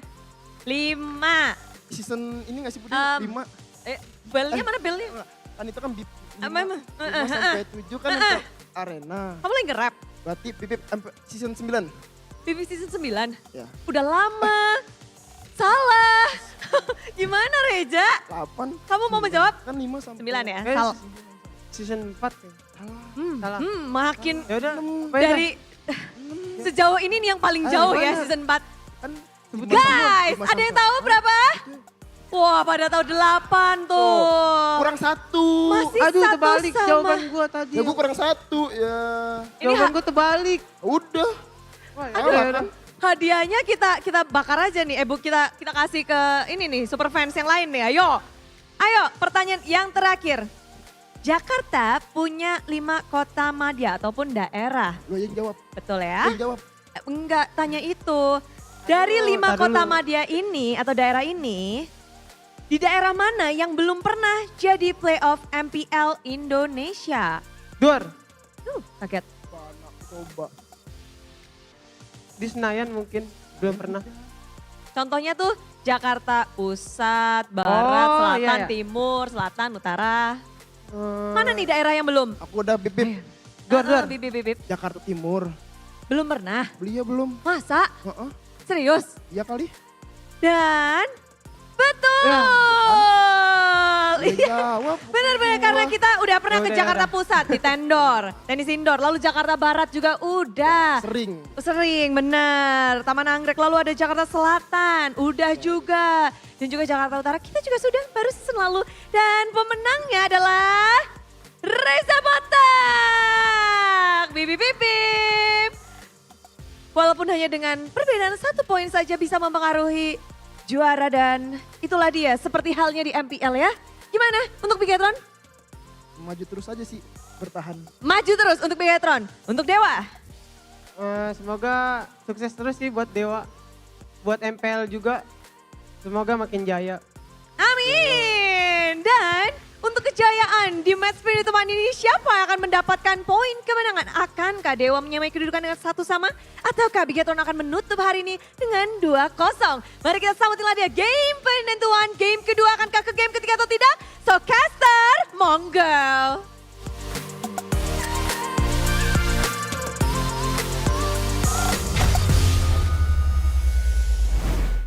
Boom. A little teaser for you all about the playoffs venue this time. There's a sign there. NJ. Okay. Then on the right one, this is the venue that we're gonna use for the playoffs. It's EJ. So I think it's New Jersey. Then what? New Jersey? I don't know. How does that work? How does it work, Sheffin? I don't know, but okay. Let's take Elder Jersey. Season 11. Where was playoffs? I believe it was in G Expo. Season 12. Where was playoffs? Mahaka Square. Okay, we're not getting it. There's no pattern. Oh wow. And by the way, it's gonna be really cool, man. Last time around, we had Wolf and Lafel going here to Indonesia to actually catch an MPL Indonesia match playoff. So it's a lot of fun to watch. And also, it's another teaser for the venue. It's a place that's used to be that's used for Asian games. Oh, hang on, isn't that kind of specific? Yeah. Speaking of that, on Asian games, you're usually looking for the gold medal, and for you guys who are looking for gold as well, you guys can go and check out the epic collaboration that's coming soon, limited series UBS Gold X MPL Season 13. Stay tuned in May 2024. We are already in the month of May, so just very, very soon we will get that on at ubs.gold and at ubs.lifestyle. That is also available at ubslifestyle.com and all the e-commerce where UBS Lifestyle is present. Wow. Get iced out. Get bling bling. Yeah, but we have an interesting asset here. Cascute made a dream team with only rookies. Now, the catch is we don't have any roamer rookie in MPL Indonesia so far. That's why Finn is in the lineup. But other than that, Don on the XP, Hazel on the jungle. Wow. D on the goal lane and Clockun. Wow. On the mid lane. Oh, wow. Interesting. Presented to you by GGWP Media Corner. Hazel. Even as a Geek Fam fan, I'm happy with it, but you know what? You do you, Cascute. I think Hazel deserves the second spot in this, but I think for me as well, I would go for Gogun. But that only shows you that Cascute trusts his old players, reminding all of you dudes back at home that Cascute was a former coach of Hazel back when they were in Bigetron Esports for Liga Nasional. That's the national league in Indonesia, Liga 1, which is the first tier league of the national league. Well, enough nostalgia for now. Previous game recap here. God. Look at the numbers right here. It's pretty even actually for the side of Bigetron. Everyone were just beating on the members of Dewa equally. Like it's a united effort to just win out in the Bigetron United? Bigetron United in the whole fist fight. And we're talking about this. They just lack damage output. They lack the early game presence to really dictate any kind of maneuver, any kind of movement. And I really feel like they were banking so much on the Mincetar, man. Yeah. They thought it was gonna deny all these dashes. They thought it can also serve as a pick-off tool. They thought it can win the lane against the Harriet. And to be fair, it looked kind of close for a bit, but you have to remember, it's a team game. Once the three-man squad just starts rolling down into the gold lane from Bigetron, that was the beginning of the end already. All the way since the beginning at level 3, level 4. Yeah, and every time Eman gets picked up, it's always a 3v1 or like 4v1. A lot of guys just diving, ganging up on Eman, and it's not fair, man. I mean, it is fair, because the other 4 members of Bigetron, they're looking for other things, mainly Gary as well. So it's the jungle, who's the main damage dealer, versus Eman, who can be the main damage dealer, but they still have Moreno, they still have X-Borg, they still have so many backups. I think that's the problem for Dewa, right? They were one-dimensional. If Gary was ahead on top of Eman getting bullied, they could have had a chance. But okay, Wait, it's Bigetron now who... Wow, it's almost like you should ban Matilda and Harith when you're on red side. Yeah, you're right. Who would have thunk? Thunk? Thunk. It's a past tense. Bonk? Is that like a sound effect for things dropping? Thunk? That could be, yes, as well. True. Well, that's some knowledge being dropped by Bigetron with a big thunk. Matilda Harith immediately respected though. That is quick banning from Keskute, but the Loyi still open for now. You have to wonder if Dewa are looking at that possibility, because they are not really matching up to the setup, the rotation speed of Bigetron. For several seasons now, the rotation speed of Bigetron has been something that have been highlighted again and again, and the players hasn't really changed, so it's still one of the main strengths of this team for sure. Seems like these two teams valued Natan way more than the previous teams earlier, that is Rebellion and also Aura. They really love the Natan and hate the Natan if they want to face it against. But Keskute though, I feel like he's just gonna ban the Luoyi because this is a hero that can bring a new layer of confusion in against a Bigetron. And if you want to play systematically, these kind of heroes can pretty much destroy your system. That is true. However, we've seen that Bigetron have left the Luoyi up for grabs before, and the way they countered it was with the Novaria and the Selena. I believe it was game 1, yeah, up against Evo's Glory, where they left the Luoyi and they went for Novaria and Selena. Selena towards the end, so something they want to try to replicate here against Dewa. Minotaur ban and the Luoyi up for grabs. Not going to be first pick. Oh, wow. Now that's kind of dangerous, man. With them practicing the Rogers so early, so strong, Luoyi has been open and Bigetron, the team that has been out-rotating, out-macroing, and just been active overall, gets the Luoyi and the Fredrin once again. Looking quite terrifying for Dewa right now. Not only Luoyi is so annoying with his with her diversion, but the fact that this is a hero that can also play very, very aggressively in the early game. On level 2, she's probably one of the best hero in the game because the burst is already there, the DPS is already there, and the shield is something that has to be watched out for because it brings a lot of durability to Luoyi as well. They could just go for an export pick here too. Get a little bit more of that poke towards the Akai, but the Arlet technically is something that is also up for grabs. They have a lot of CC with the Fredrin. They could combo it together. They go for the Claude instead, a hero. This is a comfort pick for Eman, but against a Roger in lane, it's not the best usually. So yeah, we'll have to see how they execute with this Claude. We have a comment here from the Mukbang master himself, Moreno. In leg 2, we aim to bounce back strong like in the beginning. And it seems like that's already the plan and they are doing it. A very convincing game 1 win, a really convincing one. Let's see though if they can replicate it in game number 2 as Keskute bans the Terizla here for Dixon, a hero that he's very comfortable with.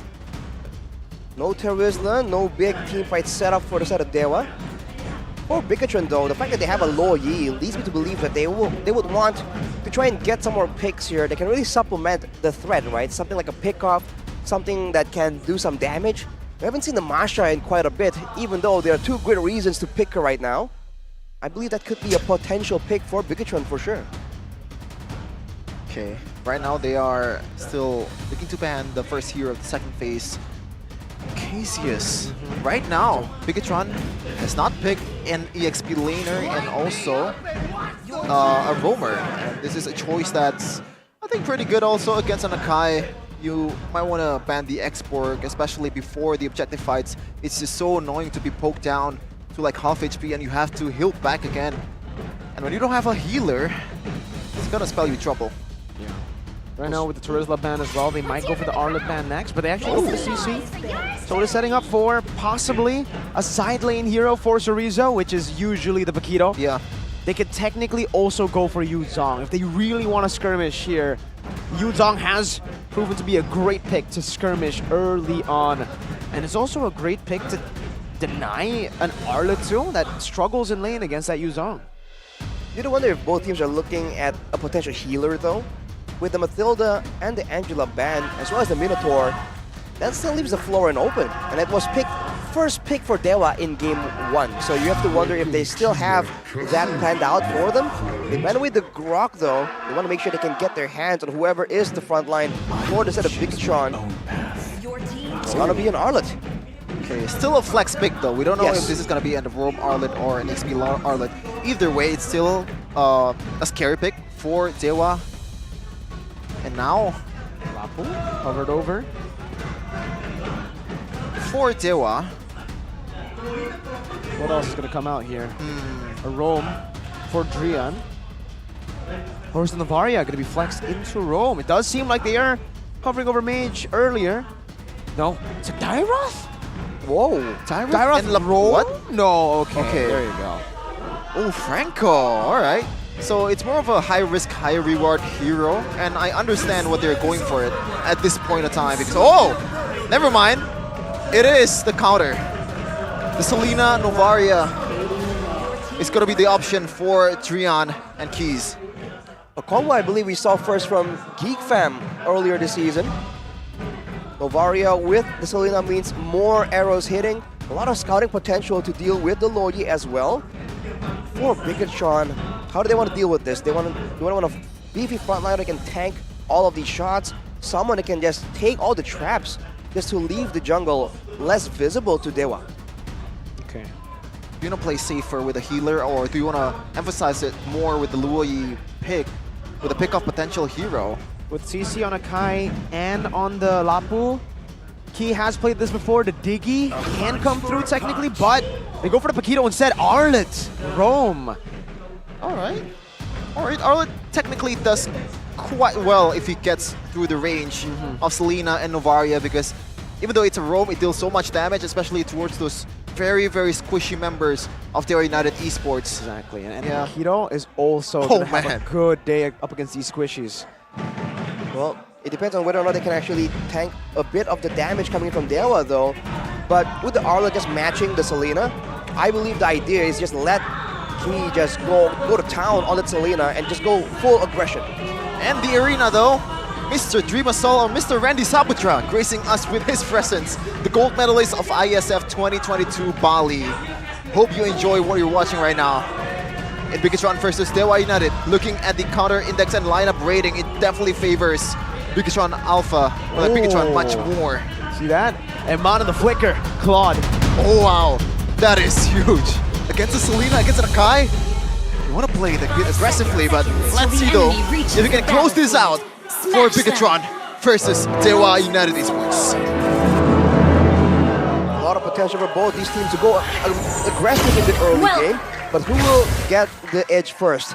For the side of Dewa, they require all these skill shots to land. For Bigetron, it seems like it's the same old aggressive style 3-man rotations. We'll see if the Akai will be enough to really stave off that aggression, especially that mid lane. Already though, that's what I'm talking about, the pressure in the mid lane, but Emman already losing a 1v1 against Watt. He might want to go back here. Yeah, that's what I was saying, right? In that matchup, it's so tough for the Claude. That's why it's strange to see the Claude picked up so early against the Roger, but hey, Flicker again on the Emman, on the Claude. Thoughts? That means he's going to be a lot more vulnerable, and I think he believes he won't really take a lot of these big crowd control tools from the side of Dewa. And with the Flicker, he can reposition out of the most difficult of situations, generally being caught off guard, being jumped on by Dixon, or being attempted to be pinned by Gary. So not that bad, but it definitely leaves him a bit more vulnerable. It's something he has to adjust around. Tenacity for both him and Key though. So both are going to be scrapping away in the early game. And you can see, Key is set on babysitting that lane as much as possible. Marino is just keeping the lane shoved as much as possible to try and ensure that he can get the lead and set up for those big diversion plays. The pressure in the mid lane, you can see it right away. And by the way, look at the skin in front of you. It's Sorizo with a Tyree Bogard. King of Fighters exclusive skin. Don't forget to get it. Power Wave. Power Wave. That's what he usually says. He says it a bit too much sometimes, you know. But hey, the skin is great, so we'll give him a pass on that Power Wave spam. But Moreno, Bargain Hunter on the Loyi. He knows that he needs to get those power spikes early on, especially the Loyi. You're just a lot stronger when you don't rely on your ultimate. But look at this, Gary already getting jumped on. Some poke already, the heavy spin used up, and it's Keys who secures it. Meanwhile, Sorizo with the knockout strike displacing Dixon, who's all alone now up top, uses the Bravest Fighters CC immunity to get out. Retry, not used up earlier actually by Gary, and Super Ken will try to take it away from Gary with the Retry. With Key with the final slash now knocked up as well. It's gonna be the Abyssal Trap landing on him, but Key is just going in now. Whoa! First blood over to Bigetron Alpha, and Key gets out as well. One last shot, dodges away from it. And Super Ken with a big bomb. Dixon flickering out of it, and now dodging away as well. Now is the bravest fighter. Two big slashes to get rid of Super Ken and Dixon. One last hit should do it. Key holding on there. Gets out with Cerezo, provides him enough space, but Key! Wow! Key, what the heck? The jukes! Oh man, the happy feet from Key just read all the arrow shots from Keys. Beautiful plays. But look at the goal, Arashi. It looks like a dominant fight or like a favorable fight for Dewa United, but they're only up with 100 gold. A whole different story in the game one just now. That is Bigetron's efficiency just showing again. Even though they lose out, in some moments, they make up for it somewhere else on the map by farming, by rotations. That is what you're seeing. And Key is just going full aggro right here. And earlier, man, he just seems to be just reacting scenes from the Matrix, just dodging from everything. That will hit him, though. He was going to take more and more of those Asphospheres the longer the game goes. But as of right now, you have to also remember that Watt has the Purify, so he's also a vulnerable target. As much as we would like to paint the picture that Iman is the guy who's going to be targeted, the fact that that Watt only has a Purify means that against all these burst damage tools, like the Arlet, like Cerezo on the Paquito, Watt's going to be a lot more vulnerable. Dewa United with their backs against the wall, already losing 1-0 in the first game. But if Key stays playing like this, I don't know about their chances, as Eman already secured that Demon Hunter sword. Watt rotating. Good Abyssal arrow connecting to the back right now as they all just commit there. Super Cannon with a retribution. Nope, it's Gary who secures it with a heavy spin. Moreno getting out to safety even with the Astral Echo on him. Dixon in the midst of it all. 1v4 gets taken out, a kill. A shot! The bye Moreno! Taken out by Drion. Oh, it's really hard to play a mid lane against this kind of composition, Arashi. I feel like you know better than me for this part. Especially on a mage that's immobile like a Lo Yi. The fact that you have so many threats flying at you, for one, and also a lot of threats diving at you in the form of Dixon. Is this the way to quote-unquote counter the Lo Yi? But you have to remember, when Moreno gets enough items, he can just stand there and rely on the shielding. That is what makes Lo Yi so notorious in those fights. The weakness is the dive, but technically when you dive on her when she is so far ahead, she can out-tank you with the passive shielding. That is something that they will need to keep in mind if they want to push their advantage. They have to try and do it now before Moreno really gets to his power spikes. Heavy spin committed already. That was a flicker burnt out by Key. Interesting. Early game so far. Unequal in terms of kill, but a bit of an advantage for Dewa as they secured 2 turtle, but it only resulted in a 200 gold lead. The efficiency, the micro when they're taking their lanes, and also the last hits definitely made a difference as Super Ken. Aggressive once again. Oh, there you go. That's a retry. That's why. He's a level below, by the way, doing that. It seems like since earlier, the coordination between Keys and Gary has been so good, using it as an extra bit of damage for the retry secure. But look at this play. Surprising, but not finding anything, but using the speed to probably just brute force the turret away. So far, so good. Oh my goodness. Just barely out of range there for Drion. He would have been able to connect onto it. But the bottom lane turret is very low. Bigetron making their way back towards the top side of the map where Drion. Lethal. Oh, that's another Key. Final slash onto Gary towards the turret, but Gary still has that heavy spin. Look at Cerezo with the damage. Now a stun as well. Dixon already using the bravest fighter. Super Ken now same level as Gary. Abyssal arrow in the trap connecting on the Cerezo, and that should be Cerezo taken down, but he's able to bomb in the sprint. Now Gary might be forced to use the heavy spin. Chain CC, Gary still holding on, and now he pops in a heavy spin, but it might be too late with the final slash. Not connecting just yet. Gary cancels it out. Goes into Moreno. Secures the kill from the back. Bravest fighter on the Key. Now jumping again. That's going to be a roamer traded in for the jungler. Dixon all the way in the back. Knockout strike again, and Cerezo knocks him out. Shot down from Kaze. But now Bigetron Alpha control the neutral objective. Kaze, can he do it? Can he steal with the Astral Sphere? No is the answer. Super Ken secures it with the retribution as Aman rotates up top to go. 4-0! Whoa! Battle image with the blazing door and the flicker! Oh my god! Beautiful plays from Iman in the top lane.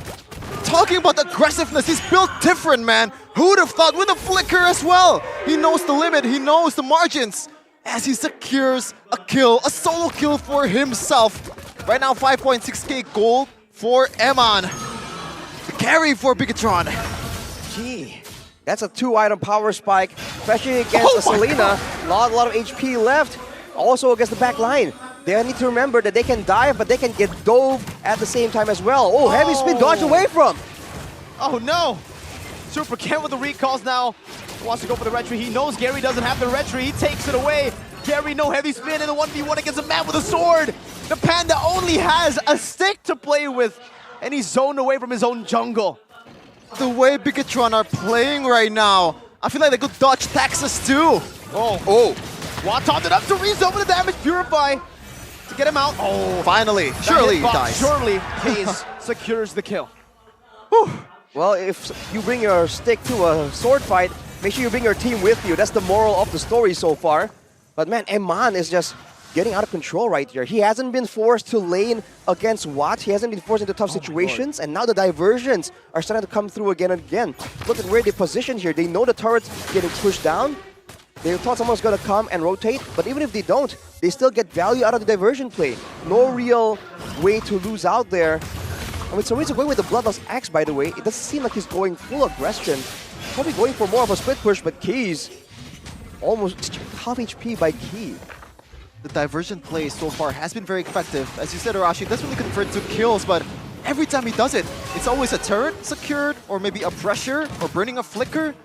It's always meaningful for Moreno so far. Not the greatest KD out there, but you know what? As long as it does the job. And right now they're leading about 2k gold lead despite down one turtle, despite only equalizing in kill department. They are very effective on their approach. And look at Sorizo. Look at the bottom wave. How heavy spin committed early. Wasn't able to find Eman and Sorizo in the back is just distracting them now, running away. Full control of Bigetron Alpha on the Lord. Super Ken gonna be knocked up now. Abyssal Arrow not connecting, but Super Ken still able to secure it for the team. Six in the midst of it all. Chase down, brings the strat, not gonna be able to connect. Hey! El Momento finds a 4-man final slash. And Watt is forced all the way back. Look at Bigetron's territory. The Wolf running away in the mid lane. Sorizo deals with him. Oh no, what? He cancels the recall and now in no man's land. Stabbed by Super Ken. A complete wipeout in the 10th minute of the game with the Lord taken away by the Red Robots. Two Keys fighting it out in the Land of Dawn, but it looks like the key from the Bigetron has been the one dominating the game so far. A lot of jukes, a lot of engages. 4-man final slash. Beautiful play from El Momento. Teamfight prowess, solo plays, macro decisions. Bigetron just laying everything on the table. Daring Dewa to try and show something in response. And so far there is none.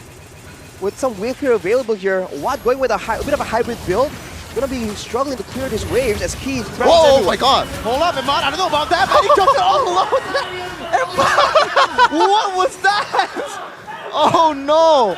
Did he actually was in the domain of the diversion, or the ultimate from Navaria enhanced it and actually goes into diversion? I think he meant to pop in the battle mirror image behind, but I think he tapped it a bit too early, so he couldn't take it back. Oh, a bit of laugh here in MPL Indonesia so far on a really entertaining game. Beautiful macros, but not that one, Eman. I mean, that was a strategy we saw highlighted in a lot of YouTube videos I've seen online, actually. You know, especially when there's wave clearing that needs to be done, you send the Claude with the battle mirror image with the diversion, let him clear with the Blazing Duet, and then he can just come back to the team fight. But certainly that was not how it was supposed to play out in that scenario. Hey, we got a replay. Okay. I want to see it for sure. But the Samsung Galaxy S24 series, just aggression from both teams. But oh no, he took the battle mirror image into the diversion. Oh no. Miscommunication, trolling. Oh my lord. I hope that's gonna come out in the golden moment. And Yes. I want to see Eman just laugh out of his way. But look at the items here, Rashi. That's gold, but that's comedy gold. Looking at the items, see Halbert finished for what? So he has decent like shred against the Beefer members, and he has the endless battle for a bit of that mana issue if he wants to spam out those spells. But the same issue persists. Who exactly is going to be trying to dive in and try and execute? Everyone needs to be low first, and that job falls in the hands of Dixon, in the hands of Drian and Keys. And with Dixon just forced to go defensive only with the Hunter Strike, it's more than enough to really chunk down the backline members. But after that, after Dixon does his job, Watt will be really struggling to really find ways to get in the backline. Whereas Eman already has the Wind of Nature on top of his already 3-item power spike, so he's relatively secure in this situation. And with Sorizo having the Oracle already, he is just that much more survivable, even though he has 2 damage items. Oh, they don't know that Gary is there lurking in the shadows. He has the vision, he has the heavy spin. If they want to commit to this, it's going to be dangerous for BTR. Look at Gary, he's still in that bush. He might be able to get a heavy spin onto Super Too Cat. early? 50-50, what? An assassination attempt up below, but now Gary, he's able to steal it, but he's all alone. 1v3, Eman with the Battle Mirror image forward, secures a double kill. Uh-oh. Drian got assassinated in the back earlier. Would love to see what exactly happened there. It was focused on the Lord. But now with the Lord there, the Dewa buy enough time. For sure. But I don't know if it's enough time to actually turn the game around as they make a quick work out of this Lord. But shout out to Eman though. I don't think I've seen him getting arrowed by the Selena a single time as he brought the Flicker. Oh my god! Wow! And it's the diversion key and Moreno and now Eman as well! A double kill from Moreno straight into the dive of that base turret. Dewa didn't even expect it. They thought it was just for vision. The mind games. When you keep spamming the diversion, you never know when one of those crazy diversions is going to come through. Bigetron Alpha did a great job waiting for that exact moment, and now with 2 men down, wow. This might be the end. And it's another. Oh my god, into the bottom side they go. Key has the flicker, has the final slash. We'll be waiting on it. Goes in onto Gary right now as they collapse fully onto the Panda, who will have the heavy spin. But now Moreno with the flicker forward secures it. A desperate attempt of Watt jumping in, and the missile arrow connecting on the Serena's over to the Immortality. Taking out Eman in the back again with the Blazing Duet. A shutdown to Moreno. A big bomb onto Nixon. Whoa. Who finds the kill to Eman. But with the waves, it's only just K's. Key, now with the stun, now with the shot, and now a final slash on the Nixon again. 2 shots and a dive on the K's. Chorizo on the base. Key as well. The Astral Meteor will not be able to save the game. Key very low. Shut down. But Bigetron Alpha do the same to Dewa. They shut down Dewa United in 15 minutes. It's just, wow. The way they use their diversion is just so systematic, so unpredictable. When you know you have the advantage with the Lord, Dewa United just breathed a sigh of relief. Finally, I have something to use. But they make a quick work out of it, and they didn't expect the diversion at all, and I believe they actually placed it outside of the map. That is why Dewa United didn't expect it at all. What a match. What a way to show off how dominant you are. Bigetron solidifying their place in the first place.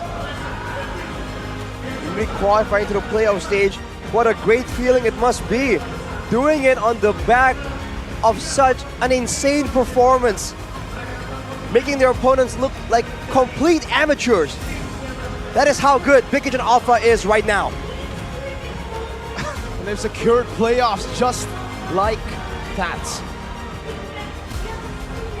Clean 9-3.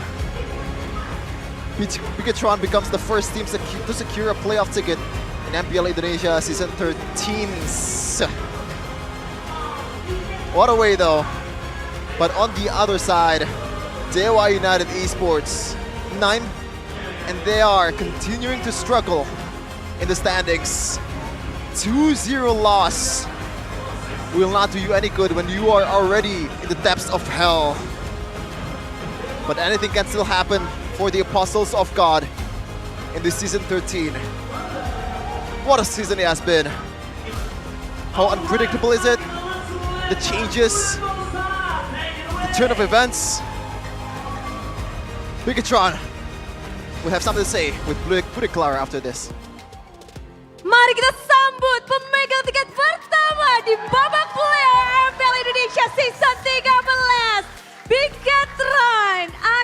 saatnya kita melihat satu nama yang aman, yaitu kalian menjadi tim pertama. Bagaimana kalian melihat ini? Berdua deh, dua-duanya nanti Bude tungguin nih ya. Apa? Gimana menjadi tim pertama yang masuk, yang ngedapetin tiket babak playoff? Cuma kalian doang loh. Sebenarnya pengen ngejarnya upper bracket sih. Upper. Iya. Berarti ini masih bonus aja buat kalian. Loh, Iya, Bentar. bonus lah. bonus masuk playoff tapi yang penting uppernya. Iya, upper. Soalnya Upper. playoff pasti. Maksudnya? Sudah pasti? Iya, udah pasti. Sudah pasti. Jadi ngejarnya upper lah. Memang dari awal tujuan kalian tuh udah ngeliat, oke, upper bracket gitu kah? Enggak sih, main aja sebenarnya. Cuma ya sekarang lagi dikasih rezeki di top 1. Di nomor 1, jadinya kita pengen upper lah. Mempertahankan Benar. yang sudah kalian miliki. Benar. Benar. Dan ngelihat tadi pertempuran kembali bersama dengan Dewa. Super Ken, ngelihat Gary bagaimana Ken? Jago. Jago, ada bedanya nggak dari yang leg pertama sama leg kedua? Gak ada bedanya sih, cuman di leg kedua tim aku lebih jago aja. Gimana sih untuk menghadirkan chemistry secepat ini, gameplay sebaik ini? Karena kita ngelihat PES juga banyak loh, tapi kalian berhasil untuk melawan semuanya. Kayak nggak ada aja kesulitan buat kalian gitu. Gimana cara kalian? Sebenarnya kita main enjoy aja sih. Soalnya kan kita latihan-latihan kan, maksudnya dari hasil latihan ya memang kita bagus lah. Ya udah kita bawa ke turnamen, enjoy kayak main kita di latihan aja. Cara kalian menikmati gamenya berarti menjadi kunci kalian. Ya enjoy the game aja. Enjoy the game. Dan apalagi melihat di sini, Eman, tadi Bude ngelihat, saw you play Harriet and suddenly first time pick Min Sitar in this season.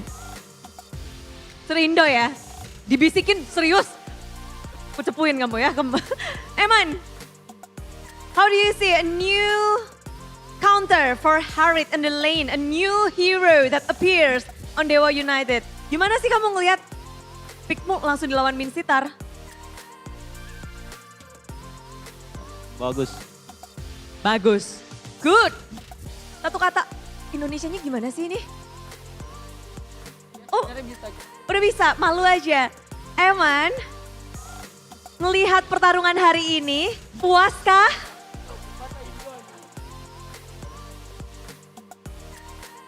Bagaimana kamu melihat pertarungan hari ini untuk Eman?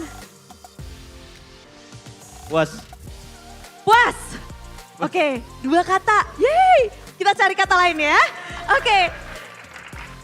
And you guys, kalian tim yang lagi menang terus, lagi di atas terus.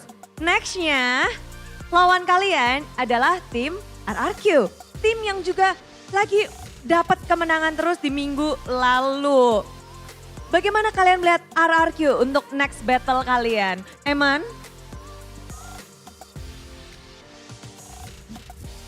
Lebih kuat. Lebih kuat. Apa yang menyebabkan RRQ lebih kuat?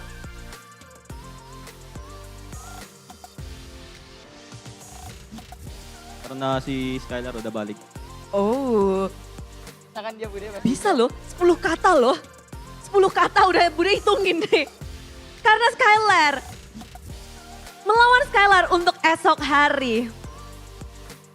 Bagaimana pertarungan ini akan berlangsung dan what do you expect? Apa yang kamu harapkan dengan pertemuan dengan Skylar? Apa yang kamu mungkin antisipasi kah? Apa yang paling kamu perhatikan? Gak tahu sih. Oke, 13. So, your eyes is on Skylar now. Ya. Can you tell us why? Karena yang last match dia solo ke gua. Karena nge-solo kill dia. Do you want to solo kill Skylar later? Gua coba. Dicoba. Membalaskan dari solo kill Pilex sebelumnya. Next-nya juga ini menarik, gak cuma akan ada pertarungan Eman dan juga Skylar. 2 marksman yang lagi bersinar di MPL Season 13. Namun juga akan menariknya dari sisi mid lane. Untuk tim Bigetron lawannya Leg 1 ada Okta, namun Okta sudah tiada. Sekarang digantikan dengan 2 nama. Ada Clay dan juga Lemon. Kalau dari kamu sendiri kira-kira bakal lawan siapa nih? Atau mungkin kamu ngarepin siapa gitu untuk kamu lawan? Sama-sama aja sih. Cuma Lemon lah, pengen lawan Lemon. Kenapa tuh? Gak apa-apa, kan GOAT MLBB. Jadi pengen lawan. Greatest of all time. Ya. Lemon. Apakah kamu ingin beradu sesuatu dengan Lemon di mid lane? Adu mekanik kali. Beradu. Karena esok benar-benar yang dinantikan pembuktian. Udah kalian lakukan hari ini. Besok akankah menjadi tantangan karena mereka juga lagi menang-menang terus. Seperti halnya kalian. Iya, sama-sama lagi menang semua ya kita. Kita sama BTR, ya sama-sama lagi menang, sama-sama kuat. Ya big match bro. Besok. Big match bro. Itu harus di caps lock. Pakai huruf besar semua ya. Karena big. Super big match. Super big match. Dinantikan. Ya. Kalau kamu sendiri, mungkin kalau dari Eman ngelihatnya adalah Skylar. Kalau dari kamu sendiri siapa yang mungkin kamu perhatikan? Vin sih. Malah Vin ya? Iya. Kenapa Vin ya? Karena mereka tahu sesuatu tentang kalian kah? Benar banget. Wow. Kamu takut Vin ngomong apa tentang Bigetron nih? Membisikin sesuatu kah? Ada rahasia yang Sebenarnya nggak ada rahasia apa-apa sih. Cuma karena dia kapten juga, ya jadi serem aja. serem. Vin serem. Yes, untuk Moreno, Ki juga merasa seperti itu nggak? Bahkan kamu Romnya juga bisa ngelawan antara dua nih. Siapa yang kamu harapkan ngelawan? Apakah mantan teammates Kapten Vin? Atau? Apa aja lah sebenarnya, kita lebih fokus ke tim kita sih sebenarnya. Soalnya kan target kita, ya jujur aja di season ini target kita pribadi tinggi. Jadi ya sebenarnya siapapun lawannya ya kita siap lah. Oke, untuk ngeset tentu saja impian dan harapan yang tinggi itu, apa motivasi terbesar kalian nih?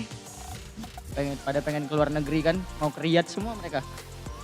Ingin ke Riyadh? Iya. Untuk bisa dapat tiket MSC berarti ya? Iya, anak-anak pengen keluar negeri semua. Pengen keluar negeri semuanya. Oke, ini menarik banget tentunya untuk semua hal. Tapi tadi ada titipan ya, maaf ya. Tadi ada titipan, Eman, one more question please. Because everyone say that Harit is the top heroes on gold lane. Do you agree with that? Yes. Is there any counter, hero counter for Harit? Insitar. So they did it? Minsitar? Okay, only Minsitar? Ya. Esme juga. Esme juga. But you face both of the heroes and you win. Gak tahu. Nggak tahu. Cuma hoki. Cuma hoki. Oke, kehokian mereka akankah berlanjut? Kita pengen denger dari Sorizo. Satu kata terakhir untuk match besok Sorizo. Seperti apa dan mungkin untuk Bigetrovers juga Sorizo. Mainin Calvin. Oh, mainan Vin untuk RRQ. Kenapa? Kapten Vin. Kita kangen soalnya. Vin, ada yang kangen nih. Dan mungkin untuk Bigetrovers supaya datang besok hari mungkin kalian mau request chant yang lebih keras kah atau apa? Silakan. Buat Bigetrovers, ya tetap datanglah besok. Soalnya kita bakal kasih match seru lah. Match seru yang dinantikan. Inilah dia pertempuran lagi yang dimenangkan oleh Bigetron. Di hari pertama mereka muncul di minggu ke-7, pembuktian. Dan akankah besok berlanjut? Mari kita cari jawabannya bersama-sama dan beri tepuk tangan untuk tim Bigetron Alpha. Caster 2-0 begitu cepat, begitu kuat Bigetron. What happened?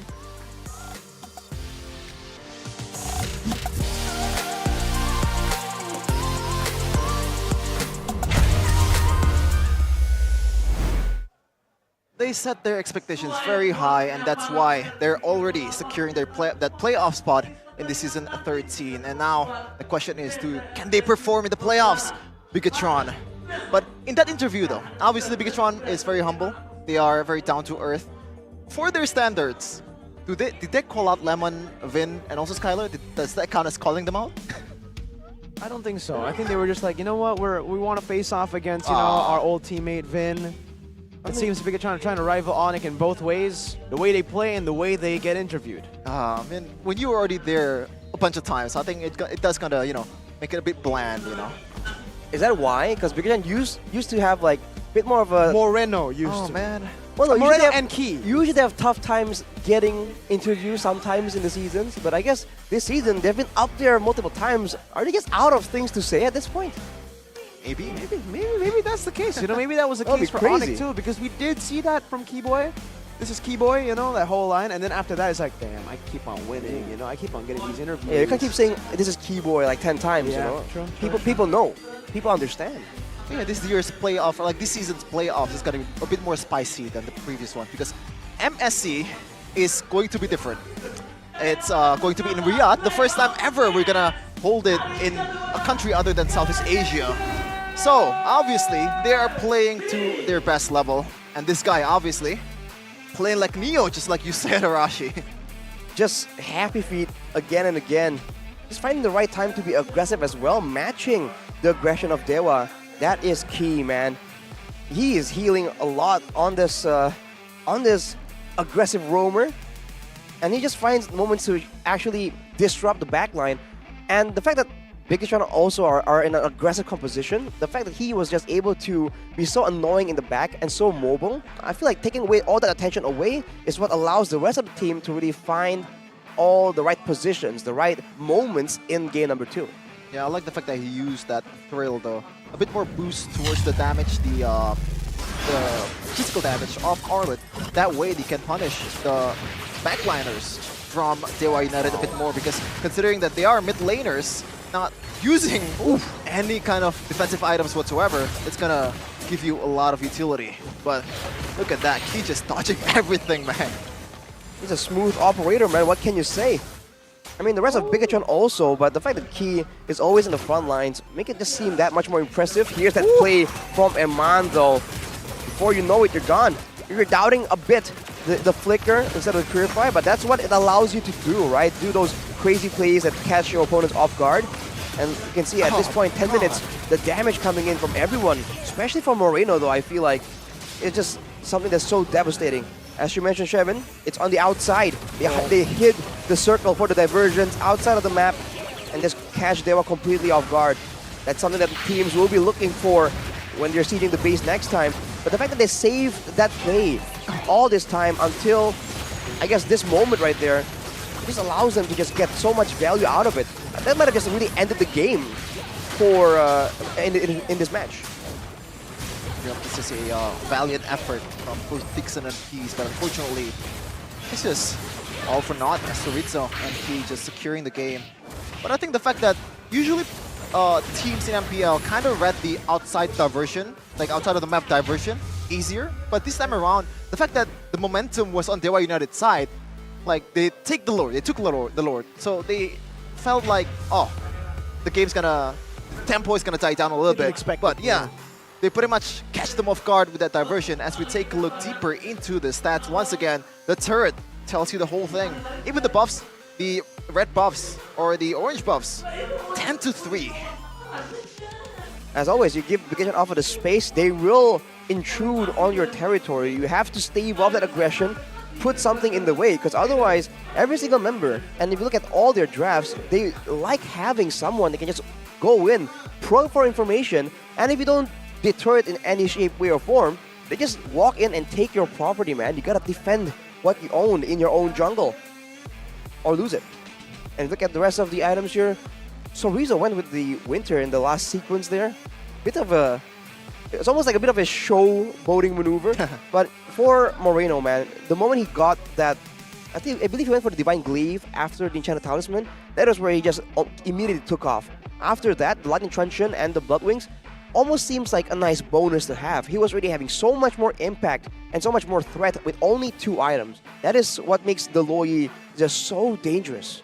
2 interesting things that I noticed here. First, Oracle for Super Ken, despite not having a healer, so he knows that he can heal himself a little bit, especially with the Apprentice, right? And also, Turian building Enchanted Talisman and also Solium Sight. I feel like that's a bit too much mana regen. Oh my god. I mean, like, I wanted to say something, but first, Rich Guy, GPM, still. You let us down. Yeah, but you let us down, Iman. You know, last week you got 1,000, so anything else is unacceptable for Iman standards. Anyways, Dewa United, you would expect this composition, especially with Roger bullying Claude so hard in the early game, with a Novaria and a Selena, to go and utilize the kill pressure. It just seems like they were disconnected with their own drafts, right? Because they weren't using their strengths that well. Sure, you go for these neutral objectives, but after that, the Roger's still winning in lane. I don't think they needed to play passive all the way. I don't think they needed to go and counter jungle Bigetron Alpha. There were other ways to get a lead, and it just seemed like they didn't have that vision. They can just slow down and kind of moved around less decisively whenever there's no neutral objective. And sometimes maybe that's what the issue is, right? You're tunneling on the neutral objective. Once it's gone, you're like, okay, now what?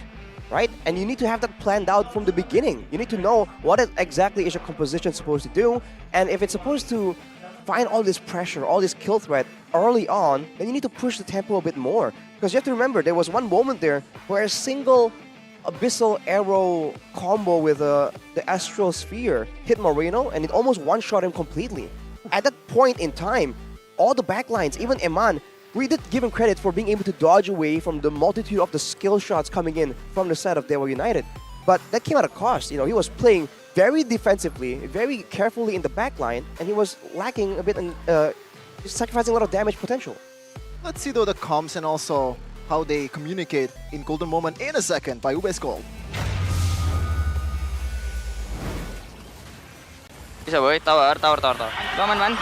Kenapa lu main? Gak apa-apa guys. Lagi, boy. Ya udah guys, fokus dulu lagi aja. Ya. Dari L1, gua nggak megang. Udah, fokus lagi. Nanti next load. Ini bisa atas guys, clear. Itu creep kita yang kupukul. Neng, lihat sini, Neng. TP bisa guys? Boleh. Ayo. Bareng ya. Bisa bawa juga guys. Bisa bawa. Bisa guys, pelan-pelan aja. Pelan-pelannya bro. Mid. Enggak apa-apa. Enman. Udah Enman. Gua cecer. Puri. Pelan-pelan ya. Perang. Orang. Roger mati sama gua. Mati. Bisa. Nggak bisa boy. Gua yang rata ini nih Makor. Gaseng. Masih bisa kah? Gaseng, Enen. Kor jangan mati. Kor. Udah Enen, boleh. Kor.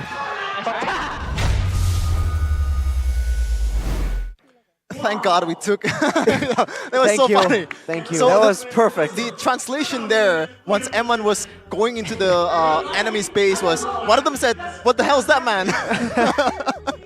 Even Eman was like, whoa. Yeah, after he died, he looked both left and right. It was like, what was that? What happened?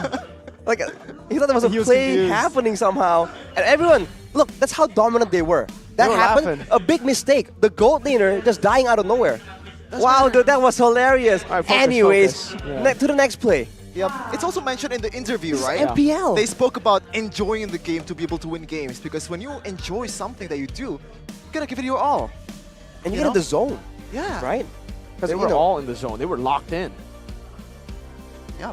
And that's why Bigetron has been dominating this season, first place in the standings now, securing 9 wins, and that is why they are already in the playoffs, one step closer to MSC in 2024. Let's see though the standings after that game. I don't think anything's gonna change because the first placer won a game and the 9th placer lost the game, and that is trouble for the Apostles of God. They are 4-8 in match win and lose ratio. And even in the 7th and 8th place, they're also 1 or 2 games behind from Dewa United Esports. So if they lose once or twice, I don't think it's gonna matter for Dewa United. Man, the guys on top just rack up more wins. The guys on the bottom keep losing more. It's almost like a social commentary about the economy. Oh no. The rich get richer. Bigetron Alpha stay on top. Aura, unfortunately, a bit further now from that top position where they were actual contenders just a week ago, to take it away from Bigetron Alpha, even from Onyx. But now, with Bigetron and Onyx looking in form, this will certainly hype up the next few matches. And tomorrow, we will have 3 sets of amazing matches. And it will end off with a big one. 5th place, RRQ. If they want to stay at 5th, if they do not want to risk getting into the red zone again, they need to win that desperately.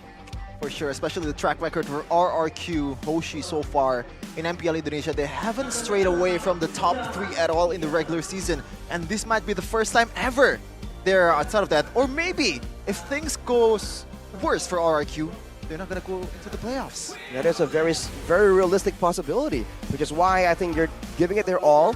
I think this is the first season that they touched the bottom of the standings as well. So that is a, you can call it, misfortune, but it's also a very valuable experience. Now they know what it's like to be down there. So they do not want to be anywhere close to that 9th place any longer. So we have to see what they can bring out. That is a match for another day, though.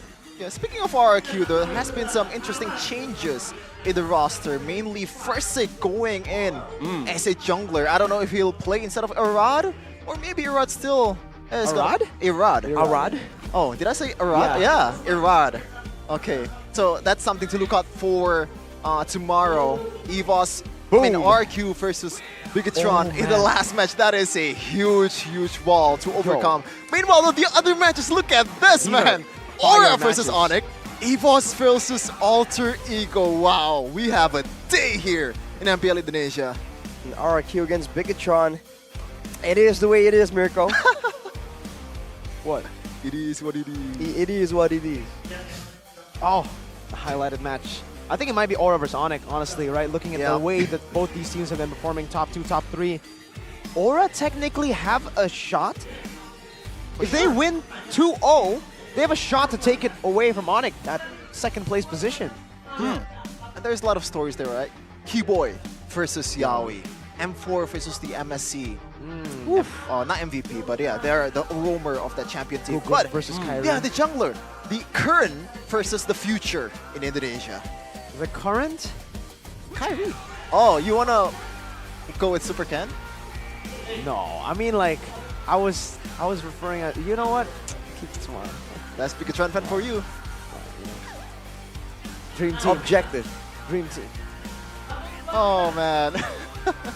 a lot of valuable matches tomorrow, but we also have a valuable information to share with you guys. For those of you who live or are currently in Bandung, West Java, Indonesia, we have a watch party there. But before that, we have a MPL gamification with GoPay. Download the new GoPay app, join the MPL Indonesia Season 13 celebration, and win hundreds of millions of bonus. And just like what I said earlier, we have a watch party in on May 4th in Kiara Arta Park, because there will be an MPL Season 30 watch party with GoPay from the first match until the end. In addition to the watch party, there will be giveaways worth millions of rupiah. Millions! And you can play the spin wheel to get GoPay balance and free MLBB skins. Who doesn't like free MLBB skins? Everybody loves free MLBB skins. Yeah, in addition to Bandung, MPL Indonesia Season 13 watch party with GoPay will also be available in Surabaya, May 11th. 2024 at Yamaha Land, and also in Yogyakarta, Jogja, May 18th, 2024 at JNM Block.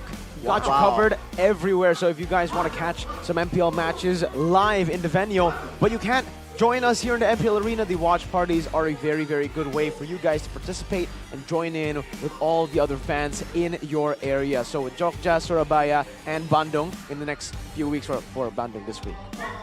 I'm just happy we have this kind of events, man. Yeah. It is a place. Chef is definitely going to be waiting for the solo one, maybe in the playoffs. Who knows? Maybe I will go to Jogja, because that's like 1 hour away from solo. There you go. You know, with a train, only costs like 5,000 to go there. Whoa. Very cheap. According to plan. Yeah. Man, like, we have a lot of good fans here in Indonesia, a lot of fanatics, a lot of people that's very, what? Passionate. Yeah, passionate. Okay, that's the better word. I'm sorry. Okay, we have a lot of passionate fans that's gonna be there to hype up the party, to make it even more memorable for all of you guys that's gonna join in our watch party in Bandung, Surabaya, and Yogyakarta. So it covers all of Java, right? West Java, East Java, and, you know, it's not really Middle Java, but it's like a special place, Yogyakarta. But speaking of that, man, when you go there, you have to have the prime tool for you to stream. Well, you don't really have to watch the game through stream, but you still have to have a good internet with GamesMax. Mabar anting lag pakai GamesMax booster. That means playing together anti-lag with GamesMax booster. Buy the package and also activate it in tcell.id/GM booster. It's as simple as that. Go ahead and check it out because you guys can get up to 36 gigabytes of my data. God. And it starts Massive. Prices start from 25,000 IDR. So That's hurry value, up, man. buy the package and activate the booster in the Dunia Games app right here, right now. That don't make sense. That don't make 25k for 36 gigs? It's not supposed to make Are you sense. kidding me? It's just value, bro. The The value, dude. bro. The value, dude. Not bro, dude. Okay. You, Dude. you gotta listen, My Shavin. boy G the Ico Yeah. will be mad at you if you Yeah, I'm sorry. say it wrong. The bro. value, dude. But I want to hear it on a better device, on a better... No wonder. Okay. Yeah, with Oraimo. Check out the Oraimo FreePod Slide exclusive Edith edition. The ultimate choice for gamers with Edith's distinctive sound. Shout out to Sante Win for voicing Edith, and gaming mode that takes your gaming experience to the next level. Plus, as the official partner of MPL, there's no doubt about Oraimo's quality. Get a 10% discount at the Oraimo official store at the Orange store with code OraimoMPL. Simply enter the code in the coupon section before checkout. Unleash the unstoppable sound. Whoa! What was that? If you are using Oraimo, you would have heard the bass of that. And if you are using some solid glasses, mainly Saturday's glasses, you should be able to see properly. Unlike the dude over here, Sheffin, who still hasn't got Saturdays, but it's okay because MPL ID X Saturdays, we've got you covered with the MVP collection. Sheffin, now you can truly see, not with these Garbo glasses, but with the real Saturdays glasses. Arashi, show him. Show him. Where is it? Boom! You see that? Oh my god! Gifted to yours Oh my truly, God. Sheffin. How does it feel? Real testimony right here on the desk. That is swag, bro. Oh man, I'm vibing. I am vibing. I mean, That's Yeah. you look the part. Is this more comfortable on the ears? Oh, for sure. 'Cause, Like, you know, this we were is- talking about This glasses, hurts as headsets. hell with the headset on, but this is like very, very comfortable. Like, I'm not even joking. This actually hurts, man. So I'm very happy that I got my Saturdays on. Yeah. Can I steal this? Oh, can I pick this up? It's okay. You can buy it on at Saturdays.lifestyle on Instagram and TikTok, where you can follow to see more of that collection later on. But now, with those glasses, you can see very clearly, right, Sheffin? Yep. I need a But tool, what- though. Exactly. If you Yeah. don't have a good TV, it's not really gonna be good, right? You have clear vision, but the resolution is not that good. Yeah, what are you looking at? Yeah, If you want the obviously. Neo QLED, super smart TV, LED screen, you go Samsung. Ooh. I need something that wows me, and that is Are why... you a gamer? Yeah, I'm a gamer. Well, this is for you gamers out there because it is shutter free and Oh my God. smooth with Neo QLED. Not just QLED. You guys probably know QLED, but it's Neo QLED. Oh, so you're like dodging all the shots? Exactly. Oh. What's that look like? It probably means something like that. So you can play like, kind of like with the Inception, like Neo, watching Neo to Neo. What? You can. That could be it. Yeah. Watching Neo through the Neo QLED. Yeah, you watch of the- Matrix and wow, Neo QLED. Samsung. It's too big brain for me to comprehend, man. But if you have big brains and if you wanna join us in esports industry, we have a program for you. Students who are interested in esports, let's register now for the MDL CSR program 2024.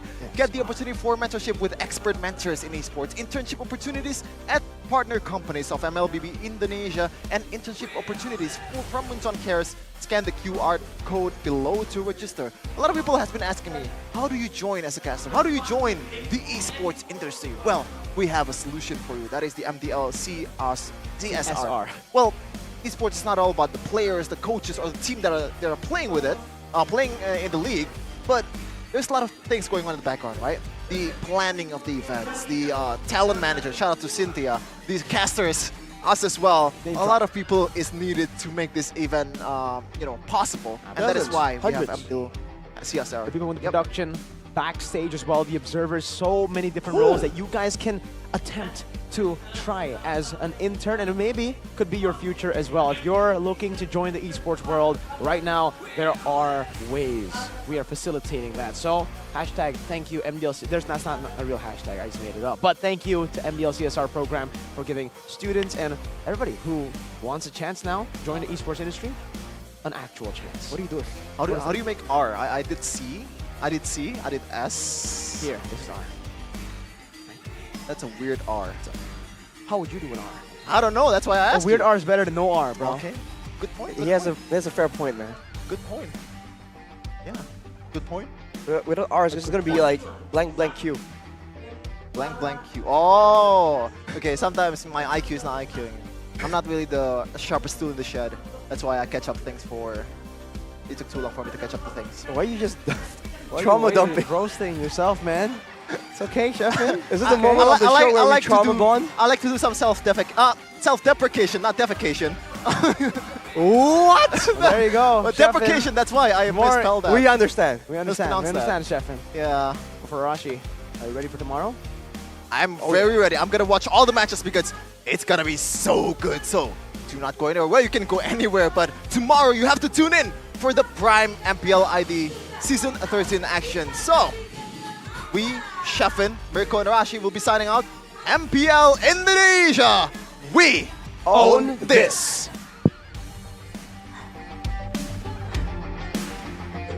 Bye-bye.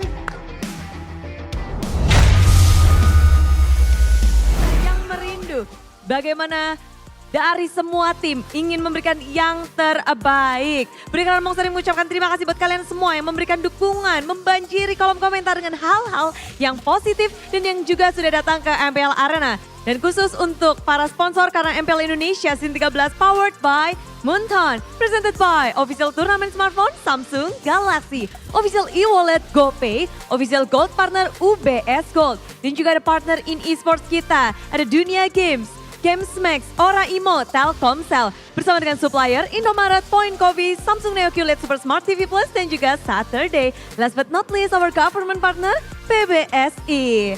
Hari ini begitu meriah dengan 2-0, banyak pesta telur dan banyak tim-tim yang menunjukkan kekuatan dan kegigihannya. Esok hari 3 match, tentu saja hari yang cukup panjang untuk kita malam minggu bersama. Untuk hari ini kita sudahi dulu, namun sebelum kita berpisah mari kita saksikan bersama dari perjalanan seorang kapten. Bagaimana bisa membuat timnya mendapatkan tiket playoff. Perjuangan Bigetron bukan seperti menjentikan jari, tapi bagaimana ia membentuk sebuah tim, membentuk sebuah chemistry, dan terus-menerus mengembangkan timnya sampai hari ini. Inilah dia perjalanan dari Bigetron Alpha, seorang kapten yaitu Ki Sang Kunci. Selamat malam, see you tomorrow.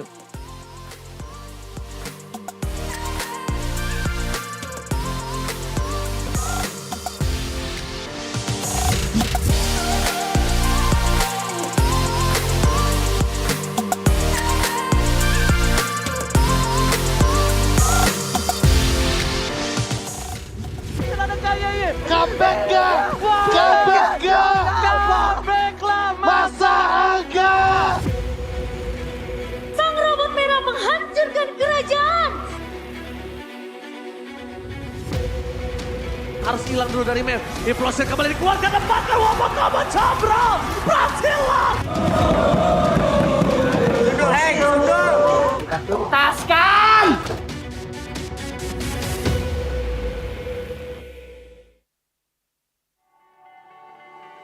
Hengki itu ya sekarang sosok kapten sih, karena yang tadi gue bilang dia tuh kayak nggak ada capeknya, mungkin kayak dia istirahat paling sebentar gitu, terus dia nyontoin kayak bangun tuh selalu yang pertama kayak gitu sih.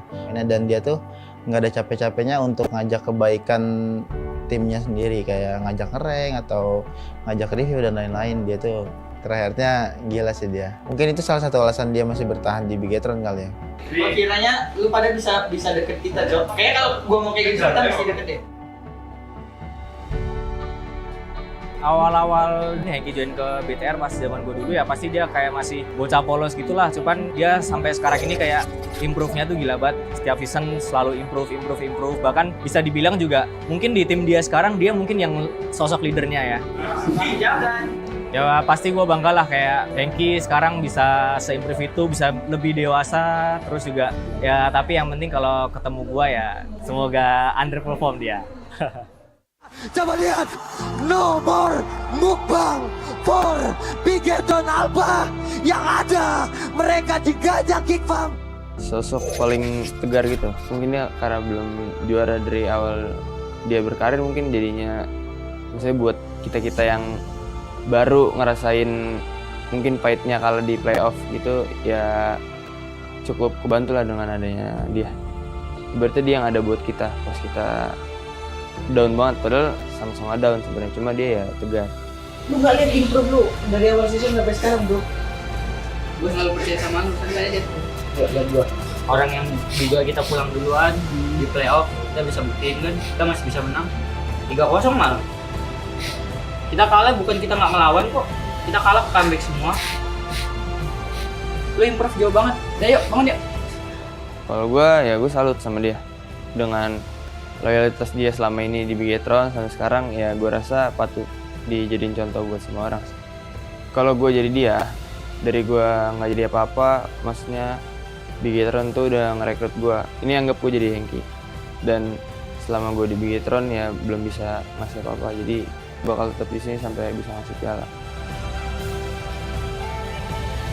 Dari umur gue 16, udah hampir 21, gue udah lumayan lama lah di Bigetron, udah 4 tahun. Jadi kayak, ya ini ibarat rumah lah. Sebenarnya gue punya pencapaian yang belum gue dapetin di sini, di tim ini, dan ya itu gue pengen dapetin dulu. Selagi gue masih dikasih kesempatan, selagi gue masih mampu, ya gue berusaha lah.